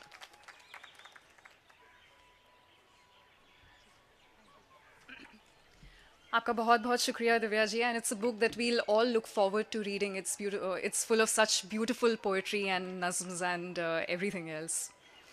Well, moving on to our very important session for the day. क्या फर्ज है कि मिले सबको एक सा जवाब? आओ ना, हम भी सैर करें कोए तूर की. We ask questions, we receive answers, but not everyone gets the same answer to the same question. लेकिन फिर भी शर्त ये है कि सवाल पूछते रहना चाहिए, चाहे उसे दोहराना ही क्यों ना पड़े. Now, the question of politics and media has been long asked, explored, thought about, yet we are in conversation about the confluence and influence of politics and media. And we have just the right kind of people to talk about this issue right here at Literati. Our first speaker is Mr. Raghav Chadha, who's a member of parliament, Rajya Sabha from Punjab, and he was the vice chairman of the Delhi Jal Board and MLA from the Rajendra Nagar Assembly constituency in Delhi. He's also a practicing chartered accountant, and we know him as a youth icon and Aam Aadmi Party leader. And he strongly, strongly propels the ideas of clean, affordable politics and volunteerism. May we have a loud round of applause for him, and I would request him to come up on the dais. Well, I said loud. We need to match up to the adjective. We also have with us Mr. Rashid Kidwai, who's a journalist, author, columnist, and political analyst. Well, I said our speakers and moderator are just the right kind of people for this session. He's a visiting fellow with the Observer Research Foundation and former associate editor of The Telegraph. And he contributes to numerous television channels, including CNN News 18, ABP News, NDTV, India Today TV. And he also writes for the First Post, Dainik Bhaskar, India Today, and many more. Well, you would know and be well aware of works like Neta Abhineta, Bollywood star power in Indian politics, as also Ballot, 10 elections that shaped the Indian democracy. Ladies and gentlemen, please give it up for Mr. Rashid Kidwai.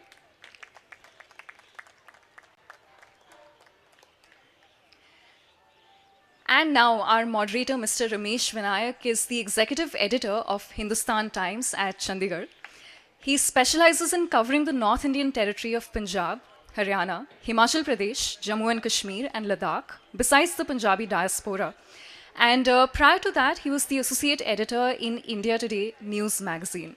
Well, over to you, sir, to take this very important conversation forward. And again, it's the question that we need to ask again and again and again. Over to you.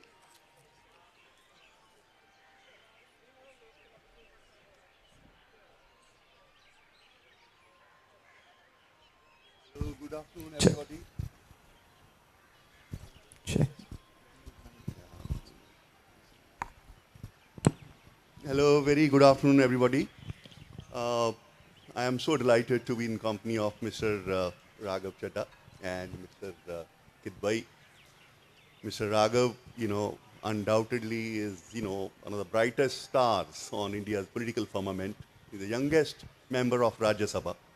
And we all know that, the kind of, he is that, key in that brain trust of Aam Aadmi Party and its surge in Indian political scene. And Mr. Kidwai, a very renowned author, columnist, contributor, and storyteller. I have been following his book. So, we are absolutely delighted to have you here. And today's topic is very interesting, confluence and influence of media and politics. And this is, I think, very relevant topic. We can talk about how media has evolved and its relationship with politics. We'll keep it, in a stylish, conversational style, and would like to hear, Mr. Raghav Chadha and Mr. Kidwai. Let me begin by making a little statement. Media and politics always have had a love-hate relationship. So let me ask you that how has that changed? Is it like more love, less hate, more less love? So how it has evolved? What is your sense, Mr. Chadha? Well, I've been in media life or public life for only a decade, so I may not be most competent to comment on the evolution of the relationship. But I can certainly say that the relationship over the last 1 decade has been of both love and hate. And apart from love and hate between governments or politicians and media, there is a lot of hate that we see on our TV screens these days and read in the papers about it, which is most unfortunate. I think India's, we have come from we belong to a political startup that came into existence at a time when there was a widespread perception, and it kind of still exists in the country, that sab neta chor hai. And somehow now for media, something similar is being said. कि सब media बिका हुआ है या अधिकांश media बिका हुआ है, which is a cause of worry for not just members of the media fraternity, but also for some of us who are in public life, who are legislators, whether it's in the assembly of a state or in the parliament. The relationship between the government and the media houses, as you know, is pretty incestuous. It is one depends on the other for publicity, the other depends on the other for advertisement revenue, so on and so forth. So I think there is a very close association. We must all strive towards ensuring that the relationship must be bipartisan and independent, which has always been, a very noble sort of an idea, but very difficult to achieve. And we live in, times where a brute government with brute majority at the center, I feel, is trying to control the levers of information dissemination in the country, and mass media, particularly news channels and newspapers, have this unbelievable amount of leverage vis-a-vis shaping ideas and ideologies and views. So I think this is an area that certainly requires a lot of conversation. Before I hand it over to Mr. Kidwai, in fact, 2 days ago, in the question hour in the Rajya Sabha, I stood up to ask a question. I was very kindly permitted by the chairman of the deputy chairman of the Rajya Sabha to ask a very short question.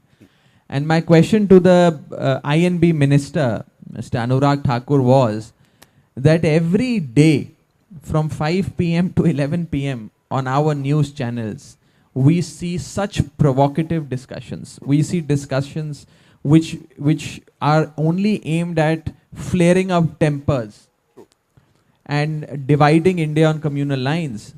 What is the action that the government of India is taking against the channels and against the anchors? And most unfortunately, the Honorable Minister sidestepped my question and went on a different tangent. He didn't quite answer my direct question. But I do hope that self-regulation in media finds its way, because legislating and creating a government-led regulatory body may not be the best suited way of handling things. There are 4 different pillars: the legislature, the executive, the judiciary, and the media, and there should not be interference of one into the other. That's what I believe. Mr. Kadwai, your thoughts on this love-hate relationship between media and politics? I think Mr. Chadha has summed up very well and he's given some very pertinent point. देखिए शुरुआत से ही ये एक थोड़ा घोड़ा और घास वाला एक relationship रहा है. We are kind of there is an interdependence has been there, but the interdependence was very mature in the sense that we knew our boundaries, and now in the recent years, the decades that Mr. Raghav Chadha has been in active political life, he has seen that there is a lot of decline is there, and decline is not a singular factor. Our country's political climate has changed, the kind of conversation has changed. We have become very much identity conscious. We can very well blame the media for perpetuating a lot of hatred and I would say violent behavior and obnoxious things. But the fact of the matter is that a lot of people are endorsing it. and legitimizing it, normalizing it, and that is where I think role of just not political parties, but religious leaders, spiritual leaders, other change agents, writers, authors, intellectuals, that plays a very big role, because it would not, if there is something that is not liked, as Mr. Raghav Chadda was rightly saying, what goes on between 5 p.m. to 11 p.m., the kind of discourse that we see on television channels, but there are people watching it, and there is TRP, and there is advertisement, there is a whole, ecosystem is there, and everyone has a remote, and the remote is not being exercised. One thing that you were saying about self-regulation and all, Mr. Chadda, with due respect, I have slight disagreement. Because if you are a beneficiary, if you have a vested interest in that system, why would you like to regulate it? It is keeping people... See, we must understand media is not a change agent. Media, as we do the academic rigor, we will know that it actually perpetuates the existing belief system. So it doesn't change. It's not a change agent. It makes us, so if there are people who have an identity, and this is not confined to India or a particular community or particular, political class. I mean, there is a thing of, we develop a national identity. Like the French say that, wearing veil is against French culture. Now, is there some kind of, it's just a belief system. So the many thing that has happened. So on the Westminster model of parliamentary democracy is largely based on issues of propriety. Now here we don't have a sense of propriety. Mr. Raghav Chadda knows the kind of defection that is happening, manipulation happens, money, power, all those things. We say it's all right. In Britain, that doesn't happen. Defections don't happen. So, as Lalu Yadav had famously said, I have seen polo ground, hockey ground, football ground, cricket ground. What is moral ground? So if that is a thing, I mean, I don't want to malign Mr. Lalu Yadav, but I'm just saying the makeup of a political class. Second thing, as a society, we have, tried to, we are not making a distinction between the Indian state and government of India. Because to Indian state, I as a media practitioner or as a citizen, my loyalty is absolute, 100%, non-negotiable. But that is not expected toward my attitude towards the government. A government may be doing 10 good things. You may be facing this every day, whether it's Punjab government or government of India or so, and we may criticize. But here a narrative has been built that a criticism of government is also dissent. It is also एक आप राष्ट्रद्रोह का काम कर रहे हैं, and people are booked under it. So judiciary, a lot of institutions are actually guilty. So just to put everything on media's doorstep is, I think, is unfair, and we are trying to simplify it. Thank you. Wonderful. Let me move to nice kind of observation. Another question which I have in mind is that one big change that we have seen in last, a decade or so is social media. It's a game changer. Aam Aadmi Party has been pioneer and trendsetter in use of social media for beneficiary outreach as well as for amplifying. First mover. As well as for amplifying its message. But how has social media changed, relationship between politics and traditional media? So first of all, vis-a-vis apps role on social media or apps performance on social media, or as you call it, we are the pioneers of social media. Let me say that Aam Aadmi Party is a organically driven organization as far as its views and publications on social media are concerned. On the other hand, there are a lot of parties, particularly the BJP, that also have significant horsepower on social media, but their horsepower is not organic. Their horsepower is a function of how much money they spend on social media. So that's the biggest difference. Ours is organic, theirs is driven by money. Social media has its pros and cons. While social media is certainly unregulated, and that is the way it should be in my view, it exposes the mainstream media wherever there are shortfalls, pitfalls in its journey. And I think social media in particular has played a significant role in showing the mirror to mainstream media.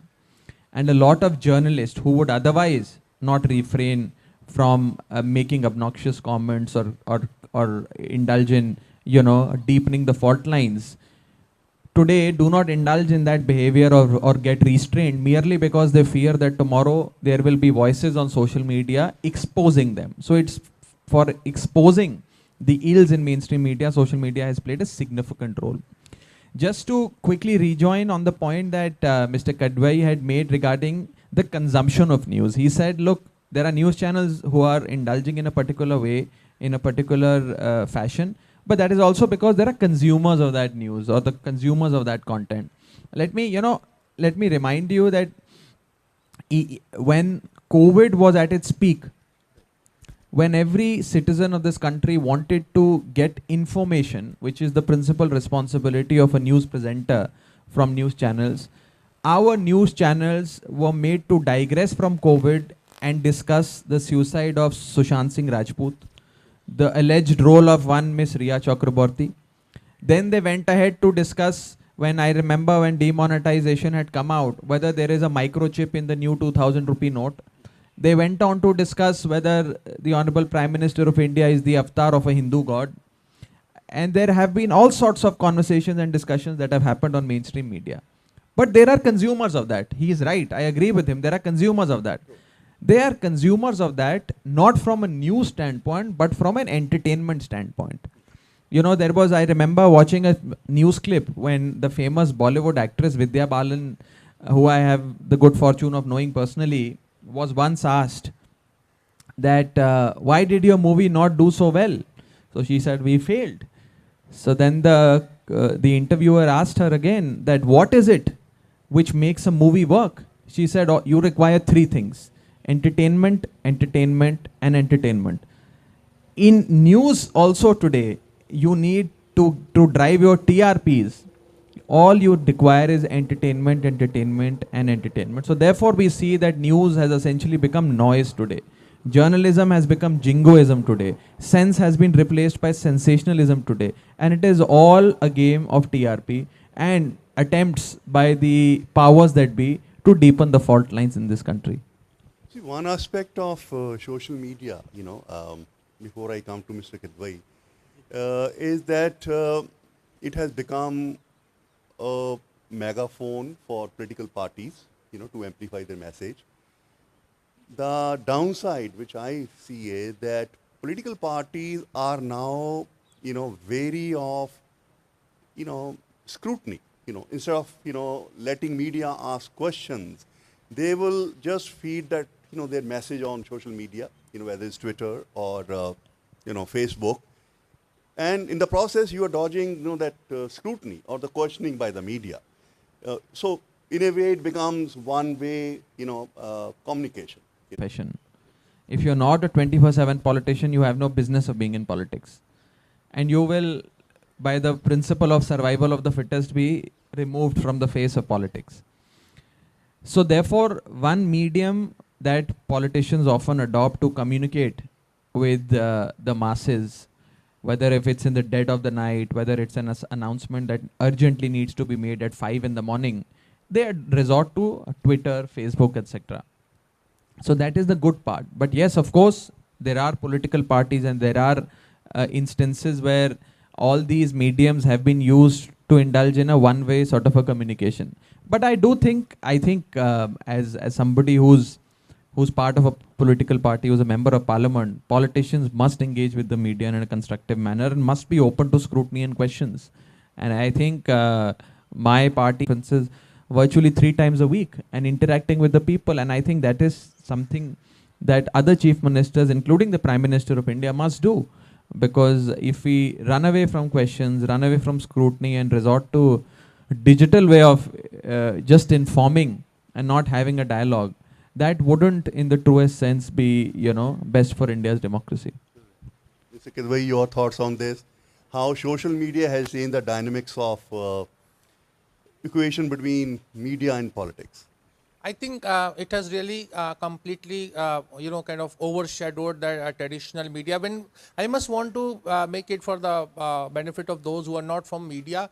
See, when we talk about media, media is not a monolithic entity. There is, of course, television, there are newspapers, there are online platforms. There are, a lot of people are doing a lot of things. Now, all of them are not bad in the sense that, or they are, driven by the money or power or that kind of political consideration. There are a lot of people are doing a lot of good work. There are more people doing good work than bad work. I'm saying something which is a little out of place, but that's how it is. So please don't judge media by just because what you see in mainstream. Just by television. watching Republic TV. Yeah, or yeah, many of them. So that is one thing. The technology is actually playing havoc with democracy. This is something, this is area where again political parties can do, they take advantage of it, but they don't realize the amount of damage that it is doing. And then in many countries, even in America and France and other many countries, there is a great concern. Third thing comes about airtime. There needs to be, and where parliamentarians like Mr. Raghav Chadha can play a big role, there should be a mass mobilization from opposition ranks and to society. See, there has to be, fair amount of some kind of equitable airtime that's given to political parties. You cannot have a 90-10 kind of situation. See, what is moral code of conduct? Many of you are very, learned and achievers in your life. You've seen how elections are fought these days. I mean, expenditure is 10 times, 20 times more than the ceiling. So at one level, nobody is corrupt. At another level, everyone is corrupt, with due respect to all political parties. Because they are spending 10 times or more in every election. No thought is, goes in that to regulate it. We have had economic reforms, but we have not done other these things like electoral reforms, legal reforms, social reforms. A lot of gray areas are there in the country. And on the one hand, we can give a very successful story of country, or other we can give a very kind of depressing or alarming kind of situation. So I keep saying to my foreign correspondents that whatever you get to hear or see about India, the opposite is equally true.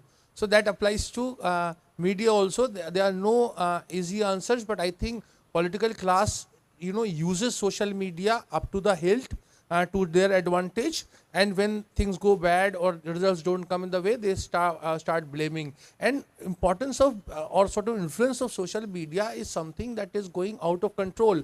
We are spending 20 GBs per month, average Indian is spending. The amount of data consumption we have, we are close to China, or we have overtaken China. We are the biggest consumer of this data, which is fine. But the kind of content we are, absorbing, that kind of WhatsApp messages or videos, a lot of it is a part of hate, half-truth, fake news, everything. So, and the amount of quality time we are, wasting. So these are the things that society needs to take a note of. And these are the very disturbing trends, I would say. Let me come to a very important question facing Indian media as well as social media. It's regarding credibility. Print, or traditional media, whether it's including TV channels, they are facing what we call that crisis of credibility. There is compare the news and then, reach their conclusion. Mr. Chadha, what is your sense that, is the traditional media more credible vis-a-vis social media, or do you think the social media is losing credibility faster than the traditional media? What is your sense? As far as mainstream media is concerned, I started by saying that there is now a general perception among the masses that media bika hua hai. That speaks volumes of the credibility crisis that India's mainstream media unfortunately is suffering from today. It's because a handful of news presenters and alleged journalists have now become propagandists of the government. It is also because how journalism and news, which is intended to reflect the sentiment of the people or the mood of the people, today reflects the line of the government. And instead of questioning the government on issues of price rise, inflation, unemployment, the Indo-China clash, so on and so forth. Questions are being put to the opposition as to how did they deal with this issue when they were in government, but no question is being asked to those who are currently at the helm of affairs. So I think media, or a section of media, is itself responsible for essentially coming up with this credibility crisis, or inflicting this credibility crisis on media. Just how a handful of politicians brought serious disrepute to the entire political fraternity by their scandals, acts of corruption, so on and so forth. Something similar is happening in mainstream media. As far as social media's credibility is concerned, look, I think social media's credibility is actually driven by who is managing a particular social media account. There cannot be a sweeping statement vis-a-vis the entire social media's credibility. So therefore, if somebody like you, Mr. Vinayak, is running a social media platform or a page or a handle, you enjoy tremendous credibility because you have practiced upright journalism all throughout your career, and all of us have been witness to it. So, but at the same time, there would be 20 such people who are the complete opposite of who you are and practice a different kind of journalism, or indulge in propaganda and not just journalism. So their credibility, of course, in the eyes of the people will be significantly lower. In conclusion, let me say this, that my advice to all these propagandists or journalists has been that if you go to an extreme with your propaganda will lose steam. So in order to ensure that your propaganda is somehow still believable to a small section of people, you must sometimes practice upright journalism, independent, impartial journalism. That's been my advice to all these propagandists that I ever come across. Well said. Yeah, Mr. Kedwai, what is your thought on credibility crisis? I think there's a huge credibility crisis because that print media, which Mr. Vinayak and me, we spent decades in that. We used to have a lot of checks, not only fact checking, there a lot of control was there and restriction was there. Whereas social media is absolutely free. You see the kind of outrage that we are witnessing as of now about that Shah Rukh Khan's film teaser, that Pathan teaser, in which a particular color of a bikini has become a huge issue, and the amount of people who are very disturbed. So this is what social media is doing. They are setting a kind of very false, very harmful, very disruptive agenda. And this agenda functioning, of that media, of social media, is very disturbing because that is being followed. If you look at the newspapers also, they are also covering such, baseless or meaningless, whatever you want to call it, or futile controversies. So somehow, you see that social media is also telling us not what to think, but what to think about. And this is where I see, at a I would say intellectual level, a lot of disturbing thing. People are not, when we grew up, I mean, I'm not talking about the old days were good or so, I mean, the yesteryears, but we read a lot of Russian literature that made us, very good human beings. We understood the intricacies of human emotions and the kind of challenges society faces and all. Today, people are not seeing, enough shade of gray. They are just go on black and white. The, student of 18-year-old, 20-year-old is very firm in their belief system, and they think what they think is right.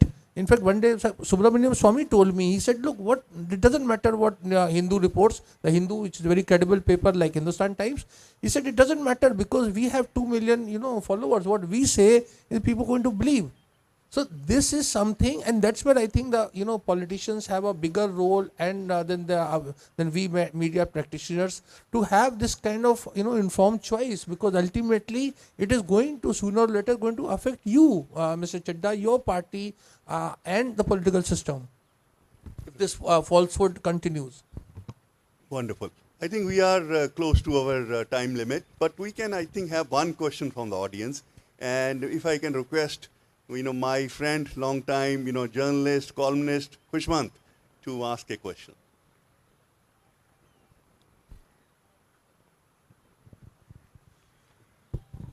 Thank you, Mr. Vinayak. Basically, all has been said, but being part of a television editor of a regional channel, then columnist in HT and an author, and now with the Information Commission, So I've dealt with the information, news. I think the problem is that no one is standing with the story. Everyone's standing with the TRP. That's where the problem is. And vis-a-vis the political setup and the and the media, I think the political setup is the feudal setup, and the media has lost its was fighting that initially, because media is never meant to be with the establishment, largely in the spirit of it, in the academic sense of it. Media was always how, when, and why. Adversarial relationship. The moment the narrative comes in, that is where the problem happens with any institution. How, when, and why has changed to a narrative, but when I'm talking about the feudal part, the problem with this thing is when the media, the politician says, when you are not reporting my side, you are against us. Whereas the media largely is not meant to, if you've inaugurated a good school, that's your job. You know, schools, roads are your job. That's not the media's job largely. The media's job strongly is to bring out whatever is the ill in the system.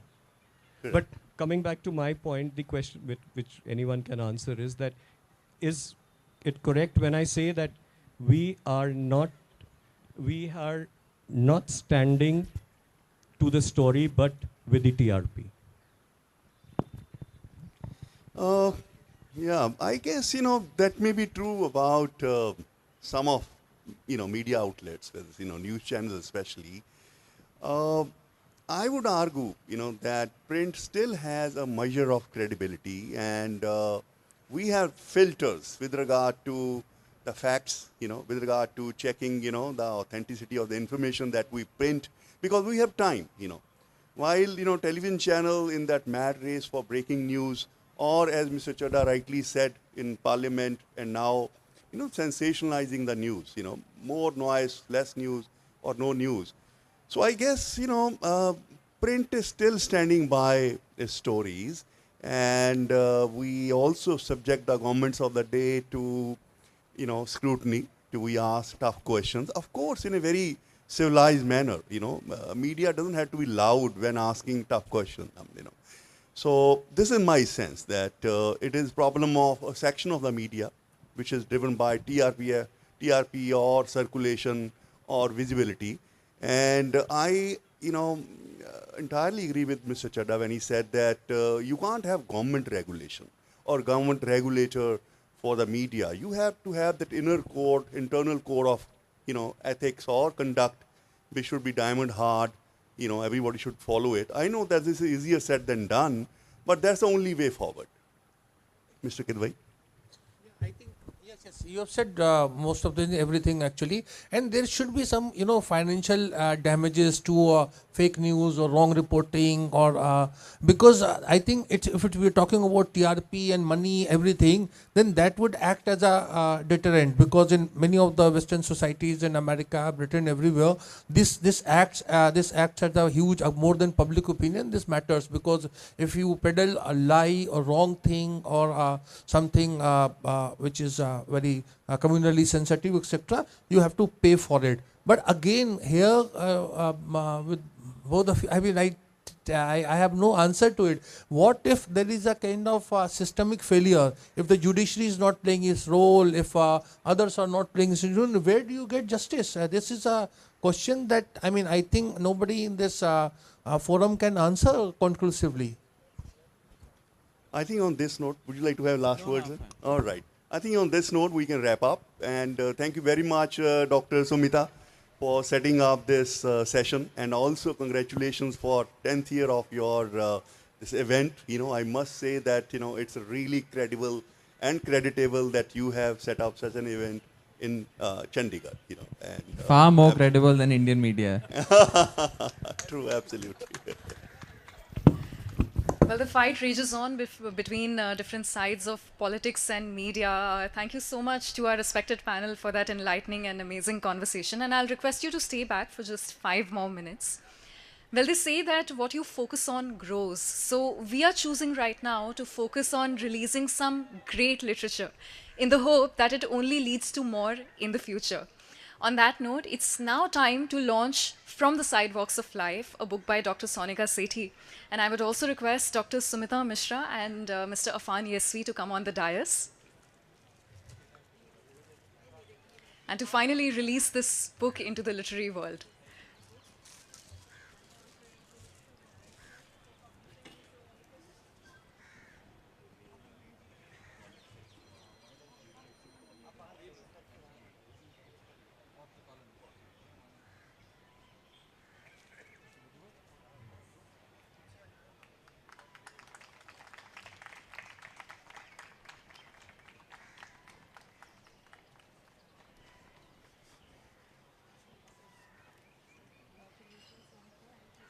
Sonika ma'am, it's time to find out what's contained in the pages of of the book.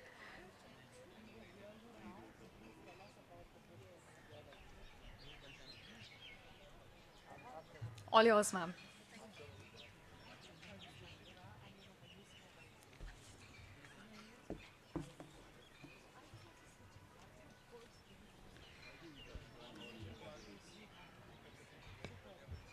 Thank you so much, dignitaries on the dais, Mr. Ramesh Vinayak, Mr. Raghav Chadda, and Mr. Kidwai, for giving a wonderful launch to my book, From the Sidewalks of Life.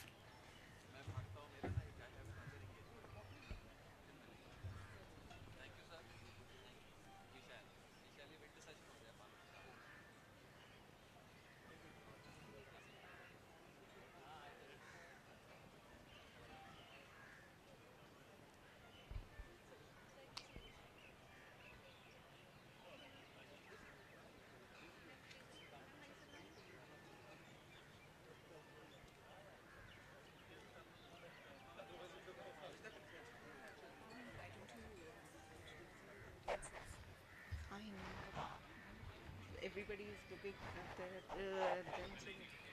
I'll just write. I'll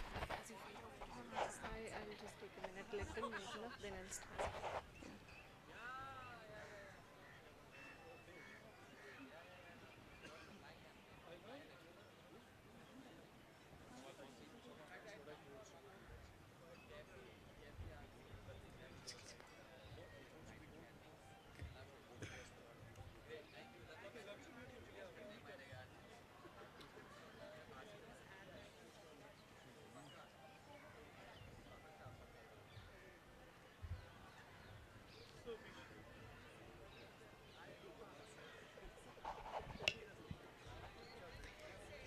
Right, so thank you once again. Thank you to my friends, family who are here to support me today. And at times like these, one tends to miss one's parents. And my father, whose blessings I've always received from heavens above. This is a write-up I wrote about him, and I would like to read an excerpt from this write-up, which is titled Daddy's Lucky Girl and the K Factor. So what's in a name? Said Juliet in a classic by William Shakespeare. But there is definitely more to a name than one can imagine. Sometimes your name can make or mar your personality. When I was born, my mother fondly christened me Sonika. Now, technically speaking, there was no logic behind her naming me so, except for the fact that her two elder sisters, who were in Delhi, had washing machines by the name Sonika. She found the name fascinating and the gadgets reliable, two qualities she looked forward to in her own daughter. So in grade 1 or 2, when little children acquire all the inquisitiveness of the world, seeking answers to their endless whys and thereby trying their parents' wit and patience to no end, I too posed my big why to my parents. Why was I named so? Now, my mother's genuine response to my query not only left me shocked and surprised, but also agitated me a great deal. People name their children after gods and goddesses, great men and women, heroes and heroines, authors and characters, and here I am named after a washing machine. At this moment, my father, my real life hero, superhero, jumped in and wiping my tears, narrated an incident related to my name. He confessed that I was named after the washing machine, but with a difference. He had changed the initial C from the original Sonika to a K. Now, what difference does it make, I said. He smiled and once again picked up the lost thread of his narrative. It was time to admit me into a school. The interview went well and I was admitted to one of the finest schools. A few days later, my father received some documents from school filled in by my class teacher. The teacher had filled in my name with a C, Sonica. My father went to see my teacher and requested her to change the C to K. The teacher insisted that my name with a C would look stylish and quite ordinary with a K. My father informed my teacher that he was a professor of mathematics and a die-hard follower of Kiro's numerology. He further told her that after careful deductions, he had found that my name with a K would prove lucky not only for me, but for the entire family. Therefore, the teacher should revert to K in the spellings of my name. My tears gave way to a broad smile as I became Daddy's lucky girl from that day onwards. It's not that I have not had my ups and downs in life, but I always drew strength from the fact that my father believed that I was a lucky person. Whenever things take a wrong turn, I convince myself that this is a temporary phase in my life and nothing worse than this can happen to me because I'm Sonica, my father's lucky girl. Long before people talked about Beti Bachao, Beti Padhao, my father sowed the seeds of fortitude inside my heart and taught me to have confidence in my inner strength. This is the story of my name. Find out what's yours. Thank you. Thank you so much.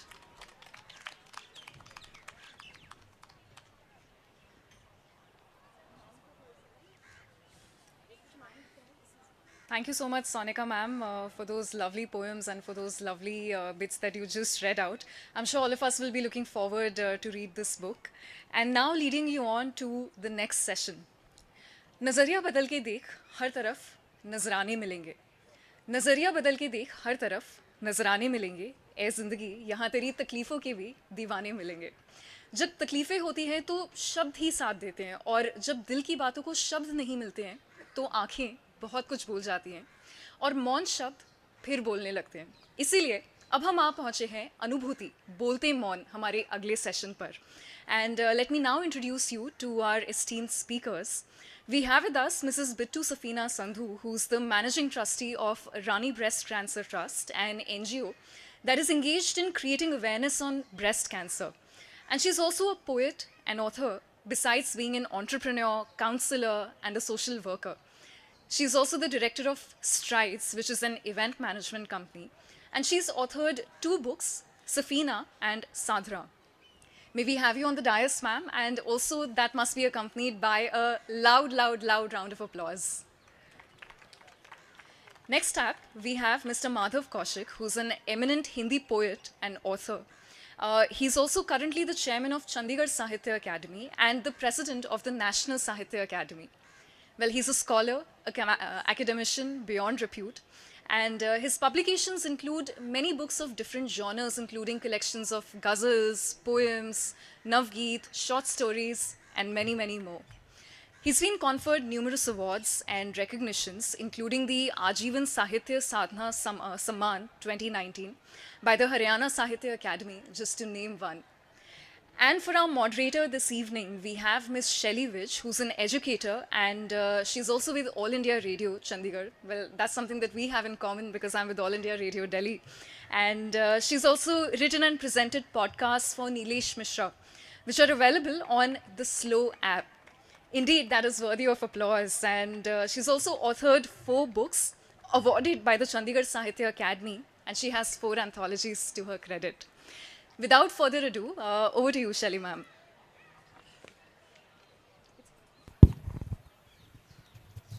Thank you so much, Niharika.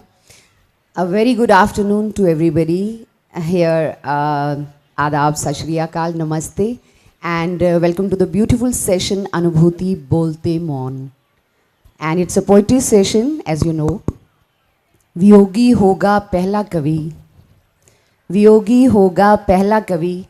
आह से उपजा होगा गान निकलकर आँखों से चुपचाप वही होगी कविता अनजान। सुमित्रा नंदन पंत जो जिनको अनुभूति के कवि कहा जाता है, वो हमारे इत्तेफाक से हमारे अनुभूति में शामिल हो गए किसी तरह से, उनने इसके माध्यम से, इन पंक्तियों के माध्यम से। A very warm welcome to Bittu Sandhu ma'am and mister Madhav Kaushik. जब कागज़ मन हो जाता है, जब कागज़ मन हो जाता है और सोच कलम हो जाती है, जब कागज़ मन हो जाता है और सोच कलम हो जाती है, तब शब्द हवा में तिरता है तो कविता एक जन्मती है। रूह से निकले हुए शब्द होते हैं कविता, और जब मन तड़पता है कुछ लिखने के लिए, उंगलियां थरथराती हैं, तो कागज़ पर दिल के समंदर से निकली हुई सीपियां और मोती बिखरते चले जाते हैं। इसी तरह से एक कविता का जन्म होता है। मेरा पहला प्रश्न माधव जी से है। कविता ने आपके साथ साथ बहुत लंबा सफ़र तय किया है। आपने you have written in almost every genre. तो आपको क्या लगता है कि तब की कविता, जब से शुरुआत हुई काव्य विधा की, और अब तक जो कविता ने सफ़र शुरू किया, जो चला, उसमें क्या फ़र्क आया है पहले की कविता और अब की कविता में? शैली जी, पहले तो मैं मैडम सुमिता जी का और उनकी पूरी टीम का, चंडीगढ़ लिटरेरी सोसाइटी का आभारी हूँ कि उन्होंने ये 10वां संस्करण है हमारे सामने, और मैं बड़ा सौभाग्यवान हूँ कि मैं प्रारंभ से लिटरेरी सोसाइटी से जुड़ा रहा हूँ। तो कविता के साथ हमने लिटरेरी सोसाइटी के साथ भी सफ़र किया है। आपका जो सवाल है कि कविता, इतना लंबा सफ़र, कविता का सफ़र तो मेरे विचार से जब धरती पे आदमी पैदा हुआ और जब उसने सोचना शुरू किया, उसका दिल धड़कना शुरू किया, कविता तो तभी से शुरू हो गई थी। कागज़ पे उतरने से पहले वो हवाओं में भी तैरती रही, हमारे खून में भी दौड़ती रही, हमारे मन मस्तिष्क में भी दौड़ती रही। कविता कागज़ पे बेशक बाद में आई, लेकिन वो हमेशा रही है, वो हमेशा रही। और हमारे संस्कृति में और हमारी हिंदू माइथोलॉजी तो जिस ब्रह्मनाद की बात करती है, और हम शब्द को कहते हैं कि शब्द ब्रह्म है, उसका अर्थ भी यही है कि वो हमेशा से थी, हमेशा रहेगी, ये उसकी शाश्वत है। रही आपकी बात का जवाब मॉडर्न कंटेक्स्ट में देने की, तो जो जो समाज बदलता है, कविता का भी रंग रूप बदलता है। समाज जैसा होता है, समाज में जितने परिवर्तन आते हैं, उसकी कविताएं बदलती रहती हैं। स्टोन एज में जो कविता थी, वो स्पेस एज तक आते आते उसकी डिक्शन भी बदल जाती है, उसका मुहावरा भी बदलता है, उसका टोन और टेक्सचर भी बदलता है। पहले हिंदी की कविताओं में आप देखेंगे कि तुलसीदास जी की चौपाइयाँ हैं, आज के युग का कोई लेखक चौपाई नहीं लिखता। तो भाषा का रूप भी बदलता है, भाषा का आकार भी बदलता है। बहुत सारी विधाएं जो इस समय चल रही हैं, और अब एक बात मैं ख़ास तौर पे लिखने पढ़ने वाले हैं, भाषाओं की नहीं होती, साहित्य की होती हैं। तो thank you Sumita for making me part of this. दर्द जब एक माँ अपने बच्चे की हूँ, इस बात से बिल्कुल मैं मुनकर नहीं हो सकती, लेकिन कहीं ना कहीं मैं इमरोज़ जी से कहीं ज़्यादा मुतासिर थी और मैं उनसे मिलना चाहती थी। तो खैर ये किस्सा ऐसा हुआ कि उन्होंने मुझे, जिस रिपोर्टर ने वो स्टोरी की थी, तो उन तक मुझे पहुंचाया, और जिस शिद्दत से मैं उनको मिलने के लिए गई थी, उससे कहीं ज़्यादा मोहब्बत से, खलूस से, प्यार से वो मुझे मिले। और बस उनसे बातचीत हुई, और उन्होंने ये कहा कि मैं तुम्हारी किताब की जो रेखा चित्र हैं वो मैं बनाऊंगा। और मैंने उनको अपनी कविताएं दी, और उन्होंने ये करा, और बस फिर मेरी सफ़ीना को किनारा मिल गया, इमरोज़ जी ने दे दिया। जी। और इस तरह से मेरी मुलाकात उनसे ब्यूटीफुल हुई। जी। माधव कौशिक जी, आपकी कविता की ये लाइंस हैं जो मुझे कहीं ना कहीं झंझोड़ देती हैं कि हमें तो युद्ध आतंक से मारी धरती बख्शी है, आने वाली पीढ़ी को दुनिया सही सलामत दे। हाथ फैलाकर मांग रहा हूँ रब से, कोई तोहमत न कभी कच्चे घरों पर आए। आपके इर्द गिर्द ऐसा क्या घटा जो ऐसी पंक्तियाँ और ऐसे शब्द और ऐसे इस तरह के टॉपिक्स पर, विषय पर आपने लिखना शुरू किया? ऐसा कुछ था जिसने आपके दिल को छू लिया, या कुछ ऐसा था जिसे आप कभी भूल ही नहीं पाए और आपने उसको पन्नों पे उतारा? आपकी इस बात का जवाब देने से पहले मुझे एक घटना याद आ गई। जो लेखक होता है वो ज़रूरी नहीं है कि वो उसकी पर्सनल लाइफ कोई ज़्यादा भयंकर हो, वो समाज की भयंकरता को भी देख के लिखता है। मेरे फादर साहब उर्दू पर्शियन के बड़े स्कॉलर थे। उन दिनों मैं एमए इंग्लिश कर रहा था, तो एक दिन वो मेरे कमरे में आए तो बहुत सारी किताबें रखते थे। जो अंग्रेजी की एमए करता है वो किताबों का बहुत ज़्यादा रखता है, पढ़ता पढ़ता कम है। कजामिया की भी हिस्ट्री रखी थी, ब्रैडले का शेक्सपियर रखा था। तो आके कहते हैं, भाई अगर तूने शायर बनना है तो इन किताबों की क्या ज़रूरत है यार। उन्होंने एक शेर सुनाया, मैं वो आपको सुना रहा हूँ। दर्द को दिल में दे जगह अकबर, वाह, इल्म से शायरी नहीं आती। वाह, क्या बात है। उनकी ये लाइन मुझे जब भी मैं सोचता हूँ तो मुझे लगता है कि इस एक शेर ने मेरी जिंदगी चिंतन को बदल दिया, सोच भी बदल दी। जी। और उन्होंने कहा कि जो दिल में दर्द, जो अकबर बात कर रहा है कि दर्द को दिल में दे जगह अकबर, इल्म से शायरी नहीं आती, तो वो जो दिल में दर्द है वो समाज का दर्द है। तो आप देखेंगे कि हमारी कविताओं में, ख़ास तौर पे मेरी गज़लों में भी, कई बार जो बच्चे जिन्होंने मेरे पे पीएचडी की, 8-10 पीएचडी, वो लड़के कई बार आखिर में इंटरव्यू लेने आते हैं लेखक का, और आके कहते हैं जी हमें बड़ी निराशा हुई कि कोई गज़ल का शायर हो और प्रेम का एक भी शेर नहीं मिलता आपके। और कहता आपका एक खंड काव्य है सुनो राधिका, उसमें भी प्रेम नहीं है। वो बेचारे बड़े उदास होते थे। तो मैं उनको बताता, भाई हम जिन कस्बों में पैदा हुए हैं वहाँ ताई चाचियाँ तो होती थी, भाभियाँ भी थी, प्रेमिकाएं नहीं होती थी।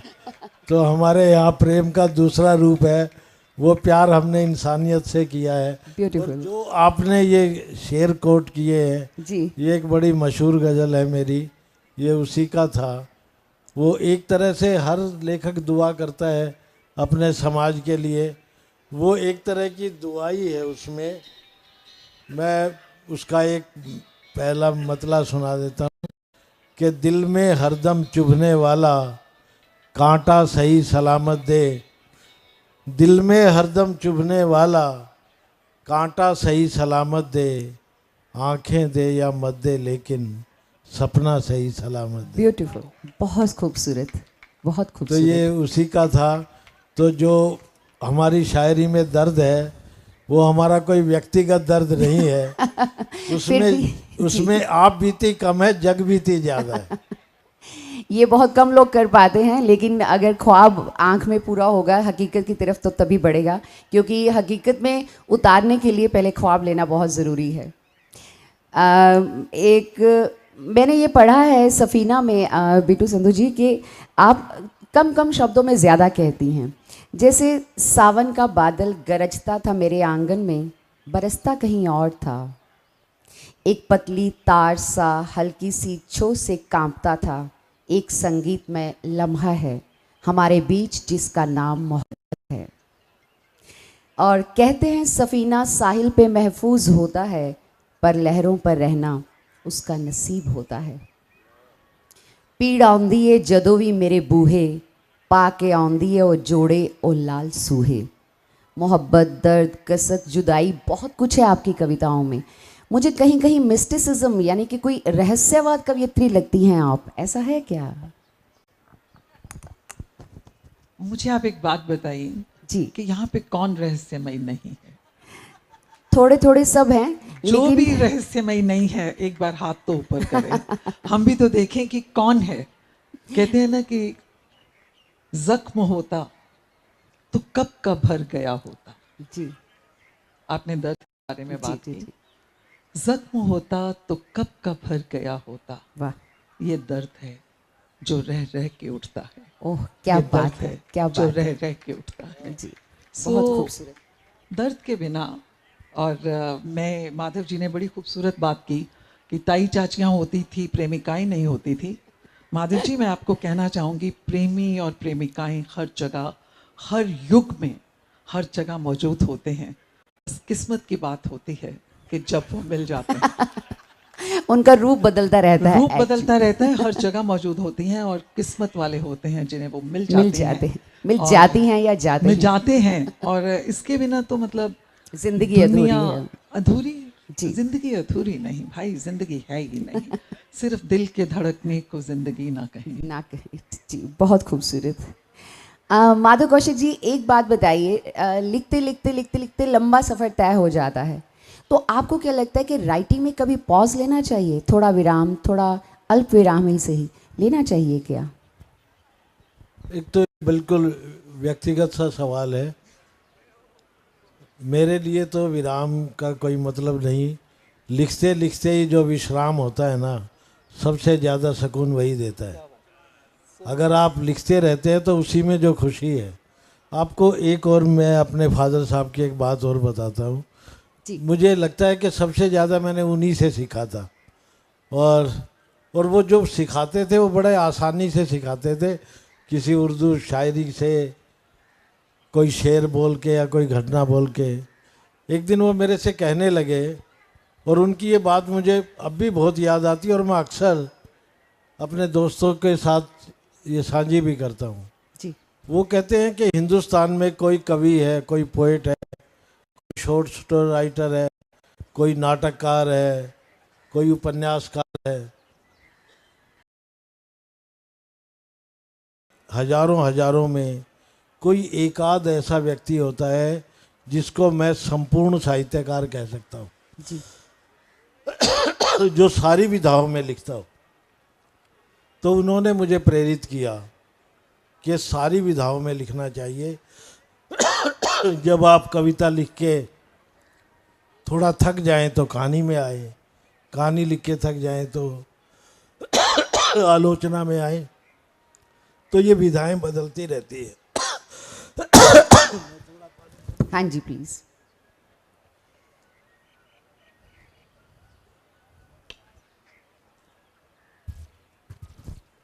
तो मेरे लिए विश्राम की सबसे बड़ी वजह यही है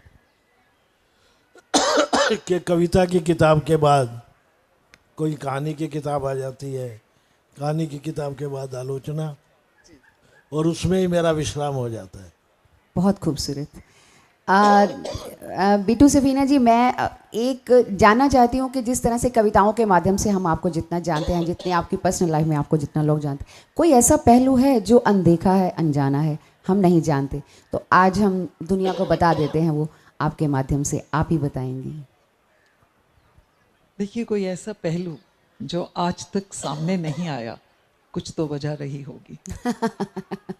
सही। कुछ तो वजह रही होगी जो जी। आज तक सामने नहीं आया।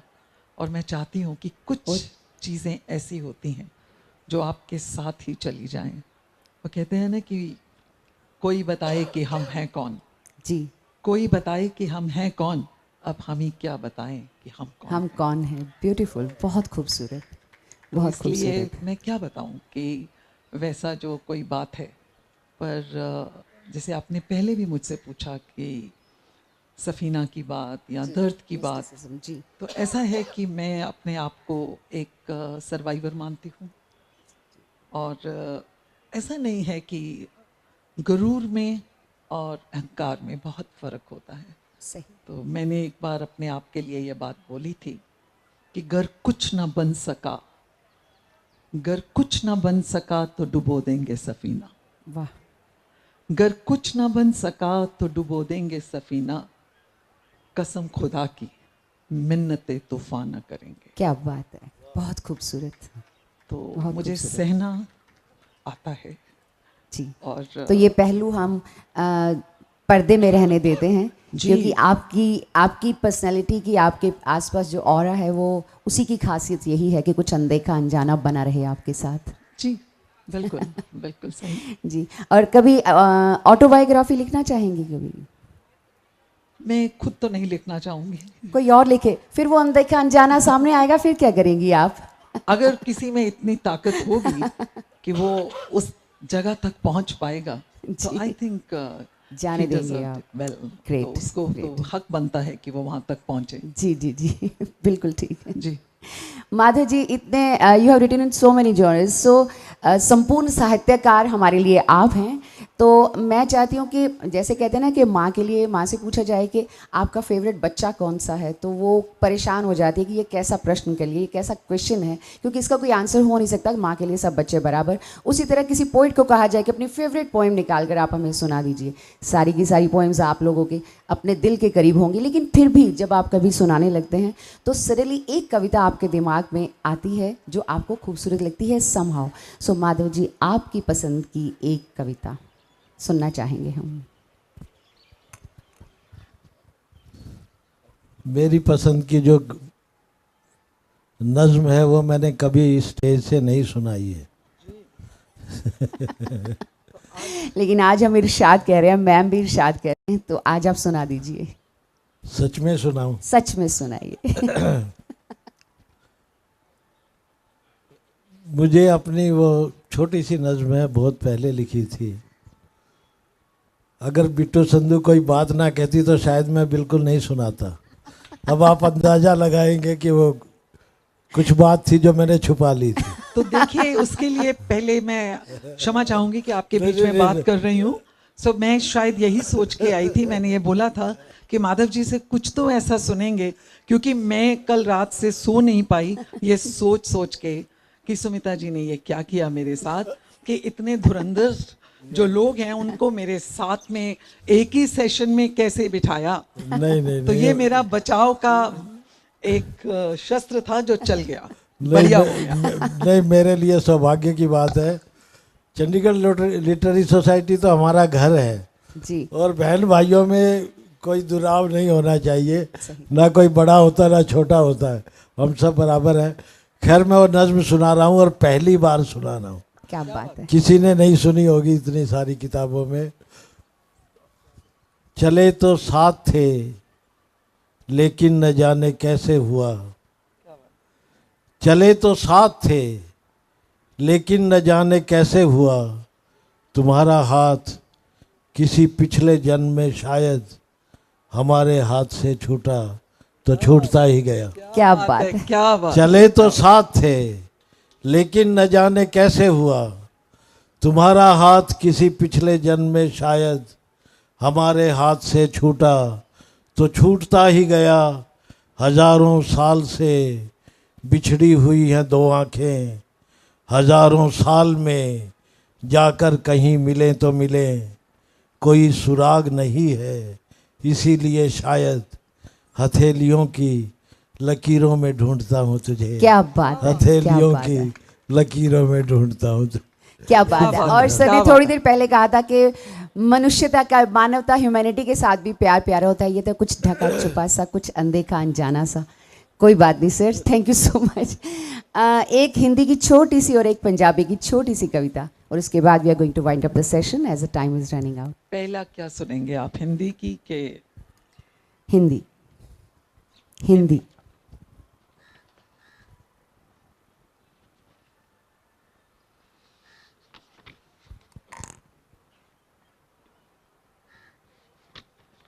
छोटी बोलते हैं तो मैं ऐसे सुना। जी। सूरज का सिंदूरी टीका, सूरज का सिंदूरी टीका, शाम ढले तो हो जाए फीका।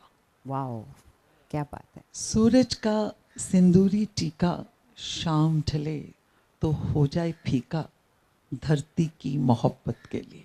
वाह, क्या बात। धरती की मोहब्बत के लिए आकाश छोड़ के आ जाए नीचा, धरती भी तो कितना तरसी, धरती भी तो कितना तरसी, दिन भर उस पे धूप थी बरसी। क्या बात है, क्या बात। धरती भी तो कितना तरसी, दिन भर उस पे धूप थी बरसी, फिर भी रही बाहें फैलाए। क्या बात। सांझ ढले सूरज घर आए, सांझ Beautiful. ढले बहुत सूरज खूबसूरत, घर आए। बहुत खूबसूरत। अब पंजाबी। मैं पानी तो डरन वाली, क्या बात है।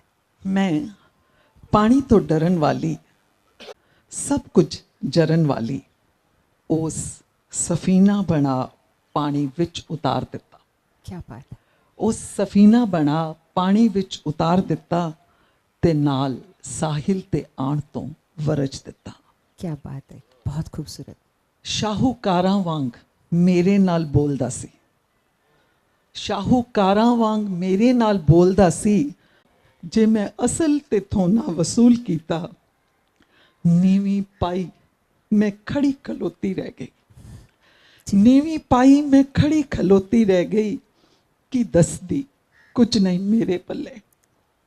नीवी पाई मैं खड़ी खलोती रह गई, कि दसदी कुछ नहीं मेरे पल्ले, दिल च दुआवां ते अख च हंझू खारे, दिल च दुआवां ते अख विच हंझू खारे, थोड़ा मेरे कोल तेरे ने करस पारे, थोड़ा मेरे कोल तेरे ने करस पारे, सौदा मुकदा है जेकर इन्हां दे नाल, सौदा मुकदा है जेकर इन्हां दे नाल, हुणे लै लै देवां मैं लखत सारे, हुणे लै लै देवां मैं इक्को लखत सारे, पर इल्तजा मेरी ऐनी कबूल कर, पर इल्तजा तू ऐनी कबूल कर ले, मंगा लख वारी ना मुड़दा ही उधारे। क्या बात मंगा है, लख बहुत वारी खूबसूरत। ना नहीं, मुड़दा हमें ही उधारे।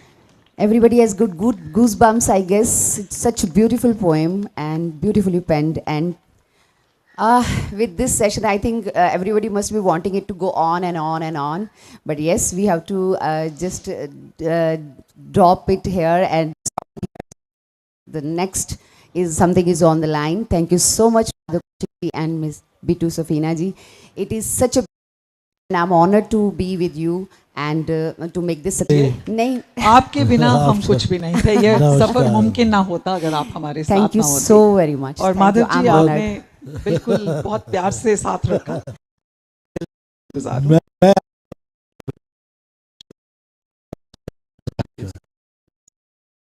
आप सबका बहुत बहुत शुक्रिया इस शाम में इतनी पोइट्री, इतने नगमे भरने के लिए। And I just want to say something कि सूरज ढलने को आया, शाम होने को आई, लेकिन वक्त होने से पहले करने ज़रूरी है। इसलिए without further ado I will now lead you on to the next session.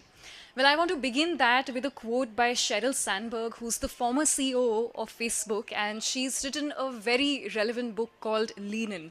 And she says, I want every little girl who's told she's bossy to be told instead that she has a few things in this session of men, media, and modernity. Ladies and gentlemen, let me introduce you to our first speaker for this session, Dr. Harshali Singh. Well, she's a member judge in the District Consumer Dispute Redressal Commission, New Delhi. She's written several books on women-centric issues. She's been conferred with the iconic Author Award 2020-22 by Aesthetics International Lifestyle magazine. And her novels, A Window to Her Dreams, The Anatomy of Gentleman. Please welcome Dr. Harshali Singh. We have with us Ms. Mahua Chinnappa, who's a fiery speaker, one of the top podcasters in the country, and also an author. Her podcast, The Mahua Show, is one of the leading shows in India that is fearless, to say the least, honest, and brilliant in everything. Her book, Nautanki Sala and Other Stories, has received tremendous response for being a powerful collection that lays bare the lives that form a testament to the cultural economic shift in the past few decades. Ladies and gentlemen, please welcome Ms. Mahua Chinnappa. Well, that doesn't sound like a welcome. We need to hear more applause. And we have with us Ms. Richa Lakhera, who's an award-winning television journalist and author of 6 novels. Her novels encompass myriad cultural subsets in multiple genres, and 4 of her novels, Item Girl, Garbage Beat, Hungry Gods, and the latest, which goes by the name of Contamination, have been translated into adaptation and OTT. Well, Richa is also the recipient of the Excellence in Entertainment Journalism Award 2016 from the Indian Council for UN Relations, and also the recipient of the 1000 Women of Excellence in Asia Women Novator Awards 2021. Ladies and gentlemen, let's welcome Richa Lakhera.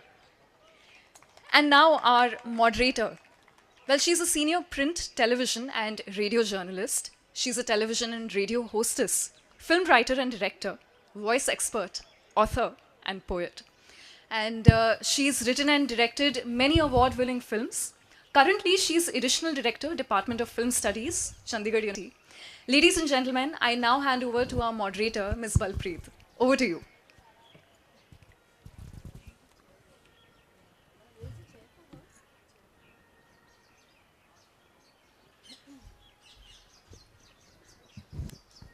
Well, why don't we keep the applause going while this conversation warms up? And I'll see you after this. You need to sit, no? Why don't you sit? Check one, check one. I don't know whether this mic is working. Is it working? Hello. Yeah, mine is working. Is this, excuse me? No, does it? It's not switched on. Check, check, check. Okay.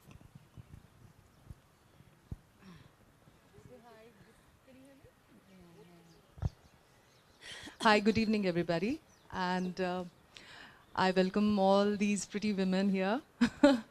I hope between us, we're able to kind of create a conversation which kind of manages to uplift and bring a smile onto some faces and maybe create hope. Richa, if you could shift that side, yeah. Yeah, if you could. Thank you. Are we too close to each other? I think I'll sit here. I don't know. Yeah. So since we are kind of running late and we are kind of low on time, so I'll jump straight into our topic of men, media, and modernity.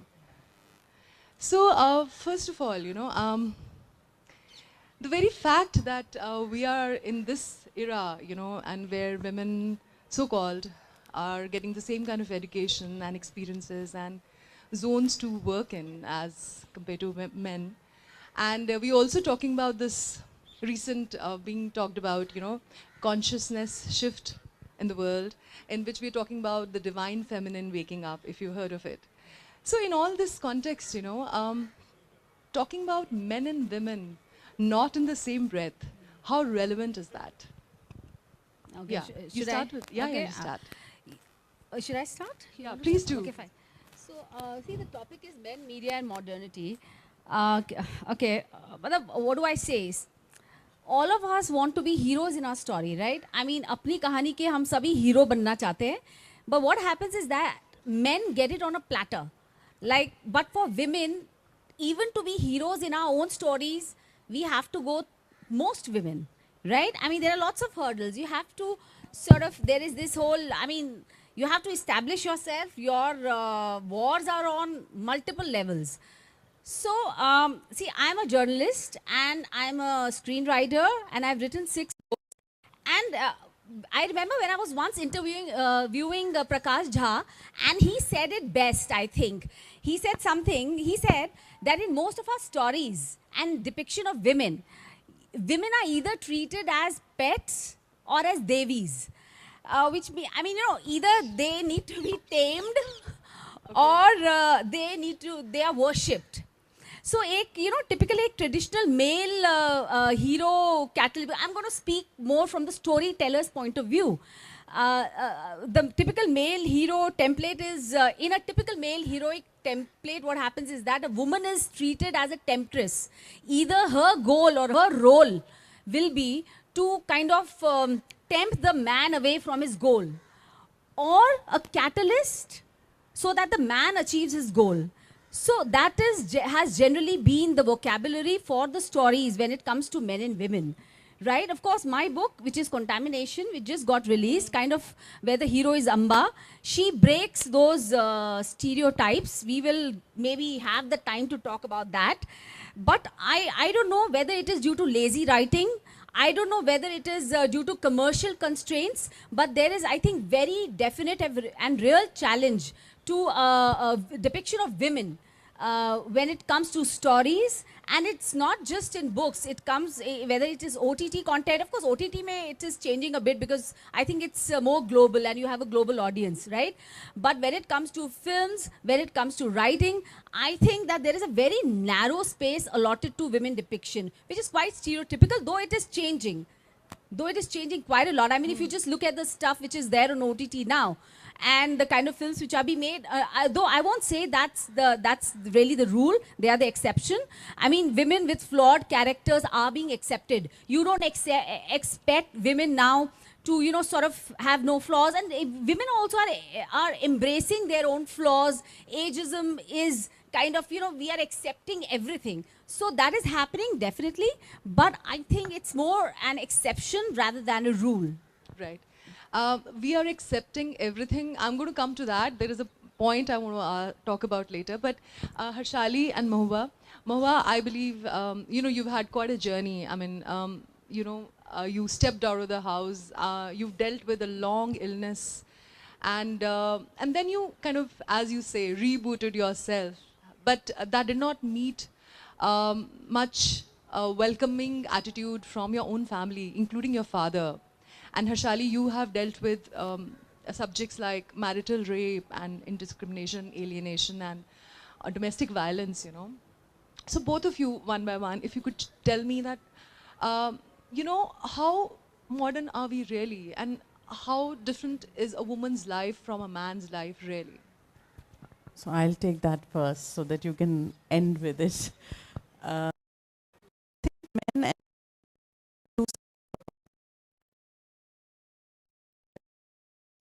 yeah.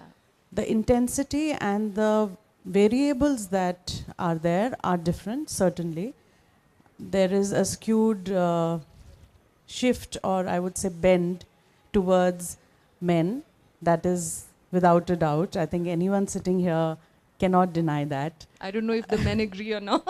No, they have their own struggles. So Yeah, certainly they have there are their struggles. Yeah. However, I don't think any man can say that they've had it more difficult than a woman, and historically so. So we can't really say that they are the same, and yet they are. So I think that's where the paradox lies. That's where the dichotomy is. That feminism is the reason where women wanted equality. They wanted to have a choice.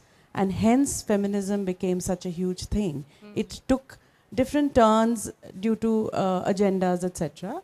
However, when it started out, why it started out was primarily because women wanted to be able to make a choice. And we are still struggling for that, even in this century. We're still struggling for people, from everybody actually, to understand that it's only about choice. That's the underlining factor, and that answers your question. Because whether it was when the wave of feminism started, or it is now in the 21st century, we still struggle with the same thing. The pace of improvement and progress is so slow that sometimes it feels as if we take 2 steps forward and 3 steps back. It actually feels that at times, and now more so for women when you see the, you know, the times we are living in, and globally. So it's not only in our country, it's without taking any, you know, current day examples.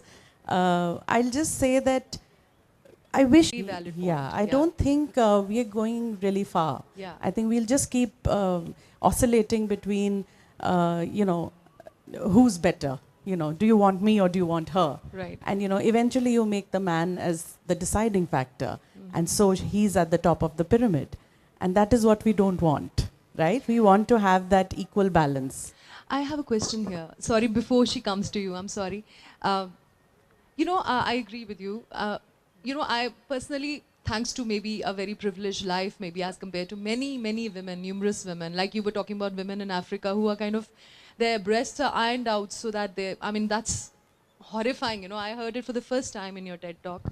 And anyways, I mean, I agree that maybe, you know, I've had an easy life, but I also feel that I'm not very comfortable with isms and including feminism, because as you said, you know, I believe that men and women, I don't really see that, you know, that we are victimized and they are not, like, but I also feel that sometimes, you know, sometimes, and some women tend to overdo the aggression of what they call feminism, and it probably scares the men away in some way. It puts them on the defensive, and they tend to get the way they are organically made. Maybe sometimes the overdoing of feminism kind of disbalances the organic equation between men and women. Do you agree with that? I'd like to answer that actually. I'll also like to answer that. Yeah. So I was just having this conversation a while back in the authors' lounge that why do women, and judiciary being a male bastion, someone asked me that have you faced problems there? And I said, yes, of course, I have. But the fact is that the reason why you're talking about aggressive feminism or why it developed was that women were very few in the policy making positions. True. And hence what happened was that most of the women wouldn't raise their voices because they wanted to safeguard their place. At least they had a seat on the table. That is what the mindset is. And you know, was, and it still is. Okay with whatever was coming. Whatever was coming their way, I'm happy. So close the door for everybody else because I've got my chair. And now slowly that is changing because women are raising their voices, and hence that comes across as aggression, where you know, a label for a man who speaks out his mind is that, oh, he knows his work. But a woman who's saying that, no, I don't agree with you, is that, oh, I'm feeling attacked. So it's the same thing. A man is doing that, and yet his label, or you know, is that it's very positive. The connotation is very positive. While for a woman doing the same thing, it is a very negative, because from the beginning we have been trained and conditioned to see women as subservient. Smile sweetly, don't talk too much. We've all been taught that, right? As daughters, as daughter-in-laws. Sorry, can I interrupt? So, is it not there a thin line between a woman being woman? Like, I think woman is born with more motherliness, more gentleness. Emotion, yes. That was the point I was coming to, though taking a meandering way to it. So what I'm saying is that now things are changing where women are very comfortable with their femininity. Yeah. So now they're taking charge of that. They're taking agency in their own hands. They're not willing to kind of behave like a man to be taken seriously. And so you see so many more women taking charge of their own agency and saying that, no, this is who I am, accept me or not. Yeah. So I hope that answers. Before we come to you, Richa, Mohua, what would you like to add to this? Well, first and foremost, thank you so much for having me here. I don't think women till now have really taken charge. You know, I come from a background of having been in the advertising agency world. And sexism is a very part and parcel of that industry, and it's always said casual advertising culture. And casual advertising culture victims are always women. Because as a mother, when I was in advertising, I could not join the men in their drinking bouts that went out. Only the single women could. I had to go back home to a young child. And that also reduced my salary, disparity was so, was not happening in spite of it being an MNC. Also, I think, yes, there are a lot of people who say that, one shouldn't talk about feminism, but really, can we not talk about it? A lot of people have actually advised me that I should talk about humanism. But why not feminism? I mean, we're talking about 14th of December when some boys threw acid on a 17-year-old girl in Delhi. And the number of atrocities and violence that happens against women because we are physically not able to compete with a man, why won't we talk about equality here? So, yes, feminism is about equality, but it's also, I think, about understanding that we have been subjugated for very, very long. I will take one more point in talking, is this, that when I began, when you spoke about rebooting and reinvention, I really reinvented myself, you know. I was over a decade at home and managing a home, and I was supposed to feel happy about that whole thing. Yes, I was very happy in the sense I got time with my child and we got to travel a lot. But there was much more within me that needed to be expressed more than a mother, you know. And I don't think only being a mother was all that was there inside me. And the gaslighting that I had from everybody around me is this, that, oh wow, you're doing such a fantastic job. I was enabling everybody around me to get a life of their own, but my own self. And then when the wake-up call happened, media had changed drastically. Everybody was talking social media. Everybody had a Facebook page but me.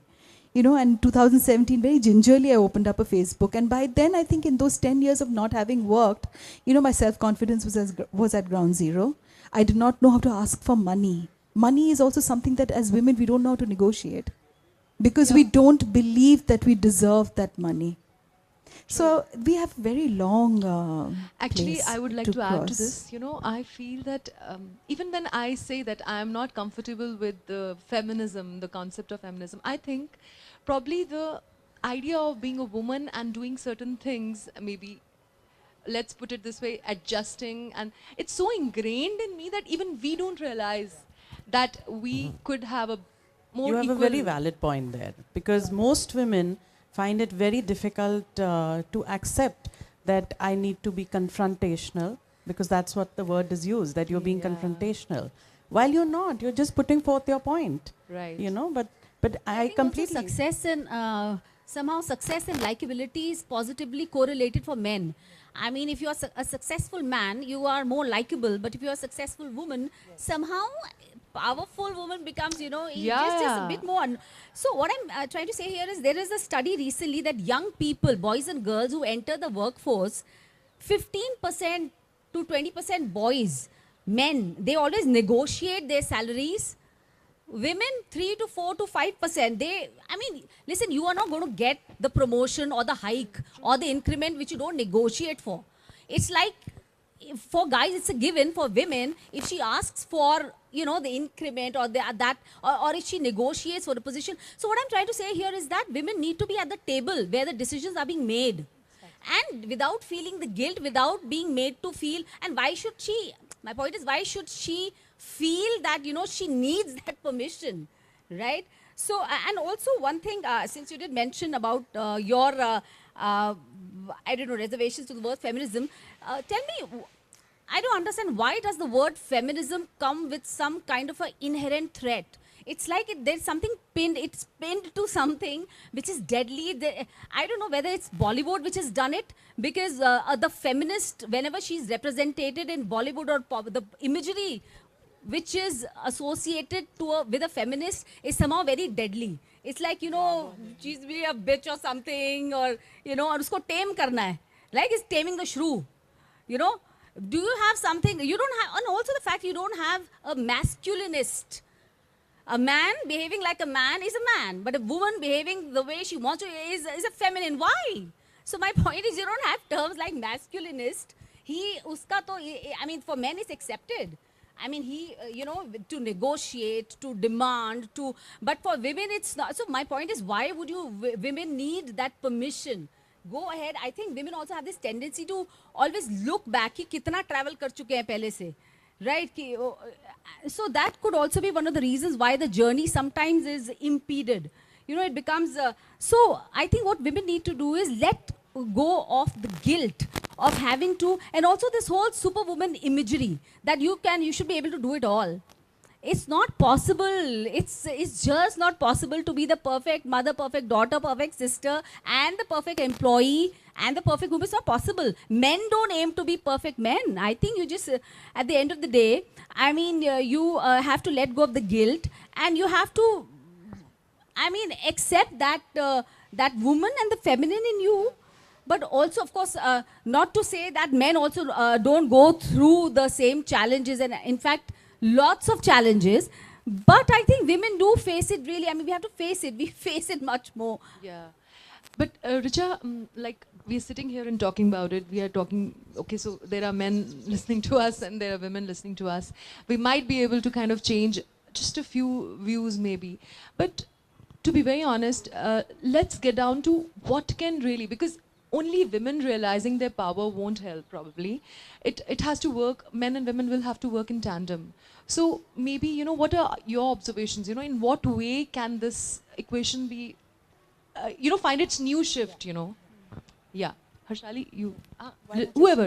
See, Yeah. the only thing I will maybe just say a line here is that women should be needed to, women should be encouraged to not to take their foot off the pedal when they start a family. I think that that's what happens most of the time in India, especially you've seen that women dropping out of the workforce the moment they start a family.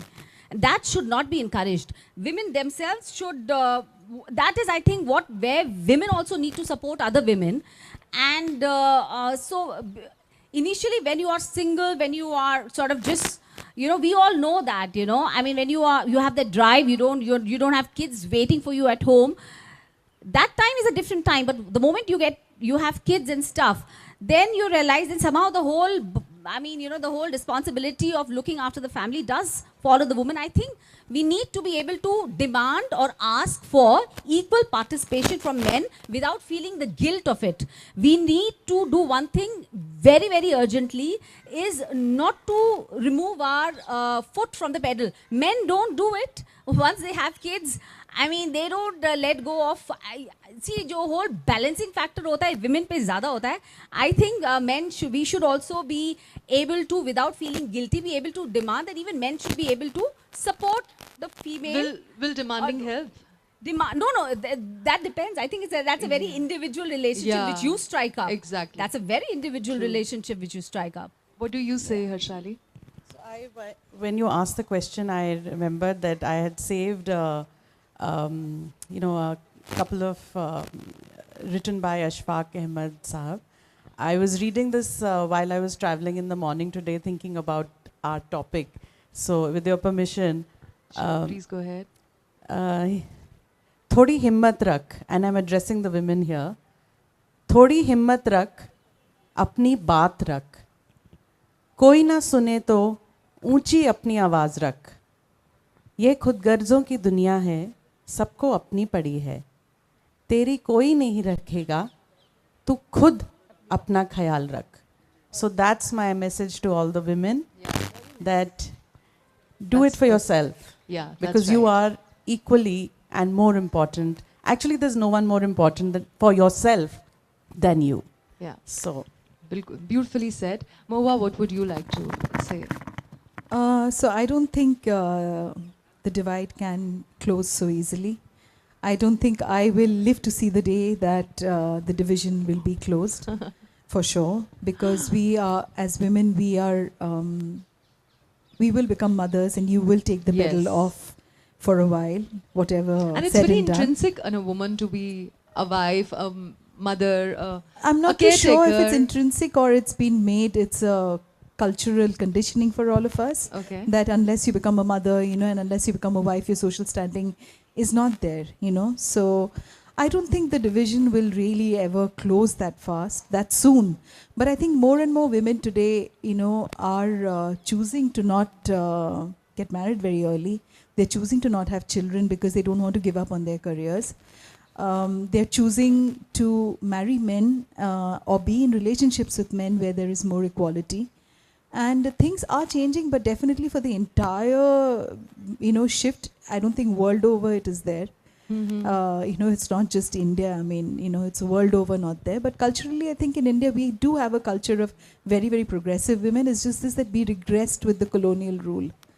And, you know, the colonial rule somewhere regressed us in so many crazy ways that when I look back at my own self, my mother was aspirational. So she put me into a school that was, you know, Christian school called Loreto. Right.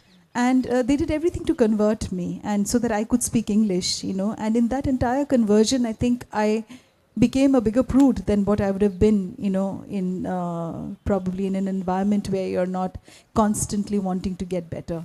So it's a very debatable topic, but yes, I don't think that I will live to see that day. But yes, there's definitely progress. Yeah, Mohua, of course, I don't know if this divide, because there's so much gray area in this. I think the way a man and a woman is designed also plays a big role in this. And but we can go on and on about this. But I guess we are short on time right now. And thank you so much, Richa. Thank you so much, Harshali. And thank you so much, Mahua, for your beautiful presence. And thank you all of you for Thanks a being ton. such a beautiful audience. Thank you so so much. Thank you, much. everyone. Thank you. Oh, thank you.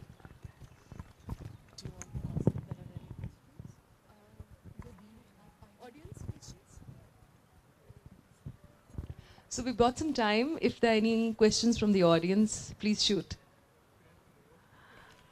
Only on the condition that the questions are very short. And I would request you to not have any discussions, rebuttals, or any other kind of commentary, because we are extremely, extremely short on time.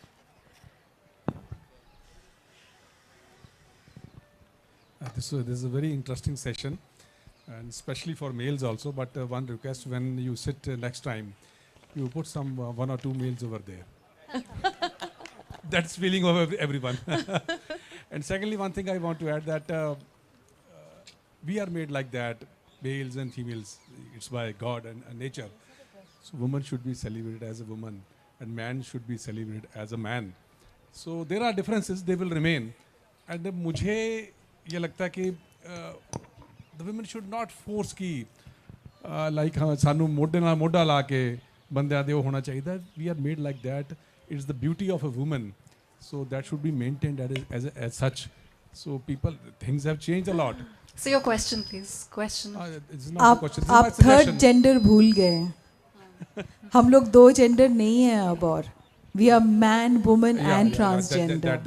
That's a different. Ji, I'm so not ये first and foremost I'm ये जो not first touching awakening that है. topic. That was just my suggestion. Thank you. So. Anybody else? So that input from this gentleman here found very interesting reactions. I'm not talking about those. I think there's going to be a long debate, after that. Any more question or any observation, Ji? Hi, just Hi. a statement. Yes, women are tainted if they are strong. They've given this term feminist, which may be regarded as negative because there's no alter ego in terms of being a masculinist. But we are also tainted to be male chauvinist pigs and misogynists, and we are tainted to be sexist. So the arrow shoots both ways, I think, and I don't think it's just females who are. They're probably more targets, but it's also males as well. I think it's the intensity of the arrow and when it hits. I think men should be allowed to cry. I think that's the first step. Men are not allowed to cry. Maybe that's a misconception. No, that's a misconception, and I think all of us would agree with that. I don't think so. I think it's time for men to also embrace their emotions, because I don't think emotions are gendered at all. We've made it very gendered. True. Thank you so much. Thank you so much. And Thank you beautiful so evening. much. Thank you. I think Thank you can go to ahead our and lovely moderator. Thank you so much. Thank you. Thank you. Thank you so much. I think you can go ahead and add me also to that list. I think its emotions are not gendered. And, I think we had only just begun to scratch the surface, but then again, there's so much, and that's true for every conversation we've had today. But alas, it's time which prompts us to keep going and going. हज़ारों ख्वाहिशें ऐसी कि हर ख्वाहिश पे दम निकले. बहुत निकले मेरे अरमान, लेकिन फिर भी कम निकले. इन पंक्तियों को मैं जितनी बार पढ़ती हूँ उतनी बार अत्यंत खुशी महसूस करती हूँ, लेकिन आज हर बार से थोड़ी ज़्यादा खुशी महसूस हो रही है, क्योंकि सोचा नहीं था कि अज़हर इकबाल साहब के सामने ये कहने का मौका मिलेगा या प्राप्त होगा. वैसे इन्हें परिचय की ज़रूरत नहीं है, बिल्कुल आवश्यकता नहीं है, लेकिन अगर ऐसा ना किया गया तो शायद प्रोटोकॉल का ख्याल रखने वाले थोड़ा सा बुरा मान जाएंगे, और ये शायद मेरे लिए इतनी अच्छी बात नहीं होगी. इसीलिए उर्दू कविताओं और साहित्य की दुनिया का ये एक प्रख्यात नाम है. उर्दू और हिंदी लेखकों के उर्दू और हिंदी भाषाओं की ऐसी कई सम्मेलनों में, मुशायरों में, या फिर दिल्ली के जाने माने जश्न-ए-रेख्ता में आपने शायद इन्हें सुना होगा, ज़रूर सुना होगा, आई एम श्योर. हर्फकार फाउंडेशन की ये संस्थापक हैं जो नाट्य कला, दास्तां गई और दूसरे आर्ट फॉर्म्स को बढ़ावा देने का काम करती है। Without further ado, ladies and gentleman, let's welcome mister Azhar Iqbal. शाम होने को आई, इतनी कम तालियों से काम नहीं चलेगा, थोड़ी और हो जाएं प्लीज।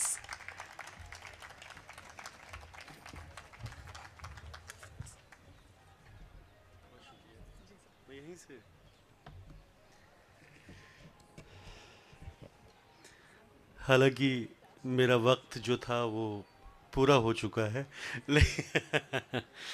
लेकिन बहुत शुक्रिया सुमिता मैम कि आपने ये मौका फराहम किया कि आज मैं चंडीगढ़ के सुखन फहम दोस्तों के दरमियान ख़ुद को पाकर बहुत खुश हूँ।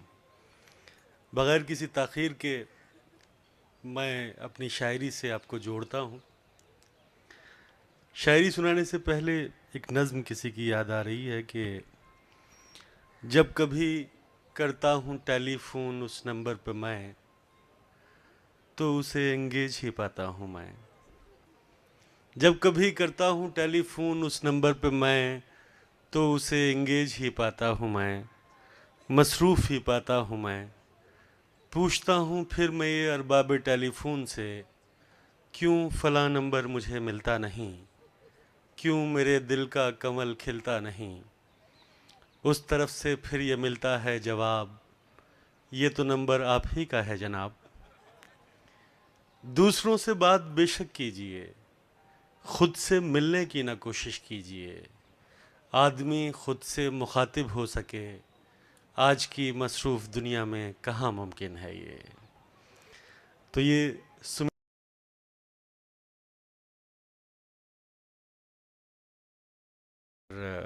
मैं सीधे सीधे शायरी पे आता हूँ। एक गज़ल से चंद अशार के, किसी के होने का एहसास होने लगता है, किसी के होने का एहसास होने लगता है, ये दर्द अब तो अनायास होने लगता है। उस अप्सरा को अगर आँख भर के देखे कोई, उस अप्सरा को अगर आँख भर के देखे कोई, खुदा के होने पे विश्वास होने लगता है। बहुत शुक्रिया। गलत दिशा में कदम जब भी उठने लगते हैं, गलत दिशा में कदम जब भी उठने लगते हैं, शरीफ लोगों को आभास होने लगता है। कुछ एक दिन को बुरी लगती है ये तन्हाई, कुछ एक दिन को बुरी लगती है ये तन्हाई, फिर उसके बाद तो अभ्यास होने लगता है। बहुत शुक्रिया। खुदी को पाने का मतलब ही ज्ञान है अजहर, खुदी को पाने का मतलब ही ज्ञान है अजहर, घरों में रह के भी संन्यास होने लगता है। बहुत शुक्रिया।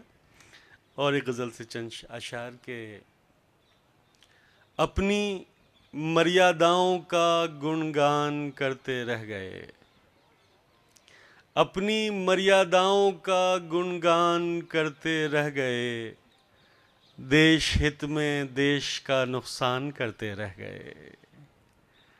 कोई उसको प्रेम की चादर उड़ा कर ले गया, कोई उसको प्रेम की चादर उड़ा कर ले गया, और हम संबंध का सम्मान करते रह गए।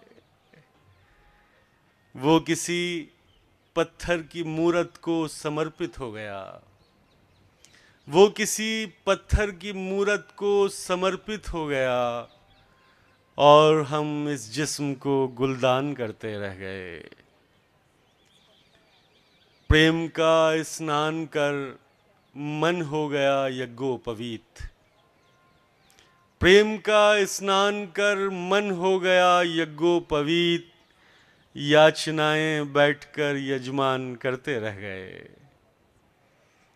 देवताओं के मुखोटे पहन कर आए असुर, देवताओं के मुखोटे पहन कर आए असुर, और हम भोले बने विषपान करते रह गए।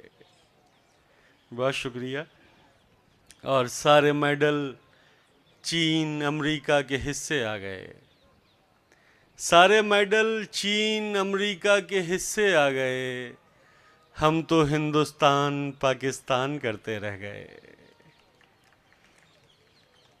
और कुछ करना तो मुमकिन था नहीं सो रात भर, और कुछ करना तो मुमकिन था नहीं सो रात भर, उस निगाहे नाज को हैरान करते रह गए। बहुत शुक्रिया। शायरी सुनने का एक तरीका ये भी होता है कि अगर आपको कोई शायरी पसंद आ रही हो तो आप शायर की हौसला अफजाई के लिए वाह वाह या तालियां बजाकर दाद दी जा सकती है ताकि उसको लगे कि वो मैसेज जो दे रहा है वो पहुंच रहा है आप तक। बहुत शुक्रिया। चंद शेर और समाप्त कर लें कि मेरी आँखों से मेरा प्रेम वर्णित हो न जाए, मेरी आँखों से मेरा प्रेम वर्णित हो न जाए, तुम्हारे नाम से ये दास चर्चित हो न जाए।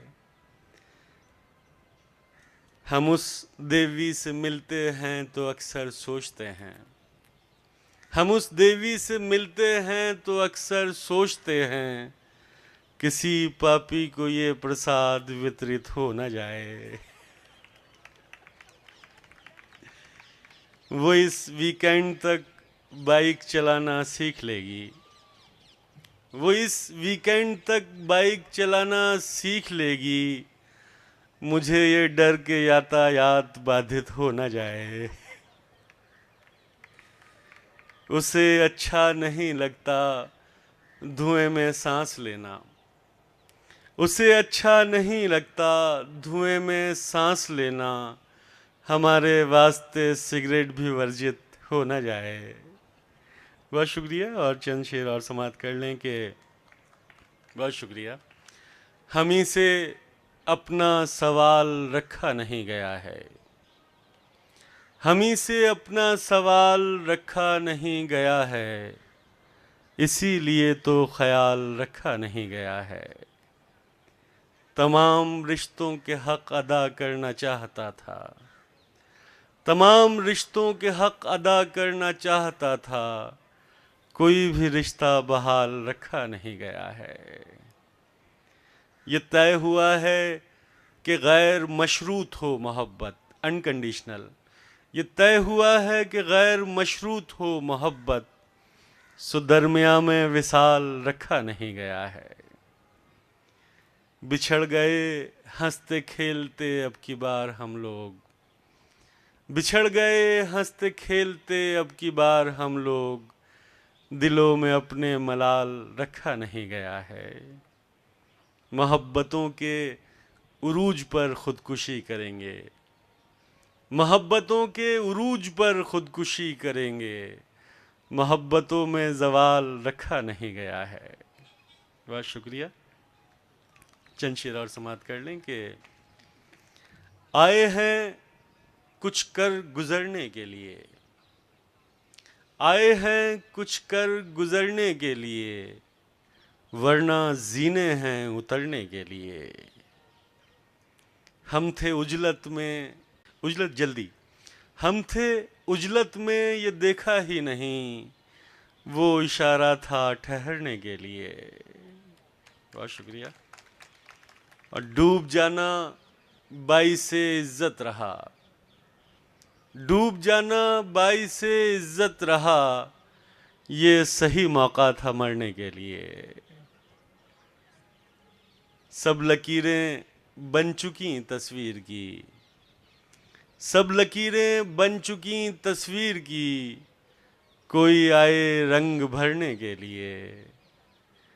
और कुछ दिन सीखिए तैराकियाँ, और कुछ दिन सीखिए तैराकियाँ, उस बदन को पार करने के लिए। एक मोहब्बत झूठ की बुनियाद पर, एक मोहब्बत झूठ की बुनियाद पर, एक वादा फिर मुकरने के लिए। बहुत शुक्रिया। चंद शेर और समाप्त कर लें कि एक नए कर्ब के आसार नजर आने लगे, एक नए कर्ब के आसार नजर आने लगे, ख्वाब आंखों को गिरा बार नजर आने लगे। अश्क आंखों में भरो, हिज्र की तैयारी करो। अश्क आंखों में भरो, हिज्र की तैयारी करो। उसके इकरार में इनकार नजर आने लगे। तुमने क्या सोच के देखा था उन आंखों की तरफ? तुमने क्या सोच के देखा था उन आंखों की तरफ? एक नादानी से मैं ख्वार नजर आने लगे। बहुत शुक्रिया। शिकवाए तर्क मुलाकात बजा है लेकिन, शिकवाए तर्क मुलाकात बजा है लेकिन, अब तो हम खुद से भी बेजार नजर आने लगे। घर भी अब घर की तरह लगते कहाँ हैं अजहर? घर भी अब घर की तरह लगते कहाँ हैं अजहर? खिड़कियाँ खोलो तो बाजार नजर आने लगे। बहुत शुक्रिया। और चंद शेर के ज़मीने दिल एक अरसे बाद जलथल हो रही है। ज़मीने दिल एक अरसे बाद जलथल हो रही है। कोई बारिश मेरे अंदर मुसलसल हो रही है। ज़मीने दिल एक अरसे बाद जलथल हो रही है। कोई बारिश मेरे अंदर मुसलसल हो रही है। लहू का रंग फैला है हमारे कैनवस पर। लहू का रंग फैला है हमारे कैनवस पर। तेरी तस्वीर अब जाकर मुकम्मल हो रही है। बहुत शुक्रिया। लहू का रंग फैला है हमारे कैनवस पर। तेरी तस्वीर अब जाकर मुकम्मल हो रही है। हवाए ताज़ा का झोंका चला आया कहाँ से? हवाए ताज़ा का झोंका चला आया कहाँ से? कि मुद्दत बाद इस पानी में हलचल हो रही है। बहुत शुक्रिया। हवाए ताज़ा का झोंका चला आया कहाँ से? कि मुद्दत बाद इस पानी में हलचल हो रही है। मग़फ़िरत एक टर्म है इस्लामिक माइथोलॉजी में, जिसको मोक्ष प्राप्त कर लेना कहा जाता है। तुझे देखे से मुमकिन मग़फ़िरत हो जाए उसकी। तुझे देखे से मुमकिन मग़फ़िरत हो जाए उसकी। तेरे बीमार की बस आज और कल हो रही है। हर एक मंज़र मुझे धुंधला नज़र आने लगा है। हर एक मंज़र मुझे धुंधला नज़र आने लगा है। कोई तस्वीर इन आँखों से ओझल हो रही है। वो शब आ ही गई, बंदे क़बा खुलने लगे हैं। वो शब आ ही गई, बंदे क़बा खुलने लगे हैं। पहेली थी जो एक उलझी हुई हल हो रही है। बहुत शुक्रिया। और ये आखिरी गज़ल, उसके बाद चंद क़ितात सुना के इजाज़त चाहूँगा कि गुलाब चांदनी रातों पे वार आए हम। गुलाब चांदनी रातों पे वार आए हम। तुम्हारे होठों का सदका उतार आए हम। वो एक शफ़ाफ नीले पानी की, वो एक झील थी शफ़ाफ नीले पानी की। और उसमें डूब के खुद को निखार आए हम। तेरे ही लम्स से उनका खिराज मुमकिन है। तेरे बग़ैर जो उम्रें गुजार आए हम। फिर उस गली से गुज़रना पड़ा तेरी खातिर। फिर उस गली से गुज़रना पड़ा तेरी खातिर। फिर उस गली से बहुत बेकरार आए हम। ये क्या सितम है कि इस नशे मोहब्बत में, ये क्या सितम है कि इस नशे मोहब्बत में तेरे सिवा भी किसी को पुकार आए हम। बहुत शुक्रिया। चंद किताब पेश करता हूँ, उसके बाद इजाज़त के।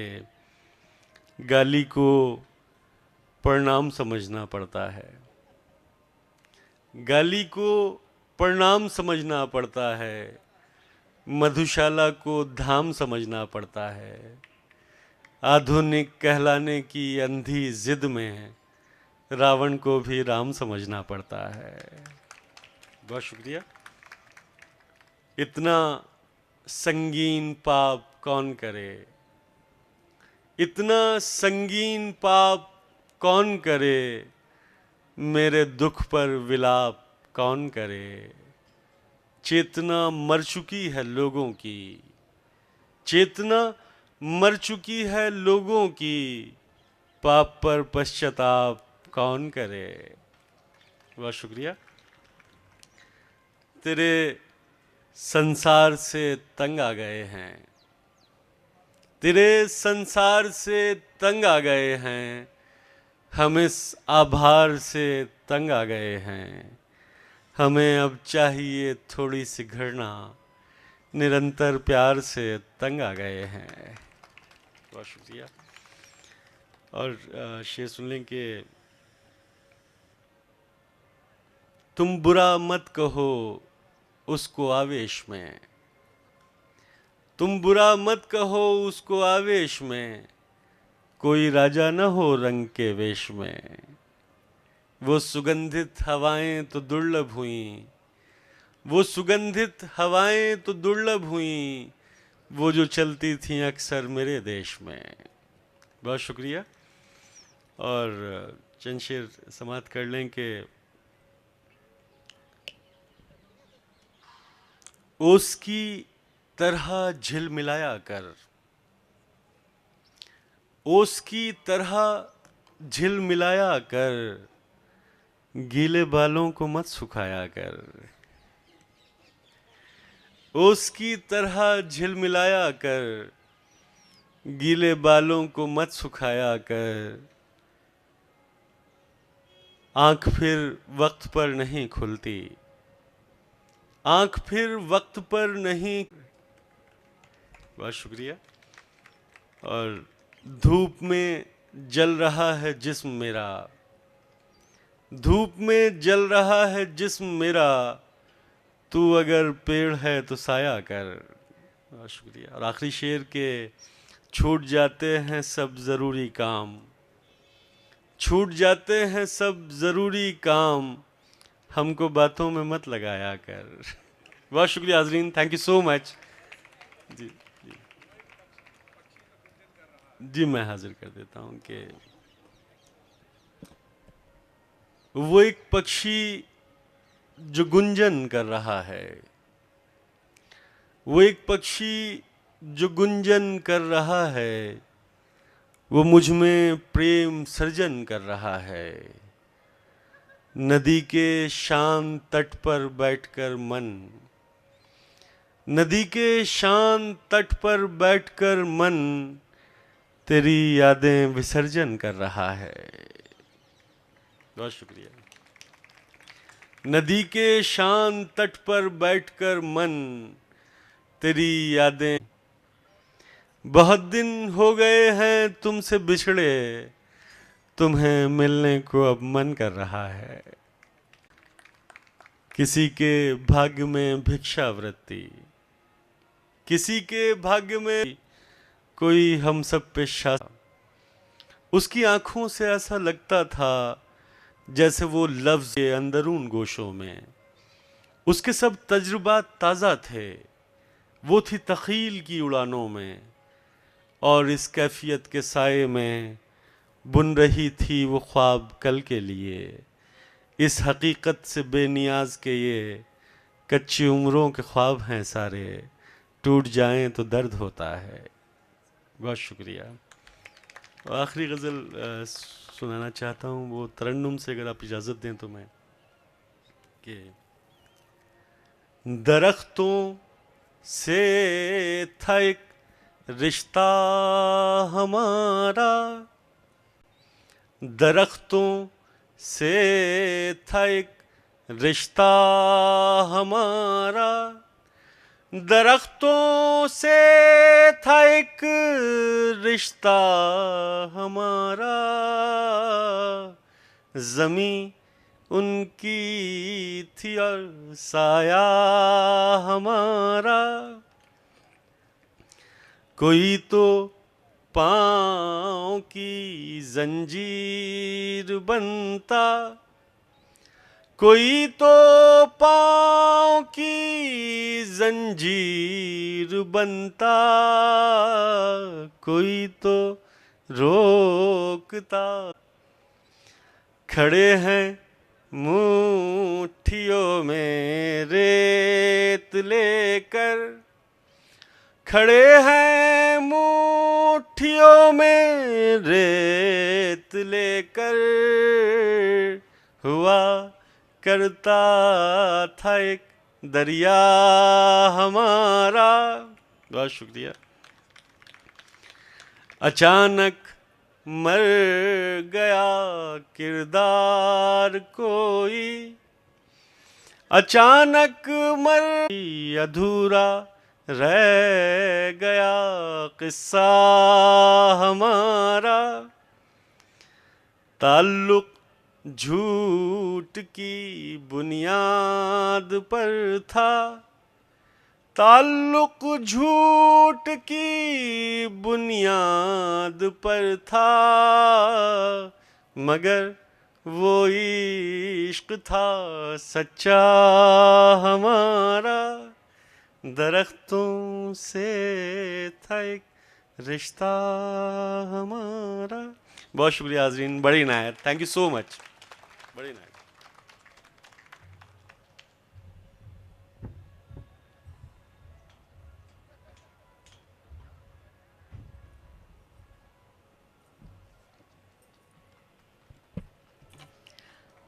हम वहाँ हैं जहाँ से हमको भी अब हमारी खबर नहीं आती। लिखा गालिब ने था, लेकिन अज़हर साहब को सुनने के बाद हमारे हाल दिल भी कुछ इसी तरह है। कौन इतने अल्फाजों को सुनने के बाद अपनी या दुनिया की खबर रखना चाहेगा। बहुत शुक्रिया आप, और लिटराटी की महफिल में 4 चांद लगाने के लिए। और देखते ही देखते हमारा पहला दिन पूरा हुआ, पर कल सुबह आपको हम फिर मिलेंगे यहाँ 10:30 बजे, क्योंकि आपसे सुबह 2 दिन चुराने की बात हुई थी। So tomorrow we take you through travel writing, we make you meet star author Divya Dutta. कुछ बातें होंगी दिल की कलम से, ते इतिहास नाल एक होर मुलाकात होगी। So we see you tomorrow, and well, this is a wrap on day 1 on the 10th edition of Literati. And this is me, Niharika, signing off for the day. I'll see you tomorrow morning. Shukriya and good luck.